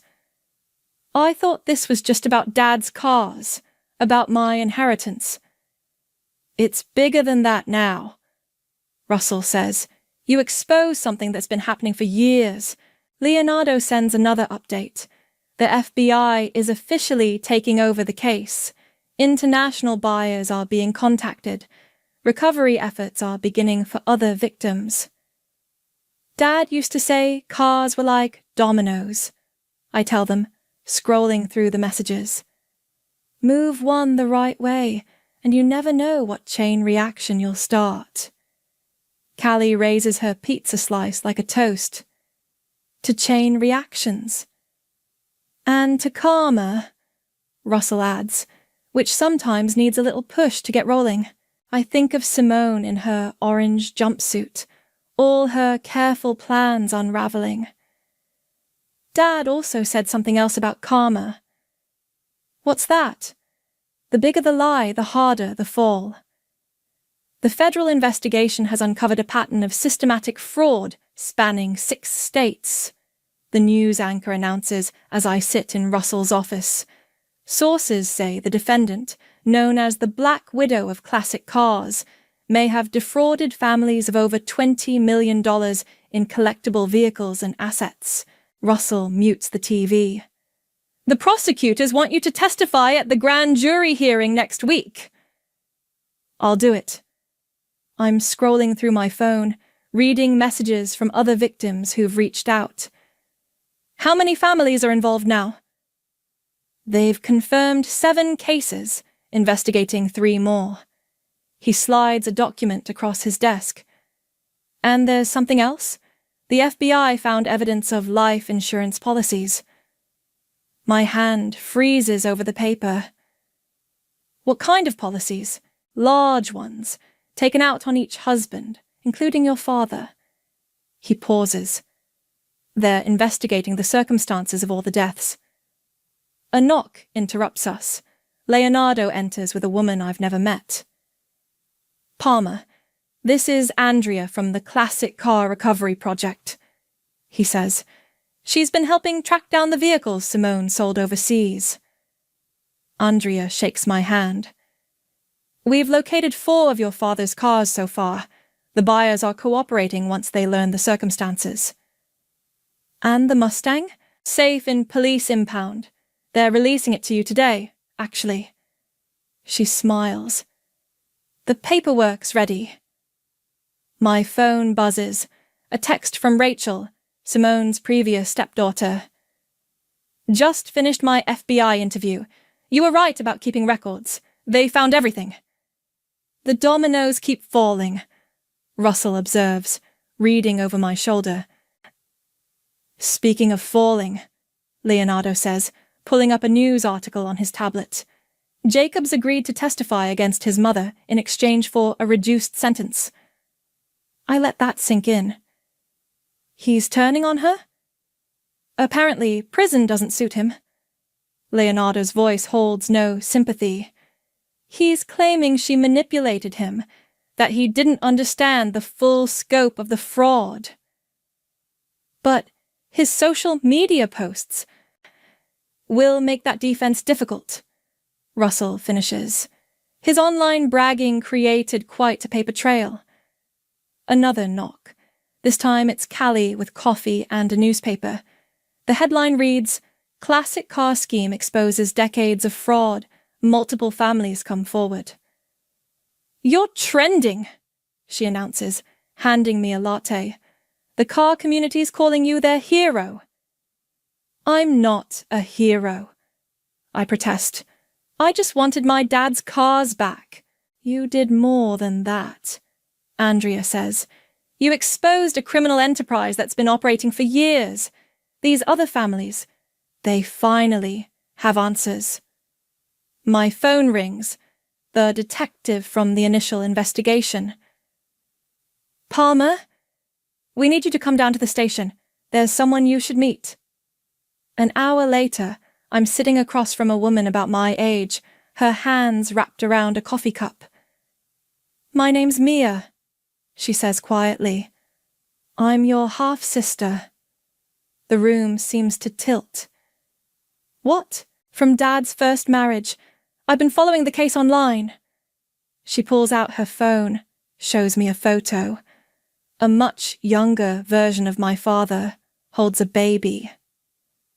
"When I saw your name, saw what Simone had done, why didn't you come forward before?" "Simone told me you and Dad wanted nothing to do with me. She sent letters, supposedly from him, saying to stay away." Mia's voice breaks. "I only learned they were forged when the FBI contacted me." I reach across the table, take her hand. "Dad never sent those letters." "I know that now." She squeezes my fingers. "The FBI found the originals in Simone's storage unit, along with documents from all her other cons. Later, standing in the police impound lot, I run my hand along the Mustang's familiar curves. The key slides into the ignition, like coming home. "Want company?" Callie asks from the passenger window. I look at Mia, hovering uncertainly by her car. "Actually, would you like to go for a ride? Dad used to take me every Sunday." Mia's eyes fill with tears. "I'd love that." As she slides into the passenger seat, I think of all the other families finding closure, all the dominoes that fell from one simple decision to fight back. My phone buzzes one last time. A news alert. Black Widow case expands. Federal prosecutors add multiple charges. "You know," Mia says as we cruise down familiar streets, "Dad always told me that family was like a classic car." "How so?" "Sometimes it needs restoration, but with the right care, it can always run again." I think of the growing network of victims supporting each other, of Rachel and Andrea and all the others finding justice, of my newfound sister sitting beside me. "Dad would have liked that metaphor," I say, and press the accelerator. The courtroom falls silent as Simone is led in for sentencing. Her designer suits are a distant memory now. She spent 6 months in custody while the case expanded. Even her carefully maintained appearance has crumbled. "All rise," the bailiff announces. I sit between Mia and Rachel, with other victims' families filling the rows behind us. Over the past months, we've formed an unexpected support network, sharing stories, helping investigators piece together Simone's decades of deception. "Before I deliver the sentence," the judge begins, "would any victims like to make a statement?" Rachel squeezes my hand before standing. "Your Honor, 5 years ago, Simone married my father. Within 18 months he was dead, and our family's legacy was sold off piece by piece." One by one, others stand to speak. Each story follows a similar pattern: marriage, manipulation, mysterious death, missing inheritances. Simone stares straight ahead, her jaw clenched. Finally, it's my turn. My father loved his cars. I begin, my voice steady. But more than that, he loved teaching me about integrity, about doing things right. When he married Simone, he thought he'd found someone who shared those values. Simone's lawyer shifts uncomfortably as I continue. Instead, she planned his estate theft while he was dying in the hospital. She forged documents in his name after his death. She tried to steal not just his cars, but the lessons he taught me about standing up for what's right. The judge nods. And your brother Jacob's testimony? Half-brother, I correct. And his testimony confirmed what we already knew. This wasn't just opportunistic theft. It was a calculated, long-running criminal enterprise. After I sit down, the prosecutor stands. Your Honor, the government has documented 7 marriages, 6 suspicious deaths, and over $20 million in stolen assets. Ms. McGee's actions devastated families across multiple states, using a combination of emotional manipulation and sophisticated fraud. And the defendant's response? The judge asks. Simone's lawyer rises. Your Honor, my client recognizes the severity of her actions. She's willing to assist in recovering additional assets. Only after her son turned state's evidence, the prosecutor interrupts. Only after the FBI uncovered the life insurance policies, the forged documents, the offshore accounts, the judge reviews his papers. I've considered all testimony and evidence in this case, the systematic nature of these crimes, the emotional manipulation of grieving families, and the defendant's complete lack of remorse leave me no choice. He looks directly at Simone. I sentence you to 25 years in federal prison. Additionally, you are ordered to pay restitution to all identified victims. Simone finally breaks. This is ridiculous. Palmer, you ungrateful little— Remove the defendant! The judge orders as Simone starts shouting. Outside the courthouse, reporters gather around the victims' families. Rachel handles most of the questions while I hang back with Mia. Hard to believe it's really over, she says. Not quite. I show her my phone, a message from Leonardo. They've located 2 more cars in Dubai, and the FBI is still tracking down assets. Callie appears with coffee. Speaking of assets, have you decided what to do with the collection? Actually, yes. I pull up a website on my phone. Dad always said cars were meant to be appreciated, not hidden away. The site shows plans for a new classic car museum and educational center, funded by the recovered assets and restitution payments. The homepage features Dad's Mustang. The Gabriel Lopez Legacy Project, Mia reads, teaching automotive history and fraud prevention, and offering scholarships to victims of estate fraud, I add. Rachel's helping set up the foundation. Dad would have loved this, Mia says softly. My phone buzzes, a text from the detective. Jacob's sentencing tomorrow. Prosecutor recommends 5 years based on cooperation. Justice comes in all forms, Callie observes. Later that evening, I drive the Mustang to Dad's favorite lookout point. Mia rides shotgun, while Rachel and Callie follow in another car. The sunset paints the sky the same color as the Mustang's restored paint job. You know what Dad used to say about sunsets? I ask Mia. How? What's that? They're like karma. They take their time, but they always show up eventually. Rachel joins us, leaning against the car. Speaking of karma, did you see Simone's face when they read all those victim statements? I saw something better, Callie says, pulling out her phone. The FBI found her secret storage unit. Want to guess what was inside? She shows us the photos. Detailed notebooks documenting every con, every manipulation, every stolen inheritance. Simone's own meticulous records became the evidence that brought her down. Dad also said something else, I tell them, watching the sun sink below the horizon. He said the best revenge isn't about getting even. What's it about? Mia asks. It's about getting better, taking what was meant to break you and building something stronger.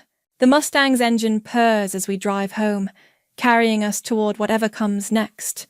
The Gabriel Lopez Legacy Project opens its doors on a crisp autumn morning. Dad's Mustang sits center stage in the main hall, surrounded by other recovered classics. Each car tells a story, not just of automotive history, but of justice and redemption. Ready for the ribbon cutting? Mia adjusts my blazer as reporters gather outside. Almost. I'm reading a new message from Rachel. Another family has come forward, this time from Seattle. The domino effect continues. Palmer! Callie rushes in, waving her tablet. You need to see this. It's security footage from the women's correctional facility. Simone, now in prison whites, sits alone in the cafeteria. No one will share her table. Even there, her manipulation tactics have failed. Karma's still working overtime, Mia observes. Leonardo approaches with an elderly gentleman. Palmer, meet Robert. He's here about the Cobra. The one from Dubai. I shake his hand. My father's car, he explains. Simone sold it after their marriage. I've spent 15 years searching for it. Well? I gesture to the restoration bay visible through glass walls. It's almost ready for display. Unless you'd rather have it back. I pull out the original title from my folder. We've been returning cars to their rightful owners when we can identify them. Robert's eyes fill with tears as he touches the paperwork. You'd do that? That's what this place is about, I explain. Restoration isn't just about cars, it's about putting things right. The opening ceremony begins. I stand at the podium, facing dozens of families, some victims of Simone's fraud, others just car enthusiasts, all part of a community that grew from one act of standing up to injustice. My father taught me that every car has a story. I begin. Sometimes it's about speed or style. Sometimes it's about family legacy. And sometimes... I pause, meeting the eyes of those who've shared similar struggles. It's about finding strength you didn't know you had. After the speeches, I give Robert a private tour. We pause at the education center, where a screen displays fraud prevention tips and real case studies. Is that... He points to a familiar face. Jacob's confession video? Yes. My half-brother had recorded it as part of his plea deal. He's speaking at high schools now, warning kids about getting involved in their parents' fraud schemes. Quite a change from his Instagram days. Callie comments. My phone buzzes. The detective again. They've identified another of Simone's previous marriages, this one under a different name. The investigation never really ends. It just reveals new layers. Palmer? A young woman approaches hesitantly. I read about your story online. My stepmother, she's starting to sell my dad's antique collection. Come to my office, I tell her, recognizing the fear in her eyes. Bring whatever documentation you have. Later, I drive the Mustang home along Dad's favorite route. The engine's purr is different now. Not just a sound of power, but of purpose. Mia calls. The Seattle family sent over their documents. It's definitely Simone's signature on their paperwork. Add it to the FBI file, I reply. Every piece helps someone else's case. At home, I find a letter from Jacob. He writes monthly now, not from obligation, but from what seems like genuine remorse. This time he's enclosed photos of Dad that Simone had hidden, pictures of us working on cars together, memories she tried to erase. The doorbell rings. It's Rachel with takeout and news. The restitution payments are funding 3 new scholarships. Kids who lost parents to fraud can apply for automotive engineering programs. Dad would have loved that twist, I say, letting her in. We eat on my porch, watching the sunset. Rachel scrolls through messages from other victims turned survivors, each building something new from their experience. "You know what's funny?" she says. "Simone thought she was taking our inheritances. Instead, she gave us something bigger, a purpose, a community. I think of the young woman from today, scared but ready to fight, of Robert reuniting with his father's car, of all the stories yet to emerge. Dad used to say every good mechanic needs 2 things, I tell Rachel, the right tools, and the wisdom to know when to use them. I pull out the Mustang's keys. Want to go for a drive? There's this sunset spot Dad loved. As we cruise down familiar roads, I realize Dad was right about one more thing. Sometimes the best revenge isn't about getting even or getting better. Sometimes it's about helping others find their way back home. The Mustang roars into the sunset, carrying not just memories now, but possibilities. And somewhere I know Dad is smiling. I smoothed my dress for the 100th time, watching my son Leo bounce excitedly ahead of me up the garden path to my parents' house. The annual Lawson family reunion. My personal hell wrapped in potato salad and forced smiles. My name is Nina, and I'm about to walk into a firing squad of judgment disguised as family concern. The front door swings open before we reach it, and there she is, my sister Sarah, perfect as always in her designer sundress, not a hair out of place. "Nina, you made it!" Her voice carries that familiar note of surprise, like she half expected me to fail at even showing up. "And Leo, you're getting so big." Leo shrinks slightly behind me, and I feel my jaw clench. He knows that tone, the one adults use when they're really saying something else entirely. Inside, the usual circus is in full swing. My mother fusses over Sarah's daughter, Emily, who sits primly in her little white dress, while various aunts and uncles mill around with drinks.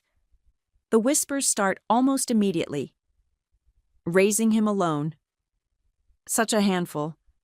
Shame about the divorce. I guide Leo toward the kids' table, where Emily is now perfectly arranging her napkin. "Go on, sweetie. Maybe you and Emily can play later?" "Mom," he whispers, tugging my sleeve, "do we have to stay long?" Before I can answer, Sarah's voice rings out across the room. "Oh, Nina, I meant to tell you. I read this fascinating article about managing difficult children. I'd be happy to send it to you." The room doesn't quite go silent, but it might as well have. I feel heat creep up my neck as heads turn our way. "Leo's not difficult," I say evenly. "He's creative and energetic." Sarah's husband Blake chuckles from his spot by the window. That's one way to put it. He takes a sip of his whiskey, though sometimes you have to wonder if some kids are just born wrong. The glass in my hand nearly slips. Leo, thank God, is already at the kids' table, but I know he heard. I can see it in the way his shoulders hunch. "Blake!" Sarah swats his arm playfully, but she's smiling. Though honestly, Nina, there are some excellent behavioral specialists in the city. Emily's pediatrician could recommend Sarah. My mother's voice carries a warning, but it's too late. I watch as my son picks at his food, shoulders still hunched, while Emily chatters about her recent dance recital. The perfect child, the golden grandchild. I see Sarah beaming at her daughter, then throwing concerned glances my way. Dinner drags on. I endure stories about Sarah's latest promotion, about Emily's academic achievements, about how wonderful it is that Sarah manages to do it all. Each word is a paper cut, and I'm bleeding out in silence. "Nina, dear," my mother says later, as we're helping clear the tables. "Sarah means well. She just wants to help." I look at her. Really look at her. Does she? Of course she does. She's your sister. Through the window, I can see Leo sitting alone on the swing set, kicking at the dirt. Emily stands nearby, clearly repeating something her mother told her about proper playground behavior. "You know," Sarah says, joining us with an empty casserole dish, "there's no shame in admitting you need help. Single parenting must be so challenging." I could scream. I could throw the plate I'm holding. I could list every single time she's undermined me, humiliated me, judged my choices while hiding behind that mask of sisterly concern. Instead, I smile. "Thank you for your concern, Sarah." Later, as Leo and I walk to our car, he squeezes my hand. "Mom, am I really difficult?"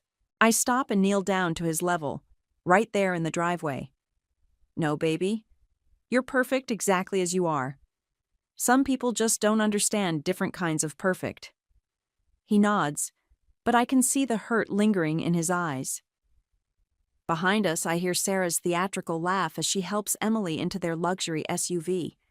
Something shifts inside me, something hard and cold and certain. I didn't raise my voice at the reunion. I didn't cause a scene. But as I watch my sister's car pull away, as I feel my son's small hand in mine, I realize I did raise something else. I raised a plan. 3 days after the reunion, I'm still seething while sorting through old photos for a client's project when my doorbell rings. It's Theo from next door, holding his signature peace offering, coffee and cookies.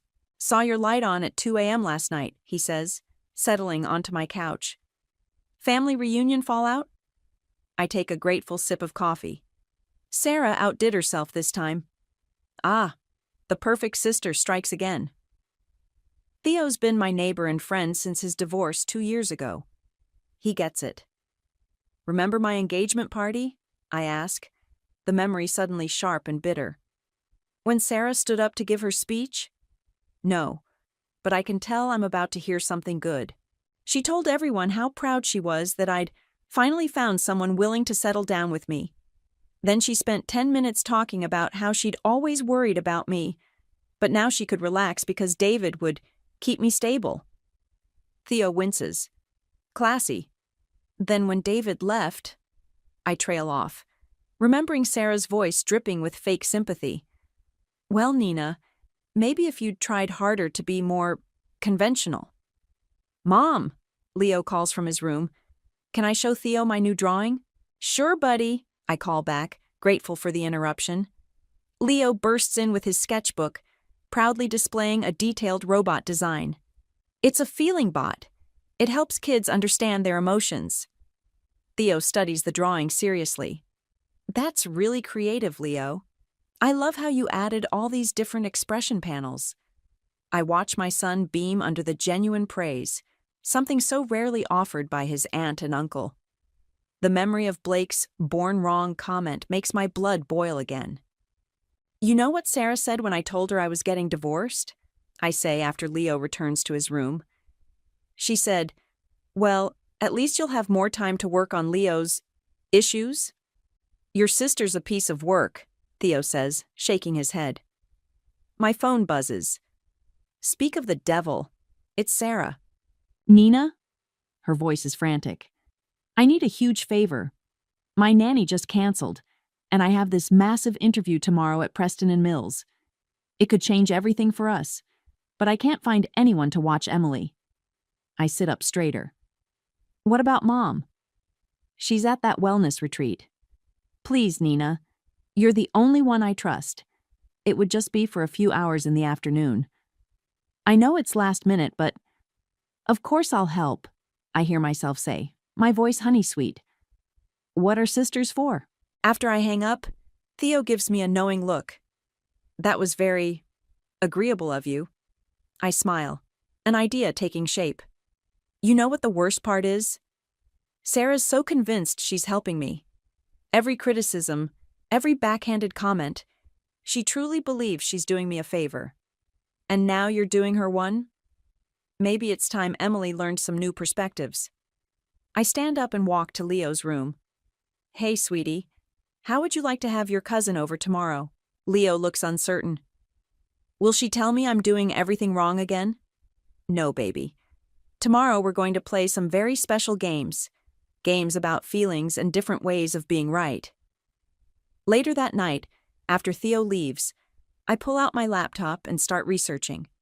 Child development articles, videos about emotional intelligence, resources about different learning styles and family dynamics. Sarah has spent years trying to fix my parenting. Tomorrow, I'll show her daughter what real emotional education looks like, not through criticism or shame, but through understanding and acceptance. My phone buzzes again. Sarah sending detailed instructions about Emily's schedule, preferences, and rules. She needs structure, the text reads. She gets anxious without it. I think about Leo, who thrives on creativity and spontaneity, about how Sarah's rigid parenting style would crush his spirit, about all the times she's implied my son was somehow defective because he didn't fit her narrow definition of good. Mom, Leo appears in my doorway in his pajamas. Are you sure about tomorrow? I pat the bed beside me, and he climbs up. Remember how you said your feeling bot helps kids understand emotions? He nods. Tomorrow, we're going to be like feeling bots for Emily. We're going to show her that different isn't wrong, that there's more than one way to be a good kid. Leo's face lights up with understanding. Like how I think better when I'm moving, but Emily sits still? Exactly. I kiss his forehead. Now get some sleep. Tomorrow's going to be interesting. As I turn out the lights that night, I'm not angry anymore. I'm focused. Sarah wanted me to learn from her perfect parenting? Well, tomorrow her daughter's going to learn something too. Sometimes the best revenge isn't about getting even. It's about opening eyes. The morning of Emily's visit, Leo helps me rearrange the living room. We push the coffee table aside to create a cozy play space with pillows and blankets. No rigid structure, no perfect corners. Remember the plan? I ask, laying out art supplies. Leo nods seriously. Be nice, be myself, and show Emily it's okay to be different. Perfect. I ruffle his hair. And what's our special word if things get uncomfortable? Pineapple. He grins. We decided on a safety word, just in case our little social experiment became too much for either child. I check my watch. Sarah will be here soon with Emily. On the coffee table, I've strategically placed a few items. Leo's letter about his different brain, some children's books about emotional intelligence, and a documentary about diverse learning styles queued up on the TV. The doorbell rings at exactly 1 p.m. Sarah stands there in her interview suit, perfect as always, gripping Emily's hand. Thank you again for this, Sarah says, ushering Emily inside. Here's her schedule. Snack at 2:30. Nothing with artificial colors, please. She needs to practice piano for 20 minutes and... Sarah, I interrupt gently. We'll be fine. Emily's in good hands. She hesitates, then kneels to Emily's level. Be good for Aunt Nina, okay? Remember what we talked about. Best behavior. Emily nods solemnly, her small shoulders straight as a ruler. Yes, Mommy. After Sarah leaves, Emily stands awkwardly in our messy, lived-in living room. She's wearing a pressed dress that looks more suitable for church than a play date. Hey, Emily, Leo says. Want to see something cool? He pulls out his sketchbook, showing her the feeling bot drawings. Emily glances at me, as if asking permission to show interest. Go ahead, I say warmly. In this house, we love creativity. She inches closer to Leo, her curiosity winning over her reserve. What do all the buttons do? They're for different feelings, Leo explains enthusiastically. See, this one's for when you're excited but people tell you to sit still. I move to the kitchen, pretending to prep snacks while watching them interact. Leo shows Emily how he designs robots when he's working through emotions, and I see her fingers twitch toward the colored pencils. Would you like to draw too? I ask. I'm not very good at staying in the lines, she admits quietly. Who says you need lines? I pull out a fresh sheet of paper. Art is about expressing yourself, not following rules. Emily looks scandalized, but intrigued. Slowly, she picks up a red pencil and makes a tentative mark on the paper. That's it, I encourage. What feeling are you drawing? She bites her lip. Nervous, because Mommy has her big interview. It's okay to feel nervous, I say, sitting down with them. All feelings are welcome here. Right, Leo? Leo nods vigorously. That's why I made the feeling bot, because sometimes grown-ups don't understand that being different isn't being wrong. Emily's hand stills. Mommy says structure helps us be right. There are lots of ways to be right, I say carefully. Look at these drawings. Leo's is full of movement and color. Yours is more contained. They're both beautiful. I pull out one of the books I'd prepared. Want to read a story about different kinds of minds? As we read, I watch Emily's rigid posture slowly relax. When Leo gets up to dance during a particularly exciting part, she giggles, then quickly covers her mouth. It's okay to laugh, I tell her, to move, to feel. But proper girls are allowed to be human, I finish firmly, just like proper boys and proper adults. We spend the next hour doing what Sarah would probably consider unstructured chaos. We build pillow forts. We draw feelings. We watch a short clip about children with different learning styles thriving in their own ways. When it's snack time, I don't enforce Emily's strict schedule. Instead, I let the kids help make fruit and yogurt parfaits, getting messy with berries and honey. Aunt Nina, Emily asks, licking yogurt off her fingers. Why does Mommy say Leo needs to be fixed? The question hangs in the air. Leo looks up, his eyes meeting mine. Your mom, I say carefully, sees one way of being right. But life is full of different ways to be wonderful. Leo thinks differently, moves differently, feels differently, and that's his superpower, not his problem. Emily considers this, looking at her cousin with new eyes. Like how he makes robots to understand feelings and I just keep them inside? Exactly. I hand her a napkin. Neither way is wrong. They're just different. As I watch them return to their drawings, I feel a flutter of satisfaction. The seeds are planted. Sarah wanted me to learn from her parenting. Well, her daughter is about to teach her something instead. Sometimes the best lessons come from the mouths of babes. Let's play a game, I suggest, clearing away the snack dishes. It's called Mirror Feelings. Emily perks up. Games with rules are her comfort zone. How do we play?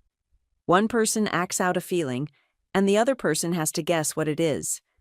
Then we talk about why people might feel that way. Leo jumps up first. Can I start? He hunches his shoulders, makes himself small, and stares at the ground. Emily studies him intently. Scared? She guesses. Close, Leo says. It's how I feel when grown-ups say I'm doing everything wrong. Emily's face changes. Oh, like shame? That's exactly right, I say softly. Your turn, Emily. She stands, thinking hard, then straightens her spine and puts on a bright, tight smile that doesn't reach her eyes.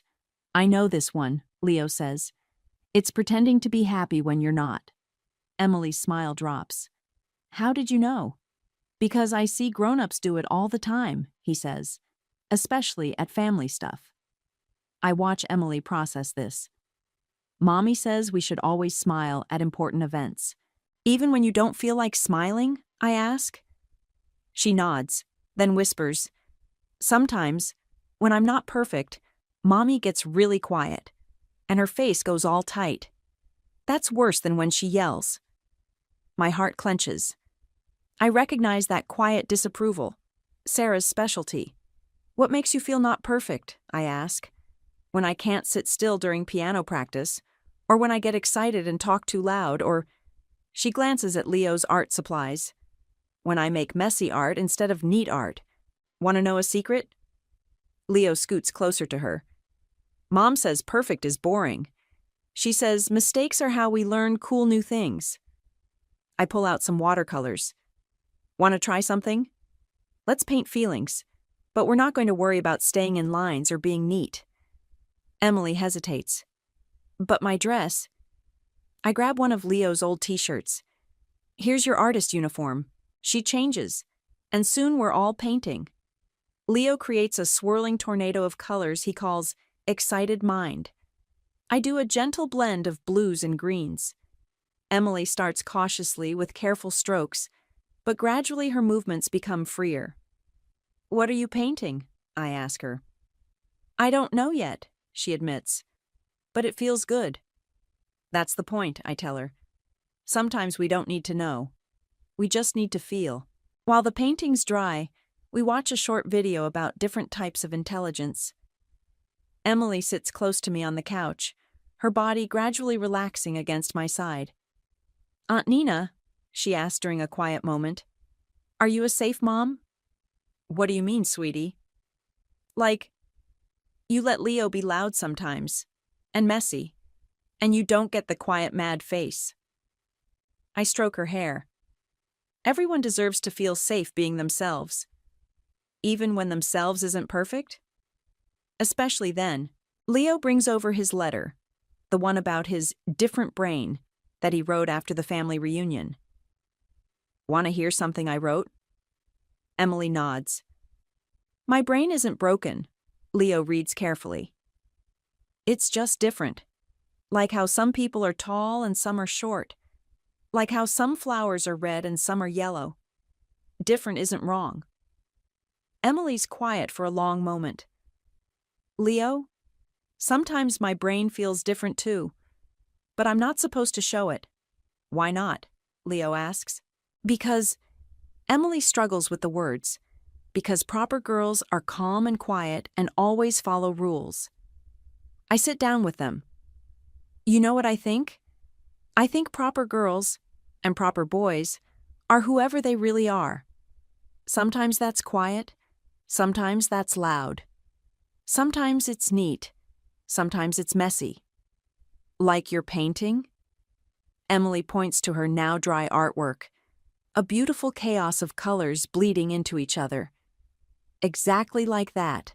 We spend the rest of the afternoon playing more emotional intelligence games. Emily gradually stops checking the clock, stops smoothing her dress, stops asking if she's doing things right. When she spills a little water during our second art session, she doesn't freeze in panic. Instead, she looks at me and says, "Mistakes happen, right?" "Right," I confirm, handing her a paper towel. "And what do we do with mistakes?" "Learn from them," Leo chimes in. Emily helps clean up the spill, then returns to her art with renewed confidence. "I'm making this one for Mommy," she announces, to show her different kinds of right. I hide my smile. Sarah wanted her daughter to learn proper behavior today. Instead, she's learning something far more valuable: how to be authentically herself. The quiet revolution continues, one messy painting at a time. As afternoon stretches into early evening, the transformation in Emily becomes more apparent. She's sitting cross-legged on the floor, something Sarah would never allow, helping Leo build a feelings fort out of blankets and chairs. "This is where we can go when big feelings need space," Emily explains, echoing my words from earlier. Like when Leo needs to move around, or when I need to not be perfect. "That's really thoughtful," I say, snapping a quick photo of their creation. "Should we have dinner in the fort?" Emily's eyes widen. "We can eat somewhere that's not the table." Special occasions call for special places. While I prepare simple sandwiches, I hear Emily and Leo chattering. Their conversation drifts through the kitchen.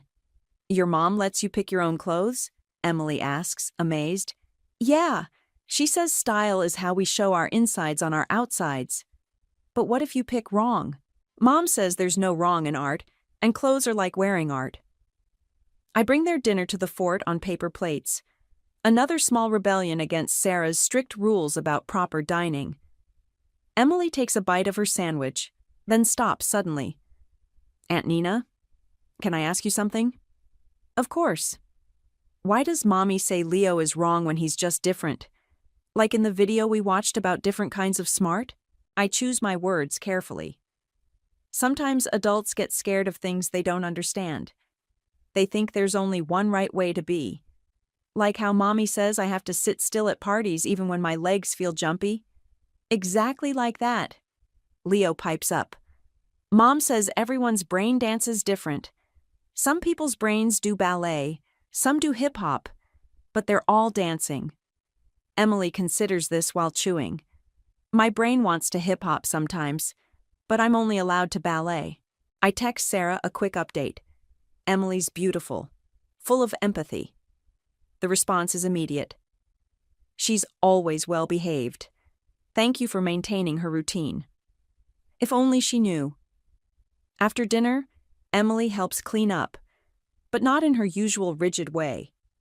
She and Leo make a game of it, pretending to be cleaning robots with different programming. I'm a messy fix bot, Leo declares, spinning while he picks up napkins. I'm a doesn't have to be perfect bot. Emily giggles, and the sound is pure freedom. We settle in to watch one last short video before Sarah returns. This one about families who look and act different from what society expects. On screen, a single mom and her son talk about their unique daily routines. Hey, Emily says suddenly, they're like you and Leo, and they're happy. They are, I agree.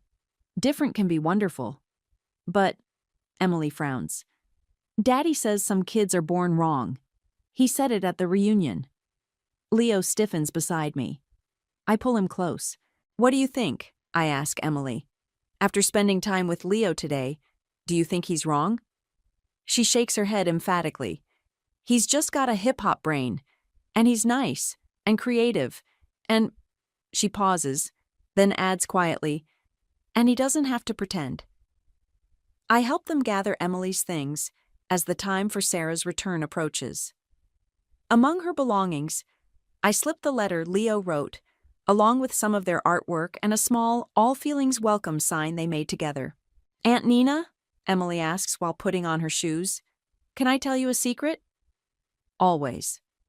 Sometimes I think my brain is more like Leo's than Mommy thinks. Sometimes I want to move and create and be loud. Is that bad? No, sweetie. That's beautiful. That's you being real. But Mommy says, what does your heart say? She places a hand on her chest, something she'd seen Leo do during our feelings exercises. My heart says, I want to dance both ballet and hip-hop. The doorbell rings. Sarah's back. Emily hugs Leo tightly, then throws her arms around my waist. You're like a safe mom, she whispers. As I open the door, I see Sarah's perfect smile, her perfect suit, her perfect life. She has no idea that today, her daughter learned to question that perfection. How was she? Sarah asks, scanning Emily for signs of disorder. An absolute joy, I reply truthfully. We learned a lot about accepting different ways of being. Sarah's smile tightens slightly. How nice. Come along, Emily. Emily takes her mother's hand, but looks back at us. Mommy, did you know that everyone's brain dances different? Sarah blinks. What? Some do ballet, some do hip-hop, like me and Leo. I watch Sarah's face flicker with confusion as she leads Emily away. In the doorway, Emily turns one last time and waves. Bye, Leo. Thanks for showing me how to be real. I close the door, holding Leo close, knowing that tomorrow will bring either a storm or a revelation. Either way, the truth has been set free, wearing the innocent voice of a child. The next morning, my phone buzzes with a text from Sarah. Emily's been saying some concerning things. We need to talk. Before I can respond, Theo appears at my kitchen window, coffee in hand. So, how did Operation Open Eyes go? I let him in, and Leo runs to give him a hug. We showed Emily that different isn't wrong, Leo announces proudly. Did you now? Theo raises an eyebrow at me. And how did your sister take that? As if on cue, my phone rings. Sarah. Nina? Emily's been different since yesterday. What exactly did you do? We played. We drew. We talked about feelings. Normal kid stuff. Normal, Sarah's voice rises. She refused to practice piano this morning because her brain wanted to dance hip-hop. She's wearing mismatched socks and says it's art. What did you say to her? I didn't say anything that wasn't true. She keeps talking about Leo's letter. What letter? I take a deep breath. The one he wrote about being different. Not wrong. Maybe you should read it. This is exactly why I was worried about leaving her with you. Your unconventional parenting. You mean my accepting parenting? Silence crackles over the line. Then, Blake and I have an important dinner tonight with my potential employers. Emily needs to be on her best behavior. Please tell me you haven't completely undermined years of proper parenting in one afternoon. Sarah, has it occurred to you that maybe... She hangs up. Theo whistles low. Storms brewing? More like a hurricane. I sink into a chair. But you know what? I don't care. Emily needed to hear what we told her. Leo tugs my sleeve. Mom? Is Emily in trouble? No, sweetie. She's just showing her true colors. And some people need time to appreciate different colors. Around noon, my phone pings with a video message from Sarah. It shows Emily at their breakfast table, earnestly explaining to Blake about different kinds of brains. Like how Leo thinks in pictures and movement. And that's not wrong. It's just his brain's way of dancing. Blake's face is priceless, a mixture of horror and confusion. Another text from Sarah follows. Fix this. I type back. Nothing to fix. She's thinking for herself. Hours pass. I try to focus on work, but my mind keeps drifting to Emily. Is she holding on to her newfound voice, or has Sarah already started to squeeze it out of her? At 6 p.m., my doorbell rings. It's Sarah looking frazzled despite her perfect makeup. Emily insisted on giving this to Leo. She thrusts a folded paper at me. Since we're heading to the dinner, I open it. It's a drawing. Wild, colorful, free. Nothing like Emily's usual careful work. At the bottom, in wobbly letters, to my cousin with the hip-hop brain. Love, your cousin with the secret hip-hop heart. Sarah sees me reading it and presses her lips together. Nina, I don't know what you're trying to prove, but I'm not trying to prove anything. I'm showing children they deserve to be accepted as they are. By undermining my parenting? By showing Emily there's more than one way to be right. Sarah's phone buzzes. Blake waiting in the car. She turns to leave, then stops. She asked me this morning if I get quiet mad when she's not perfect. Where would she get that idea? Maybe ask yourself why she noticed it in the first place. I watch Sarah walk away, her heels clicking sharply on the pavement. Through the car window, I see Emily in her fancy dinner dress, carefully pulling something from her small purse, the all feelings welcome sign. Later that evening, Theo comes by again. Any fallout yet? I show him Emily's drawing. Just the beginning, I think. You know they're having dinner with her potential boss tonight? The whole family's supposed to make a good impression. I smile, remembering the look in Emily's eyes when she finally felt free to be herself. Well then, should be an interesting dinner. Leo appears with his tablet. Mom! Emily sent me a message through Mom's email. The message is simple. Thank you for showing me that perfect isn't always right. P.S. I'm wearing my light-up sneakers with my fancy dress. I laugh out loud, imagining Sarah's face when Emily insisted on that choice. Sometimes the biggest rebellions come in the smallest packages. You know Sarah's going to be furious, Theo warns. Probably, I agree, but some things are worth the storm. My phone buzzes one last time. A photo from Sarah. Emily at the restaurant, beaming proudly, her dress pristine, her feet glowing with every step. The caption reads, "We'll discuss this tomorrow." I save the photo, knowing it captures the exact moment when Sarah's perfect world began to crack. Not with a shout, but with the quiet rebellion of light-up shoes and a child's brave smile. The storm breaks at 9:47 p.m. when my doorbell rings repeatedly. Sarah stands there, still in her dinner dress, mascara slightly smeared. "Do you have any idea what you've done?" she hisses, pushing past me into the house. "Where's Emily?" I ask calmly. "With Blake, at home," where she proceeded to read Leo's letter to my potential boss's children during the dinner playdate portion of the evening. I bite back a smile. And? Sarah's voice rises. "And she told everyone how her cousin isn't broken, just different. How some brains do ballet and some do hip-hop. How her mother, me, needs to learn that perfect isn't always right." Sounds like she learned some valuable lessons about acceptance. The CEO's wife asked me if I believed in child determinism. Do you know how that looked? Emily told everyone I said Leo was born wrong. Didn't your husband say exactly that at the reunion? Sarah paces my living room. That's different. That was family. No, Sarah, that was cruel.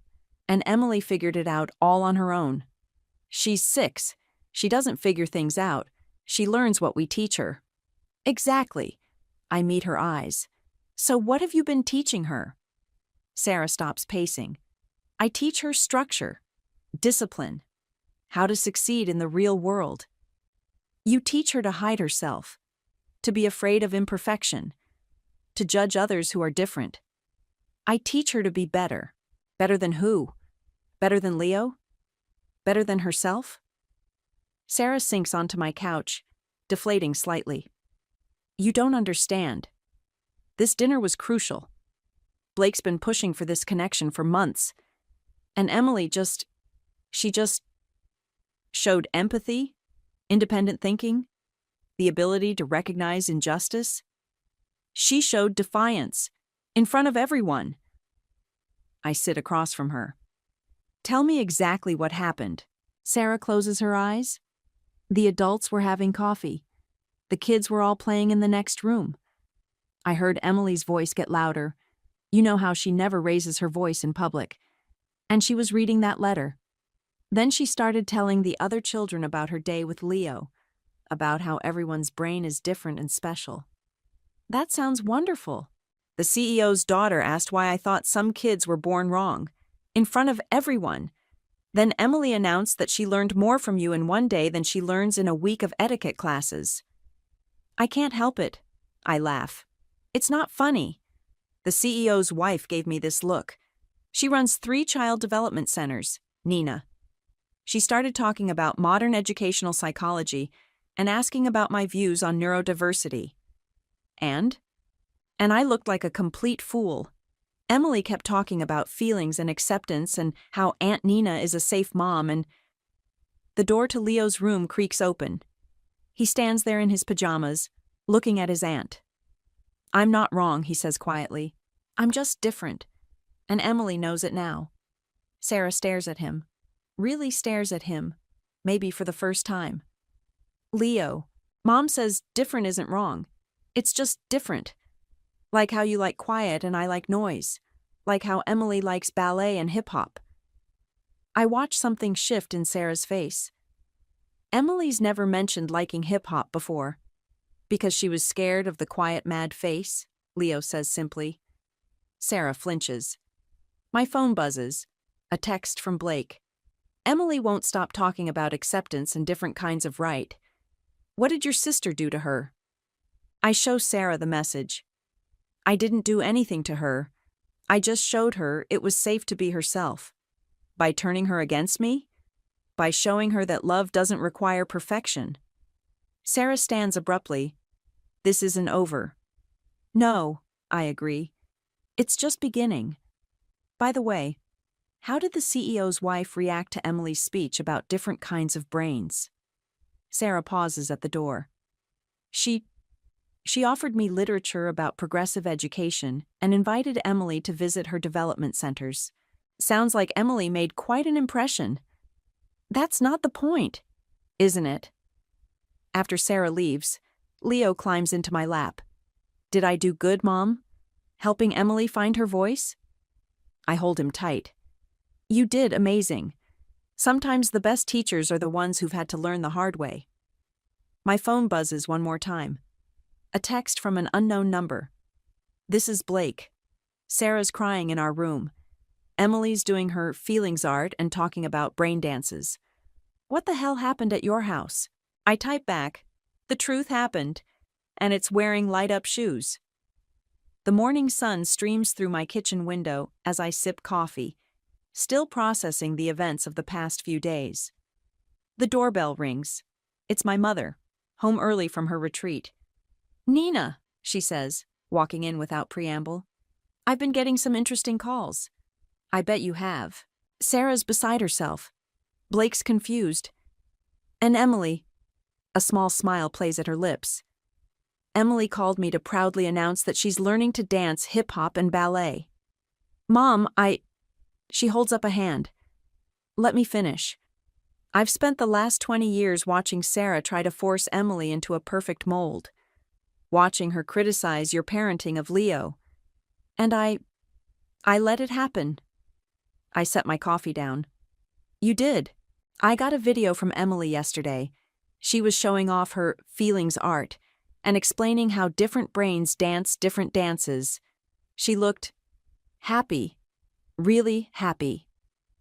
Leo appears from his room, brightening at the sight of his grandmother. Grandma, want to see my new feeling bot designs? Actually, she says, I would love to. We sit at the kitchen table while Leo explains his drawings. My mother listens intently, asking questions, showing genuine interest. No judgment, no comparisons to Emily's achievements. The doorbell rings again. This time it's Sarah with Emily clutching her hand. Mom, Sarah says, surprised. I thought you were... I came back early. Our mother stands. We need to talk, all of us. Emily runs to Leo. Can we show them our art corner while they talk? I nod, and the kids disappear into Leo's room. Sarah sinks into a chair. I got a call this morning, from the CEO's wife.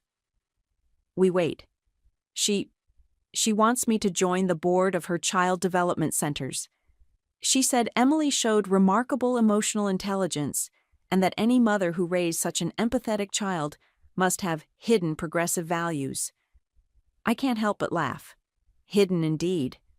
Nina, our mother says softly, tell your sister what you told me about the day Emily visited. I take a deep breath. We didn't do anything dramatic. We just created a safe space, where feelings were allowed, where different wasn't wrong, where Emily could exist without the pressure of perfection. I'm not a bad mother, Sarah whispers. No one said you were, but maybe, just maybe, there's more than one way to be a good one.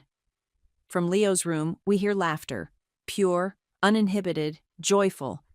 Emily's voice rings out. Look what Leo taught me about mixing colors. Sarah wipes her eyes. She used to be so quiet at home, so careful.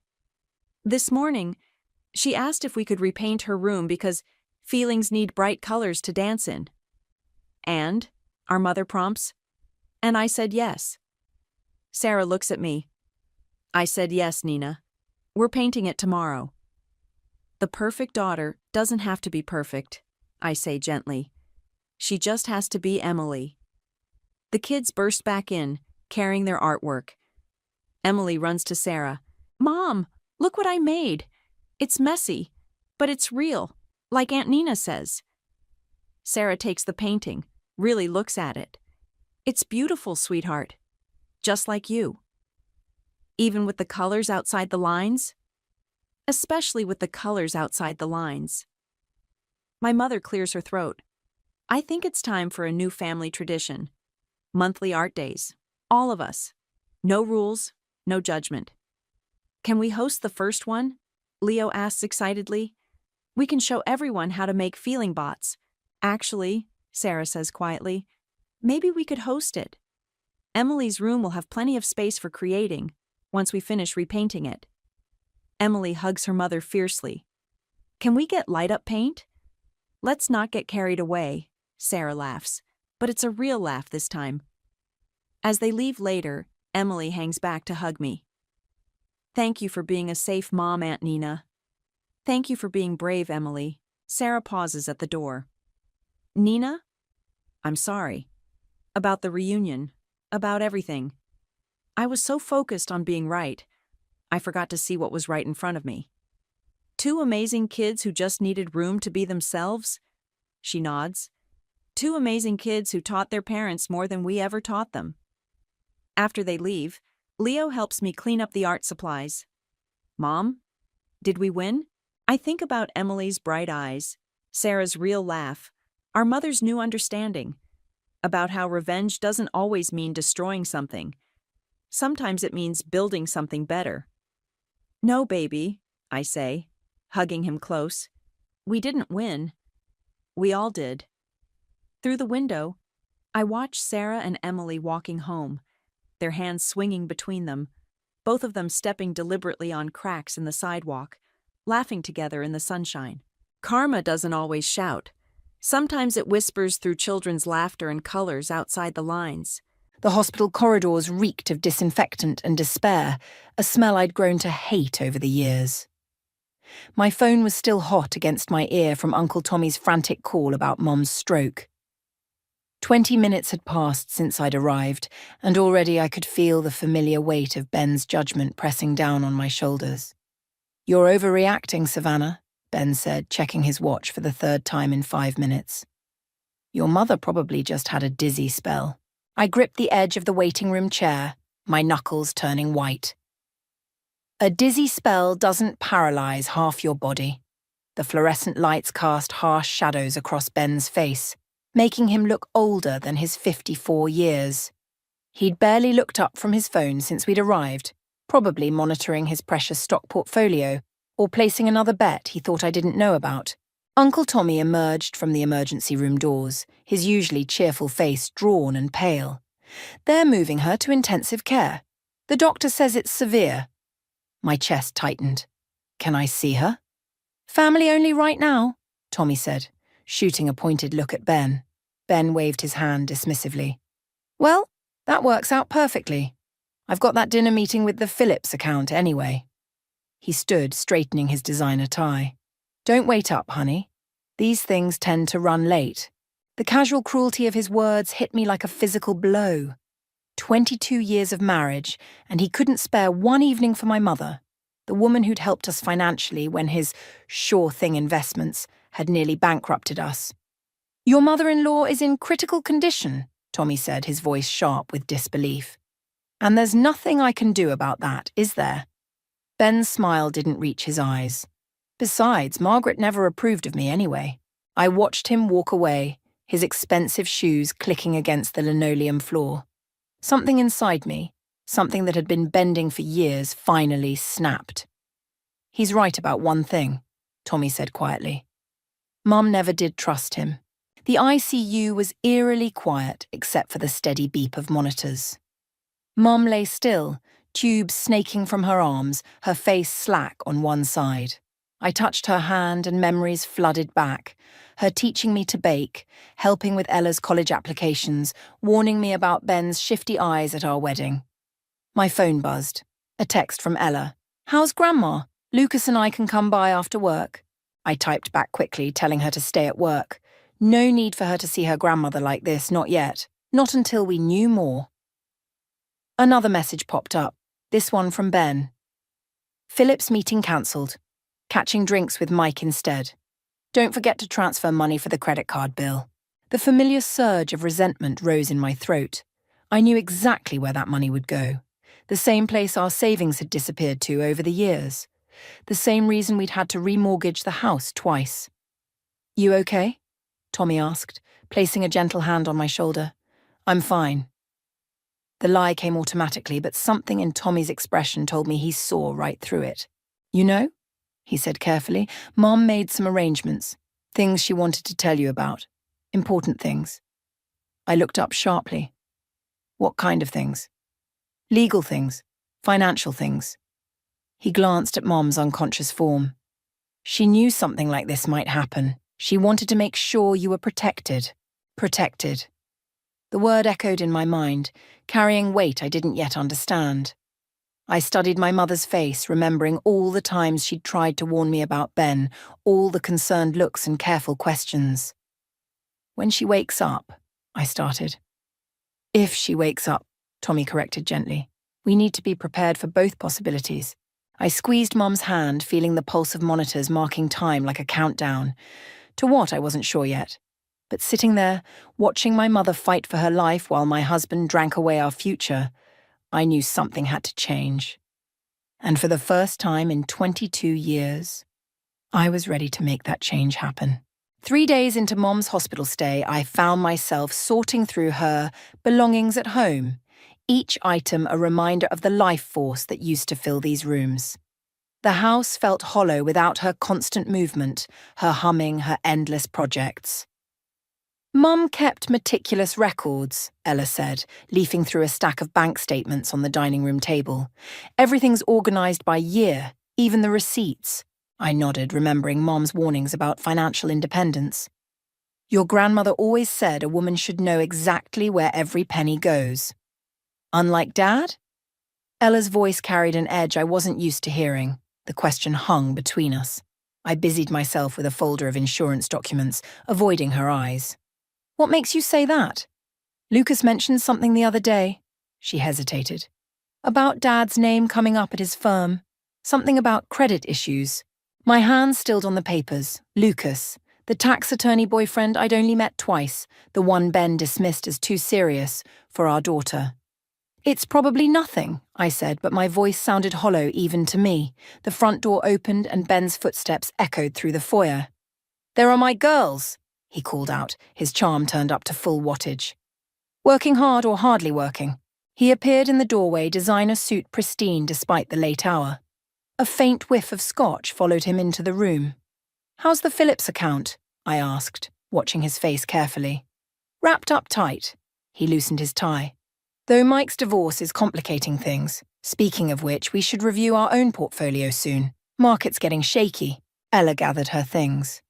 I should go. Lucas is waiting. She kissed my cheek, then paused by her father. Dad, maybe you could visit Grandma tomorrow. The doctors say familiar voices might help. Of course, Princess.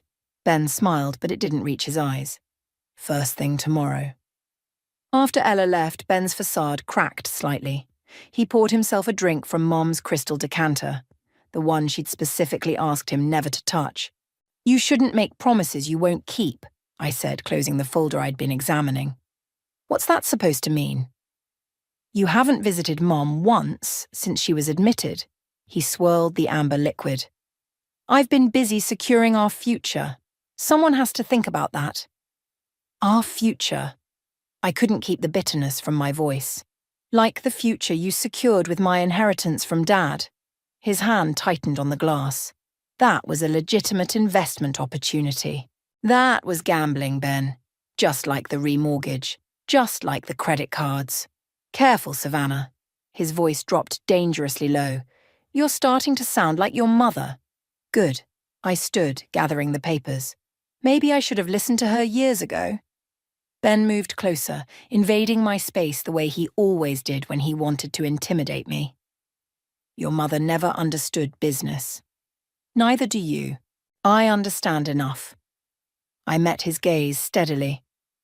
Lucas Bennett's firm handles financial fraud cases. Did you know that? The colour drained from his face. For a moment I saw past his carefully constructed facade to the desperate man beneath. You've been checking up on me. His charm vanished entirely. No, but maybe I should start. He grabbed my arm as I turned to leave. Don't threaten me, Savannah. You won't like how that ends. I looked down at his hand, then back at his face. Let go of me, Ben. You won't like how that ends either. Something in my voice must have reached him because he released me, stepping back as if burned. I gathered the last of Mom's papers and headed for the door. "Where are you going?" he called after me. "To the hospital. Where my mother is. Where my daughter expects you to be tomorrow." I paused in the doorway. "Don't bother coming. We both know you won't show up anyway." As I drove away, I could see him in the rearview mirror, standing in the doorway with his drink. For the first time in our marriage, I felt no urge to go back and smooth things over. Instead, I felt something new taking root, something that felt dangerously like freedom. The bank statement trembled in my hands as I stared at the screen of my laptop. $500,000. Gone. Not gradually, but in one massive transfer 3 days ago. The same day Mom had her stroke. I clicked through our joint account history, my stomach churning. Smaller withdrawals peppered the last 6 months, 10,000 here, 20,000 there, each one coinciding with Ben's business meetings. My phone buzzed. A text from Diane. "Coffee? Tommy's at the hospital with your mum." 20 minutes later, I slid into a booth at the corner cafe, spreading the printed statements across the table. Diane's eyes widened as she scanned the numbers. "Jesus, Savannah. Does Ella know about any of this?" "No." I wrapped my hands around my untouched coffee. "And she can't. Not yet." "These withdrawals..." Diane tapped a particular line item. "The timing matches those poker tournaments Ben mentioned at Christmas." A waiter approached, but Diane waved him away with a sharp gesture. "Have you confronted him? He's not even home. Called this morning about an emergency client meeting in Vegas." The irony tasted bitter in my mouth. Vegas. Diane's face hardened. Convenient. My phone lit up with an incoming email. From Lucas Bennett's law firm. I opened it with trembling fingers, scanning the contents while Diane watched my face. "What is it?" "Bank notices, foreclosure warnings, credit card companies threatening legal action." I looked up. All addressed to Ben at his office. Lucas must have... Ella's boyfriend Lucas? The tax attorney? I nodded, feeling the pieces click into place. "Ben's been intercepting the mail at home, but he missed these." The cafe door chimed. I glanced up to see Ella walking in, her face pale. She spotted us and froze. "Mom?" Her voice wavered. "Why is Dad's name on a case file at Lucas's firm?" My heart stopped.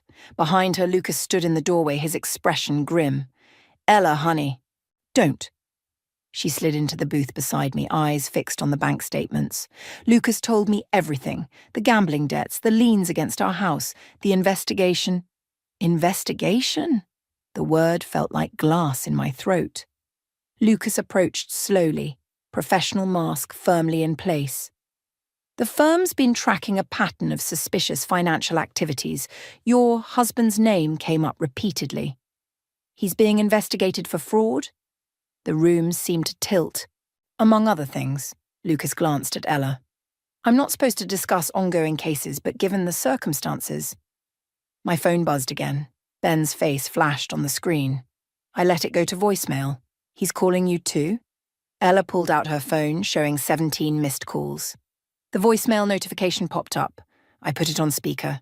"Savannah, whatever you think you know, you're wrong. I can explain everything. Just don't do anything stupid. Don't talk to anyone, especially not that punk lawyer of Ella's. I'm handling it. I just need time to..." I ended the playback, my decision crystallizing. "Lucas, if I wanted to press charges..." "Mom, no!" Ella grabbed my hand. "Not against your father," I clarified. "Against the casino that's been enabling him, the one that knew he was gambling with stolen money." Lucas straightened, interest sparking in his eyes. "That would give us leverage. Force them to reveal his activities, his debts. His victims," Diane added quietly. Another text lit up my phone. From Ben. "Don't make me do something we'll both regret." I showed it to Lucas, watching his expression darken. "That could be construed as a threat," he said carefully. "Combined with the financial evidence..." "I don't want him in jail," I said, surprising myself with the truth of it. "I want him to feel what it's like to lose everything, to watch it slip away while someone else holds all the power." Ella's hand tightened on mine. "Dad did this to himself." "Yes," I agreed, gathering the bank statements. "But I'm going to make sure he faces every consequence." As we left the cafe, I felt lighter somehow. The fear was gone, replaced by something colder, more focused. Ben had taught me well over the years, about patience, about timing, about waiting for the perfect moment to strike. Now it was time to put those lessons to use. I stood in our bedroom, methodically packing a suitcase, while Ben's increasingly frantic voicemails played through the speaker. 3 days since the cafe revelation, and he still hadn't come home from Vegas. "Savannah, for God's sake, answer your phone. The bank's freezing our accounts. What did you do?" Delete. "Baby, we can work this out. Remember Miami? Remember how good we were?" Delete. "If you talk to that lawyer again, I swear." The bedroom door creaked. I spun around to find Tommy in the doorway, his face ashen. "Mum's awake," he said. "But there's something else. The doctors found something in her blood work." The suitcase slipped from my hands. "What?" "Traces of something. They're saying..." He swallowed hard. "They're saying it wasn't just a stroke." The room tilted sideways. I grabbed the bedpost for support. "What are you telling me?" "The police are involved now. They're looking at everyone who had access to her medication." Ben's last voicemail echoed in my head. "If you talk to that lawyer again, I swear." "When did her symptoms start?" I whispered. "Around the time Ben asked her for that loan, the one she refused." My phone buzzed. Lucas's name flashed on the screen. I answered on speaker. "Savannah, we found something in the casino records. Ben's been there every weekend for months, but he wasn't just gambling. He was meeting someone. A pharmaceutical rep." The pieces clicked together with sickening clarity. The mysterious business meetings, Mum's declining health, the timing of her stroke, and the massive bank transfer. "I need to get out of here," I said, grabbing the suitcase again. "Now." "Already arranged," Tommy said. "Diane's waiting at our place, but Savannah, Ella's there too. She needs to know everything." My hands shook as I zipped the suitcase. "She'll hate me for not seeing it sooner." "She'll understand why you had to be sure." Tommy picked up my laptop bag. "The police will want to talk to you." "Let them." I pulled out my phone, forwarding Ben's threatening voicemails to Lucas. "I want everything on record." As we headed downstairs, a car pulled into the driveway. Through the front window, I saw Ben stumbling out, his designer suit wrinkled, his face twisted with desperation. "Inside," Tommy ordered, pushing me toward the kitchen's back door. "I'll handle him." But I was done running. "No." I stepped onto the front porch, Tommy close behind me. Ben's eyes were wild, bloodshot. "What did you do to our accounts?" "Nothing you haven't already done yourself." He moved closer, that familiar mix of charm and menace radiating off him. "We can fix this, baby. Just call off the lawyers. Tell them it was a misunderstanding." "Like Mom's stroke was a misunderstanding?" He froze. For a moment, genuine fear flashed across his face. "The doctors found something interesting in her blood work," I continued, my voice steady despite my racing heart. "Want to tell me about your pharmaceutical friend from the casino?" "You don't know what you're talking about." But his hand trembled as he reached for me. Tommy stepped between us. "That's close enough." Police sirens wailed in the distance, growing louder. "You called the cops?" Ben's facade cracked completely. "After everything I've done for you, for this family?" "Family?" I laughed, the sound harsh even to my ears. "You tried to kill my mother for money." "I never!" He lunged forward, but Tommy caught him, wrestling him back as 2 police cars screeched into the driveway. I watched them handcuff him, reciting his rights as he shouted about misunderstandings and frame-ups. In his eyes, I saw the desperate calculation I'd missed for so many years, the constant scheming I'd mistaken for ambition. "Mrs. Carter," an officer approached. "We'll need your statement." I nodded, clutching my phone with its damning evidence.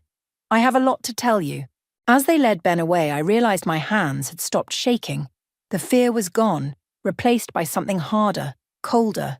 This wasn't just about revenge anymore. This was justice. And I was just getting started. The police interview room felt smaller with each passing hour. Detective Morris slid another photo across the table, Ben with a woman I didn't recognize exchanging something in the casino parking lot. "We found prescription bottles in your mother's house," Morris said. "The labels were correct, but the contents weren't. Someone had been systematically replacing her medication." My fingers traced the photo's edge. The pharmaceutical rep. Sarah Winters. She worked for Ben's company 15 years ago, Morris paused, before she lost her license for selling controlled substances.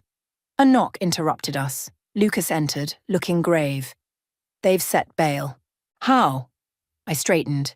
"He couldn't access our accounts. Someone posted it for him, a casino owner named Michael Phillips. The name hit like a slap. Mike, Ben's drinking buddy.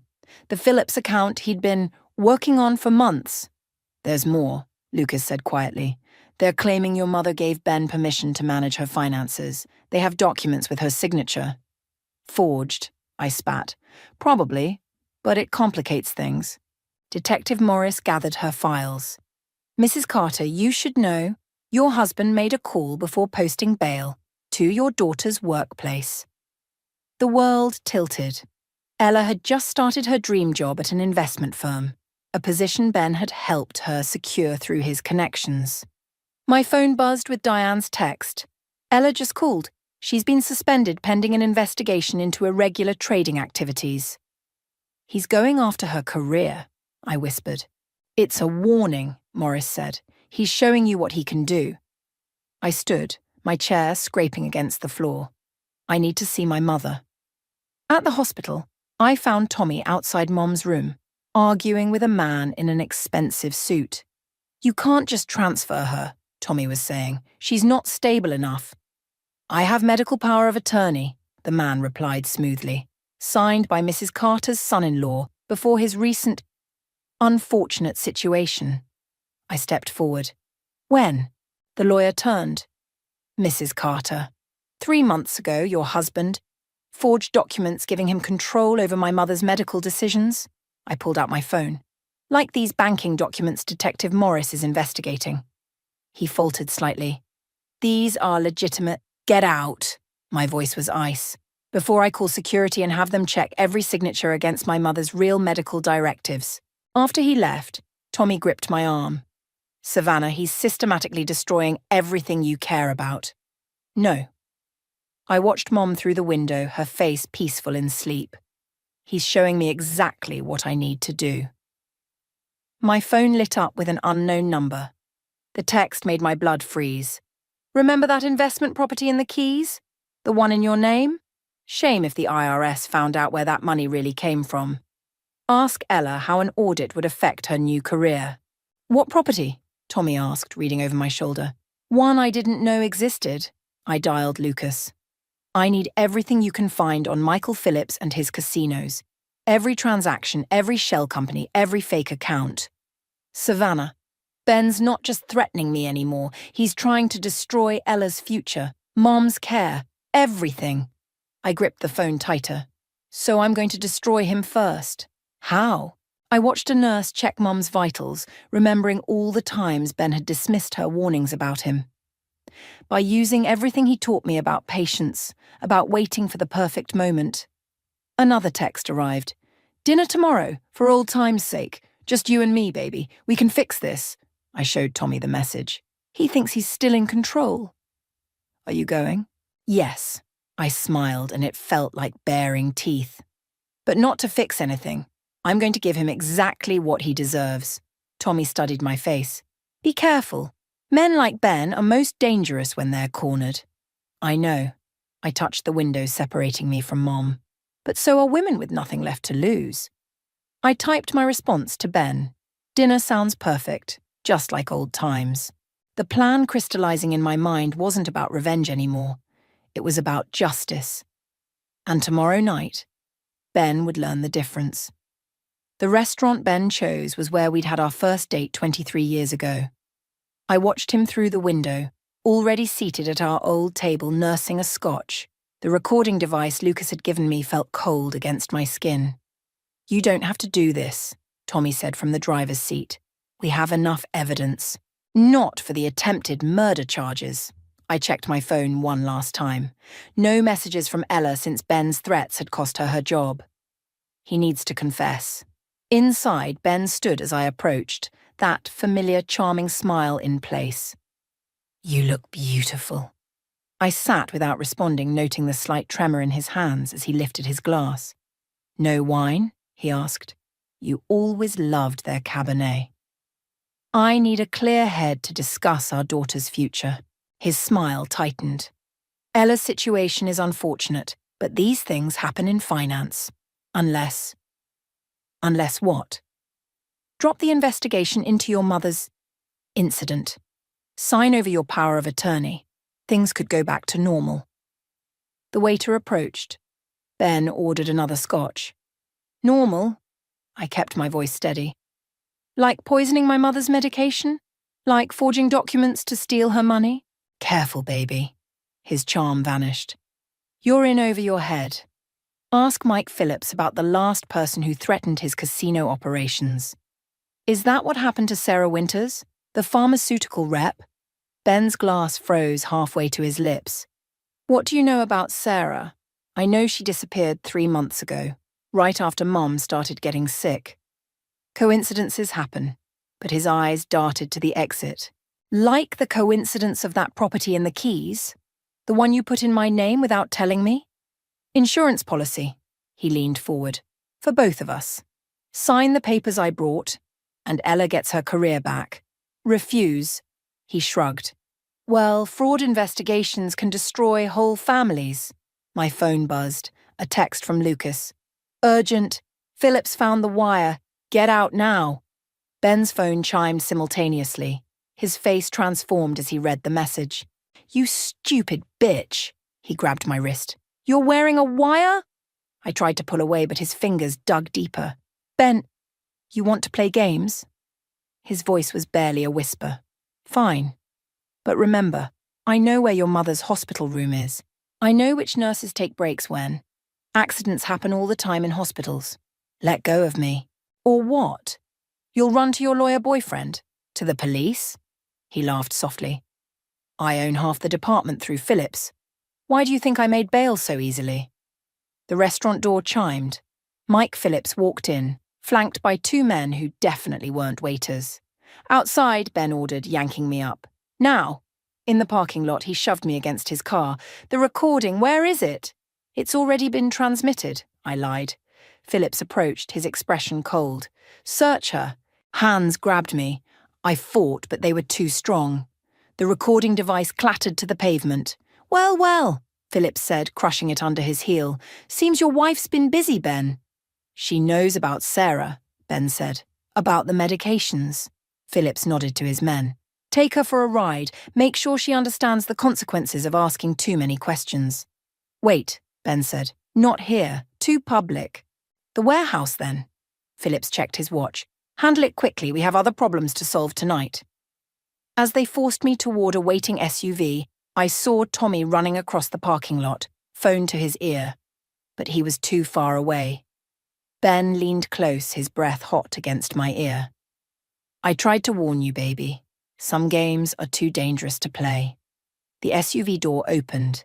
Inside, I glimpsed Sarah Winters' pale face, her eyes wide with terror. She was alive. And now I knew why. "Get in," Phillips ordered. In that moment, I realized I'd miscalculated badly. This wasn't just about Ben's gambling or my mother's money. This was something much bigger, much darker, and I'd just walked right into their trap. The warehouse air reeked of motor oil and fear. Sarah Winters huddled in the corner while Phillips's men kept their guns trained on us. Ben paced, checking his phone every few seconds. "The police are at the casino," he snapped at Phillips. "How did they know?" "Maybe your wife can explain." Phillips nodded to his men. "Make her talk." "Wait," I straightened, ignoring the gun pressed against my back. "Before you do anything stupid, you should know about the trust." Ben froze mid-pace. "What trust?"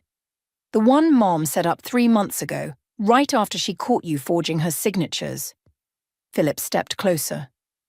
"What's she talking about, Ben?" "She's bluffing." But Ben's voice wavered. $5 million, I continued. All perfectly legal.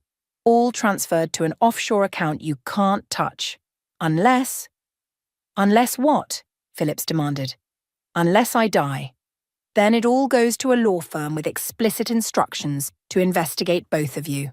Every transaction, every forged document, every altered prescription.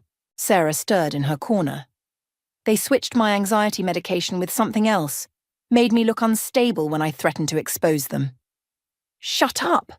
Ben lunged toward her, but Phillips caught his arm. Is this true? Phillips's calm facade cracked. You used my casinos to launder money without telling me? Mike, I can explain. You brought the cops to my door over a domestic dispute? It's not just domestic.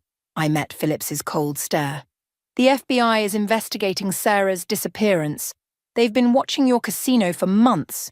Right now, they're executing search warrants at every property connected to both of you. Ben's phone buzzed. His face went ash white as he read the message. They found the prescriptions, he whispered. In my office, safe. Phillips moved with startling speed, slamming Ben against the wall. You kept evidence? Insurance, Ben gasped. In case you tried to cut me out. Like you cut me out of Mum's inheritance? I took a step forward despite the guns. Like you tried to cut Ella out of her future. I did it for us. Ben's composure shattered completely. Everything I did was to secure our future. By poisoning my mother? By destroying our daughter's career? You don't understand what Phillips would have done. A siren wailed in the distance. Phillips's men shifted nervously. Boss? One called. We need to move. Phillips released Ben, straightening his jacket. Clean this up. No witnesses. Too late. I nodded toward the warehouse windows where red and blue lights now flashed. Tommy followed us. And that trust I mentioned? It's real. But it doesn't activate when I die. Ben's eyes widened. When does it activate? The moment Mom woke up yesterday. The moment she told Detective Morris everything she saw you doing with her medication. The warehouse doors burst open. FBI agents swarmed in, weapons raised. Through the chaos, I watched Ben's face as he realized everything he'd built was crumbling. You planned this, he whispered. All of it. The wire, the dinner, Sarah. I learned from the best. I stepped back as agents surrounded him. You taught me about patience, remember? About waiting for the perfect moment? Phillips and his men surrendered quietly, but Ben fought as they cuffed him. You can't prove anything. It's her word against mine. Actually, Sarah called from where medics were checking her, it's my word too. And I kept records of everything. I watched them lead Ben away, his threats fading into the night. Detective Morris approached with an evidence bag containing familiar papers. The forged power of attorney documents, she said, found exactly where you said they'd be, in the Keys property's safe. The property he put in my name without telling me. I smiled tiredly. His insurance policy became mine. Through the warehouse doors, I saw Ella running toward me, Lucas and Tommy close behind. In that moment, watching my husband being driven away in a police car, I realized revenge wasn't what I'd really wanted. I'd wanted justice, and finally, after all these years, that's exactly what I'd gotten. Mum's hospital room felt different in the morning light. She sat propped up against pillows, her speech still slurred but improving daily. The newspaper in her lap carried Ben's conviction on the front page. 20 years, she said, tapping the headline. Should have been longer. I adjusted her blankets, remembering the courtroom, Ben's face as Sarah Winters testified about the tampered medications. Phillips got 30. And the money? Being returned to their victims. I smiled. Including your trust fund. She patted my hand. I always knew you were smarter than him, even when you couldn't see it yourself. A knock at the door interrupted us. Ella entered carrying a stack of files, Lucas close behind. The investment firm called, she said, settling into a chair. They're reinstating me with back pay and an apology. They should be apologizing, Lucas added. Their compliance department missed Phillips's connections entirely. Mum's eyes narrowed. You two seem awfully comfortable working together. Ella and Lucas exchanged glances. Actually, Ella began, we've been dating since before all this started. Lucas was already investigating Dad's accounts when I came to you about Mom's stroke, I finished, pieces clicking into place. That's why you had access to those records so quickly. Lucas straightened his tie nervously. I couldn't say anything without compromising the investigation, but watching Ben threaten Ella's career, he shook his head. That's when I knew we had to move faster. You could have told me, I said to Ella. Would you have believed me? She met my eyes. Before all this? The question hung between us, heavy with years of protective silence and careful omissions. No, I admitted. I needed to see it for myself. Tommy appeared in the doorway. Detective Morris is here. They found something in Ben's office you should see. In the hospital corridor, Morris handed me a worn leather journal. Ben's records, goes back 20 years. I opened it, recognizing Ben's handwriting. Each page detailed a manipulation, a calculated move to control our lives. The day he convinced me to quit my job. The investments that drained my inheritance. The careful grooming of Ella's dependence on him. He was playing a long game, Morris said quietly. The gambling, the fraud. It was all secondary to maintaining control. But he lost it, I said, closing the journal. The moment Mom saw through him. Speaking of control, Morris pulled out an envelope. The Keys property. Since it was in your name, and you helped expose the money laundering, I don't want it. Actually, Ella interrupted, I have an idea about that. We returned to Mom's room where Ella spread out her files. The property's worth could establish a foundation for victims of financial abuse, people like Sarah Winters. Using Ben's insurance policy against him one last time, Lucas mused. No, I looked at my daughter, seeing not just Ben's ambition, but my mother's wisdom in her eyes. Using it to help others protect themselves, the way we finally learned to. Mom reached for the papers with her good hand. I'll help. Lord knows I've got time for a new project. We all will, Tommy added from the doorway where Diane had joined him. Looking around the room at my mother growing stronger each day, my daughter forging her own path, our family rebuilt stronger than before, I realized something. The revenge I'd originally sought would have left me empty. But this felt like redemption. There's one more thing, Lucas said, pulling out a final document. Ben's last appeal was denied this morning. He asked to see you. No. The answer came easily now. He has no more power over any of us. Through the window, I watched the sun rise over the city. Somewhere in a prison cell, Ben was waking up to another day of consequences. But here, in this room full of love and hard-won wisdom, we were finally, truly free. And that was better than revenge could ever be.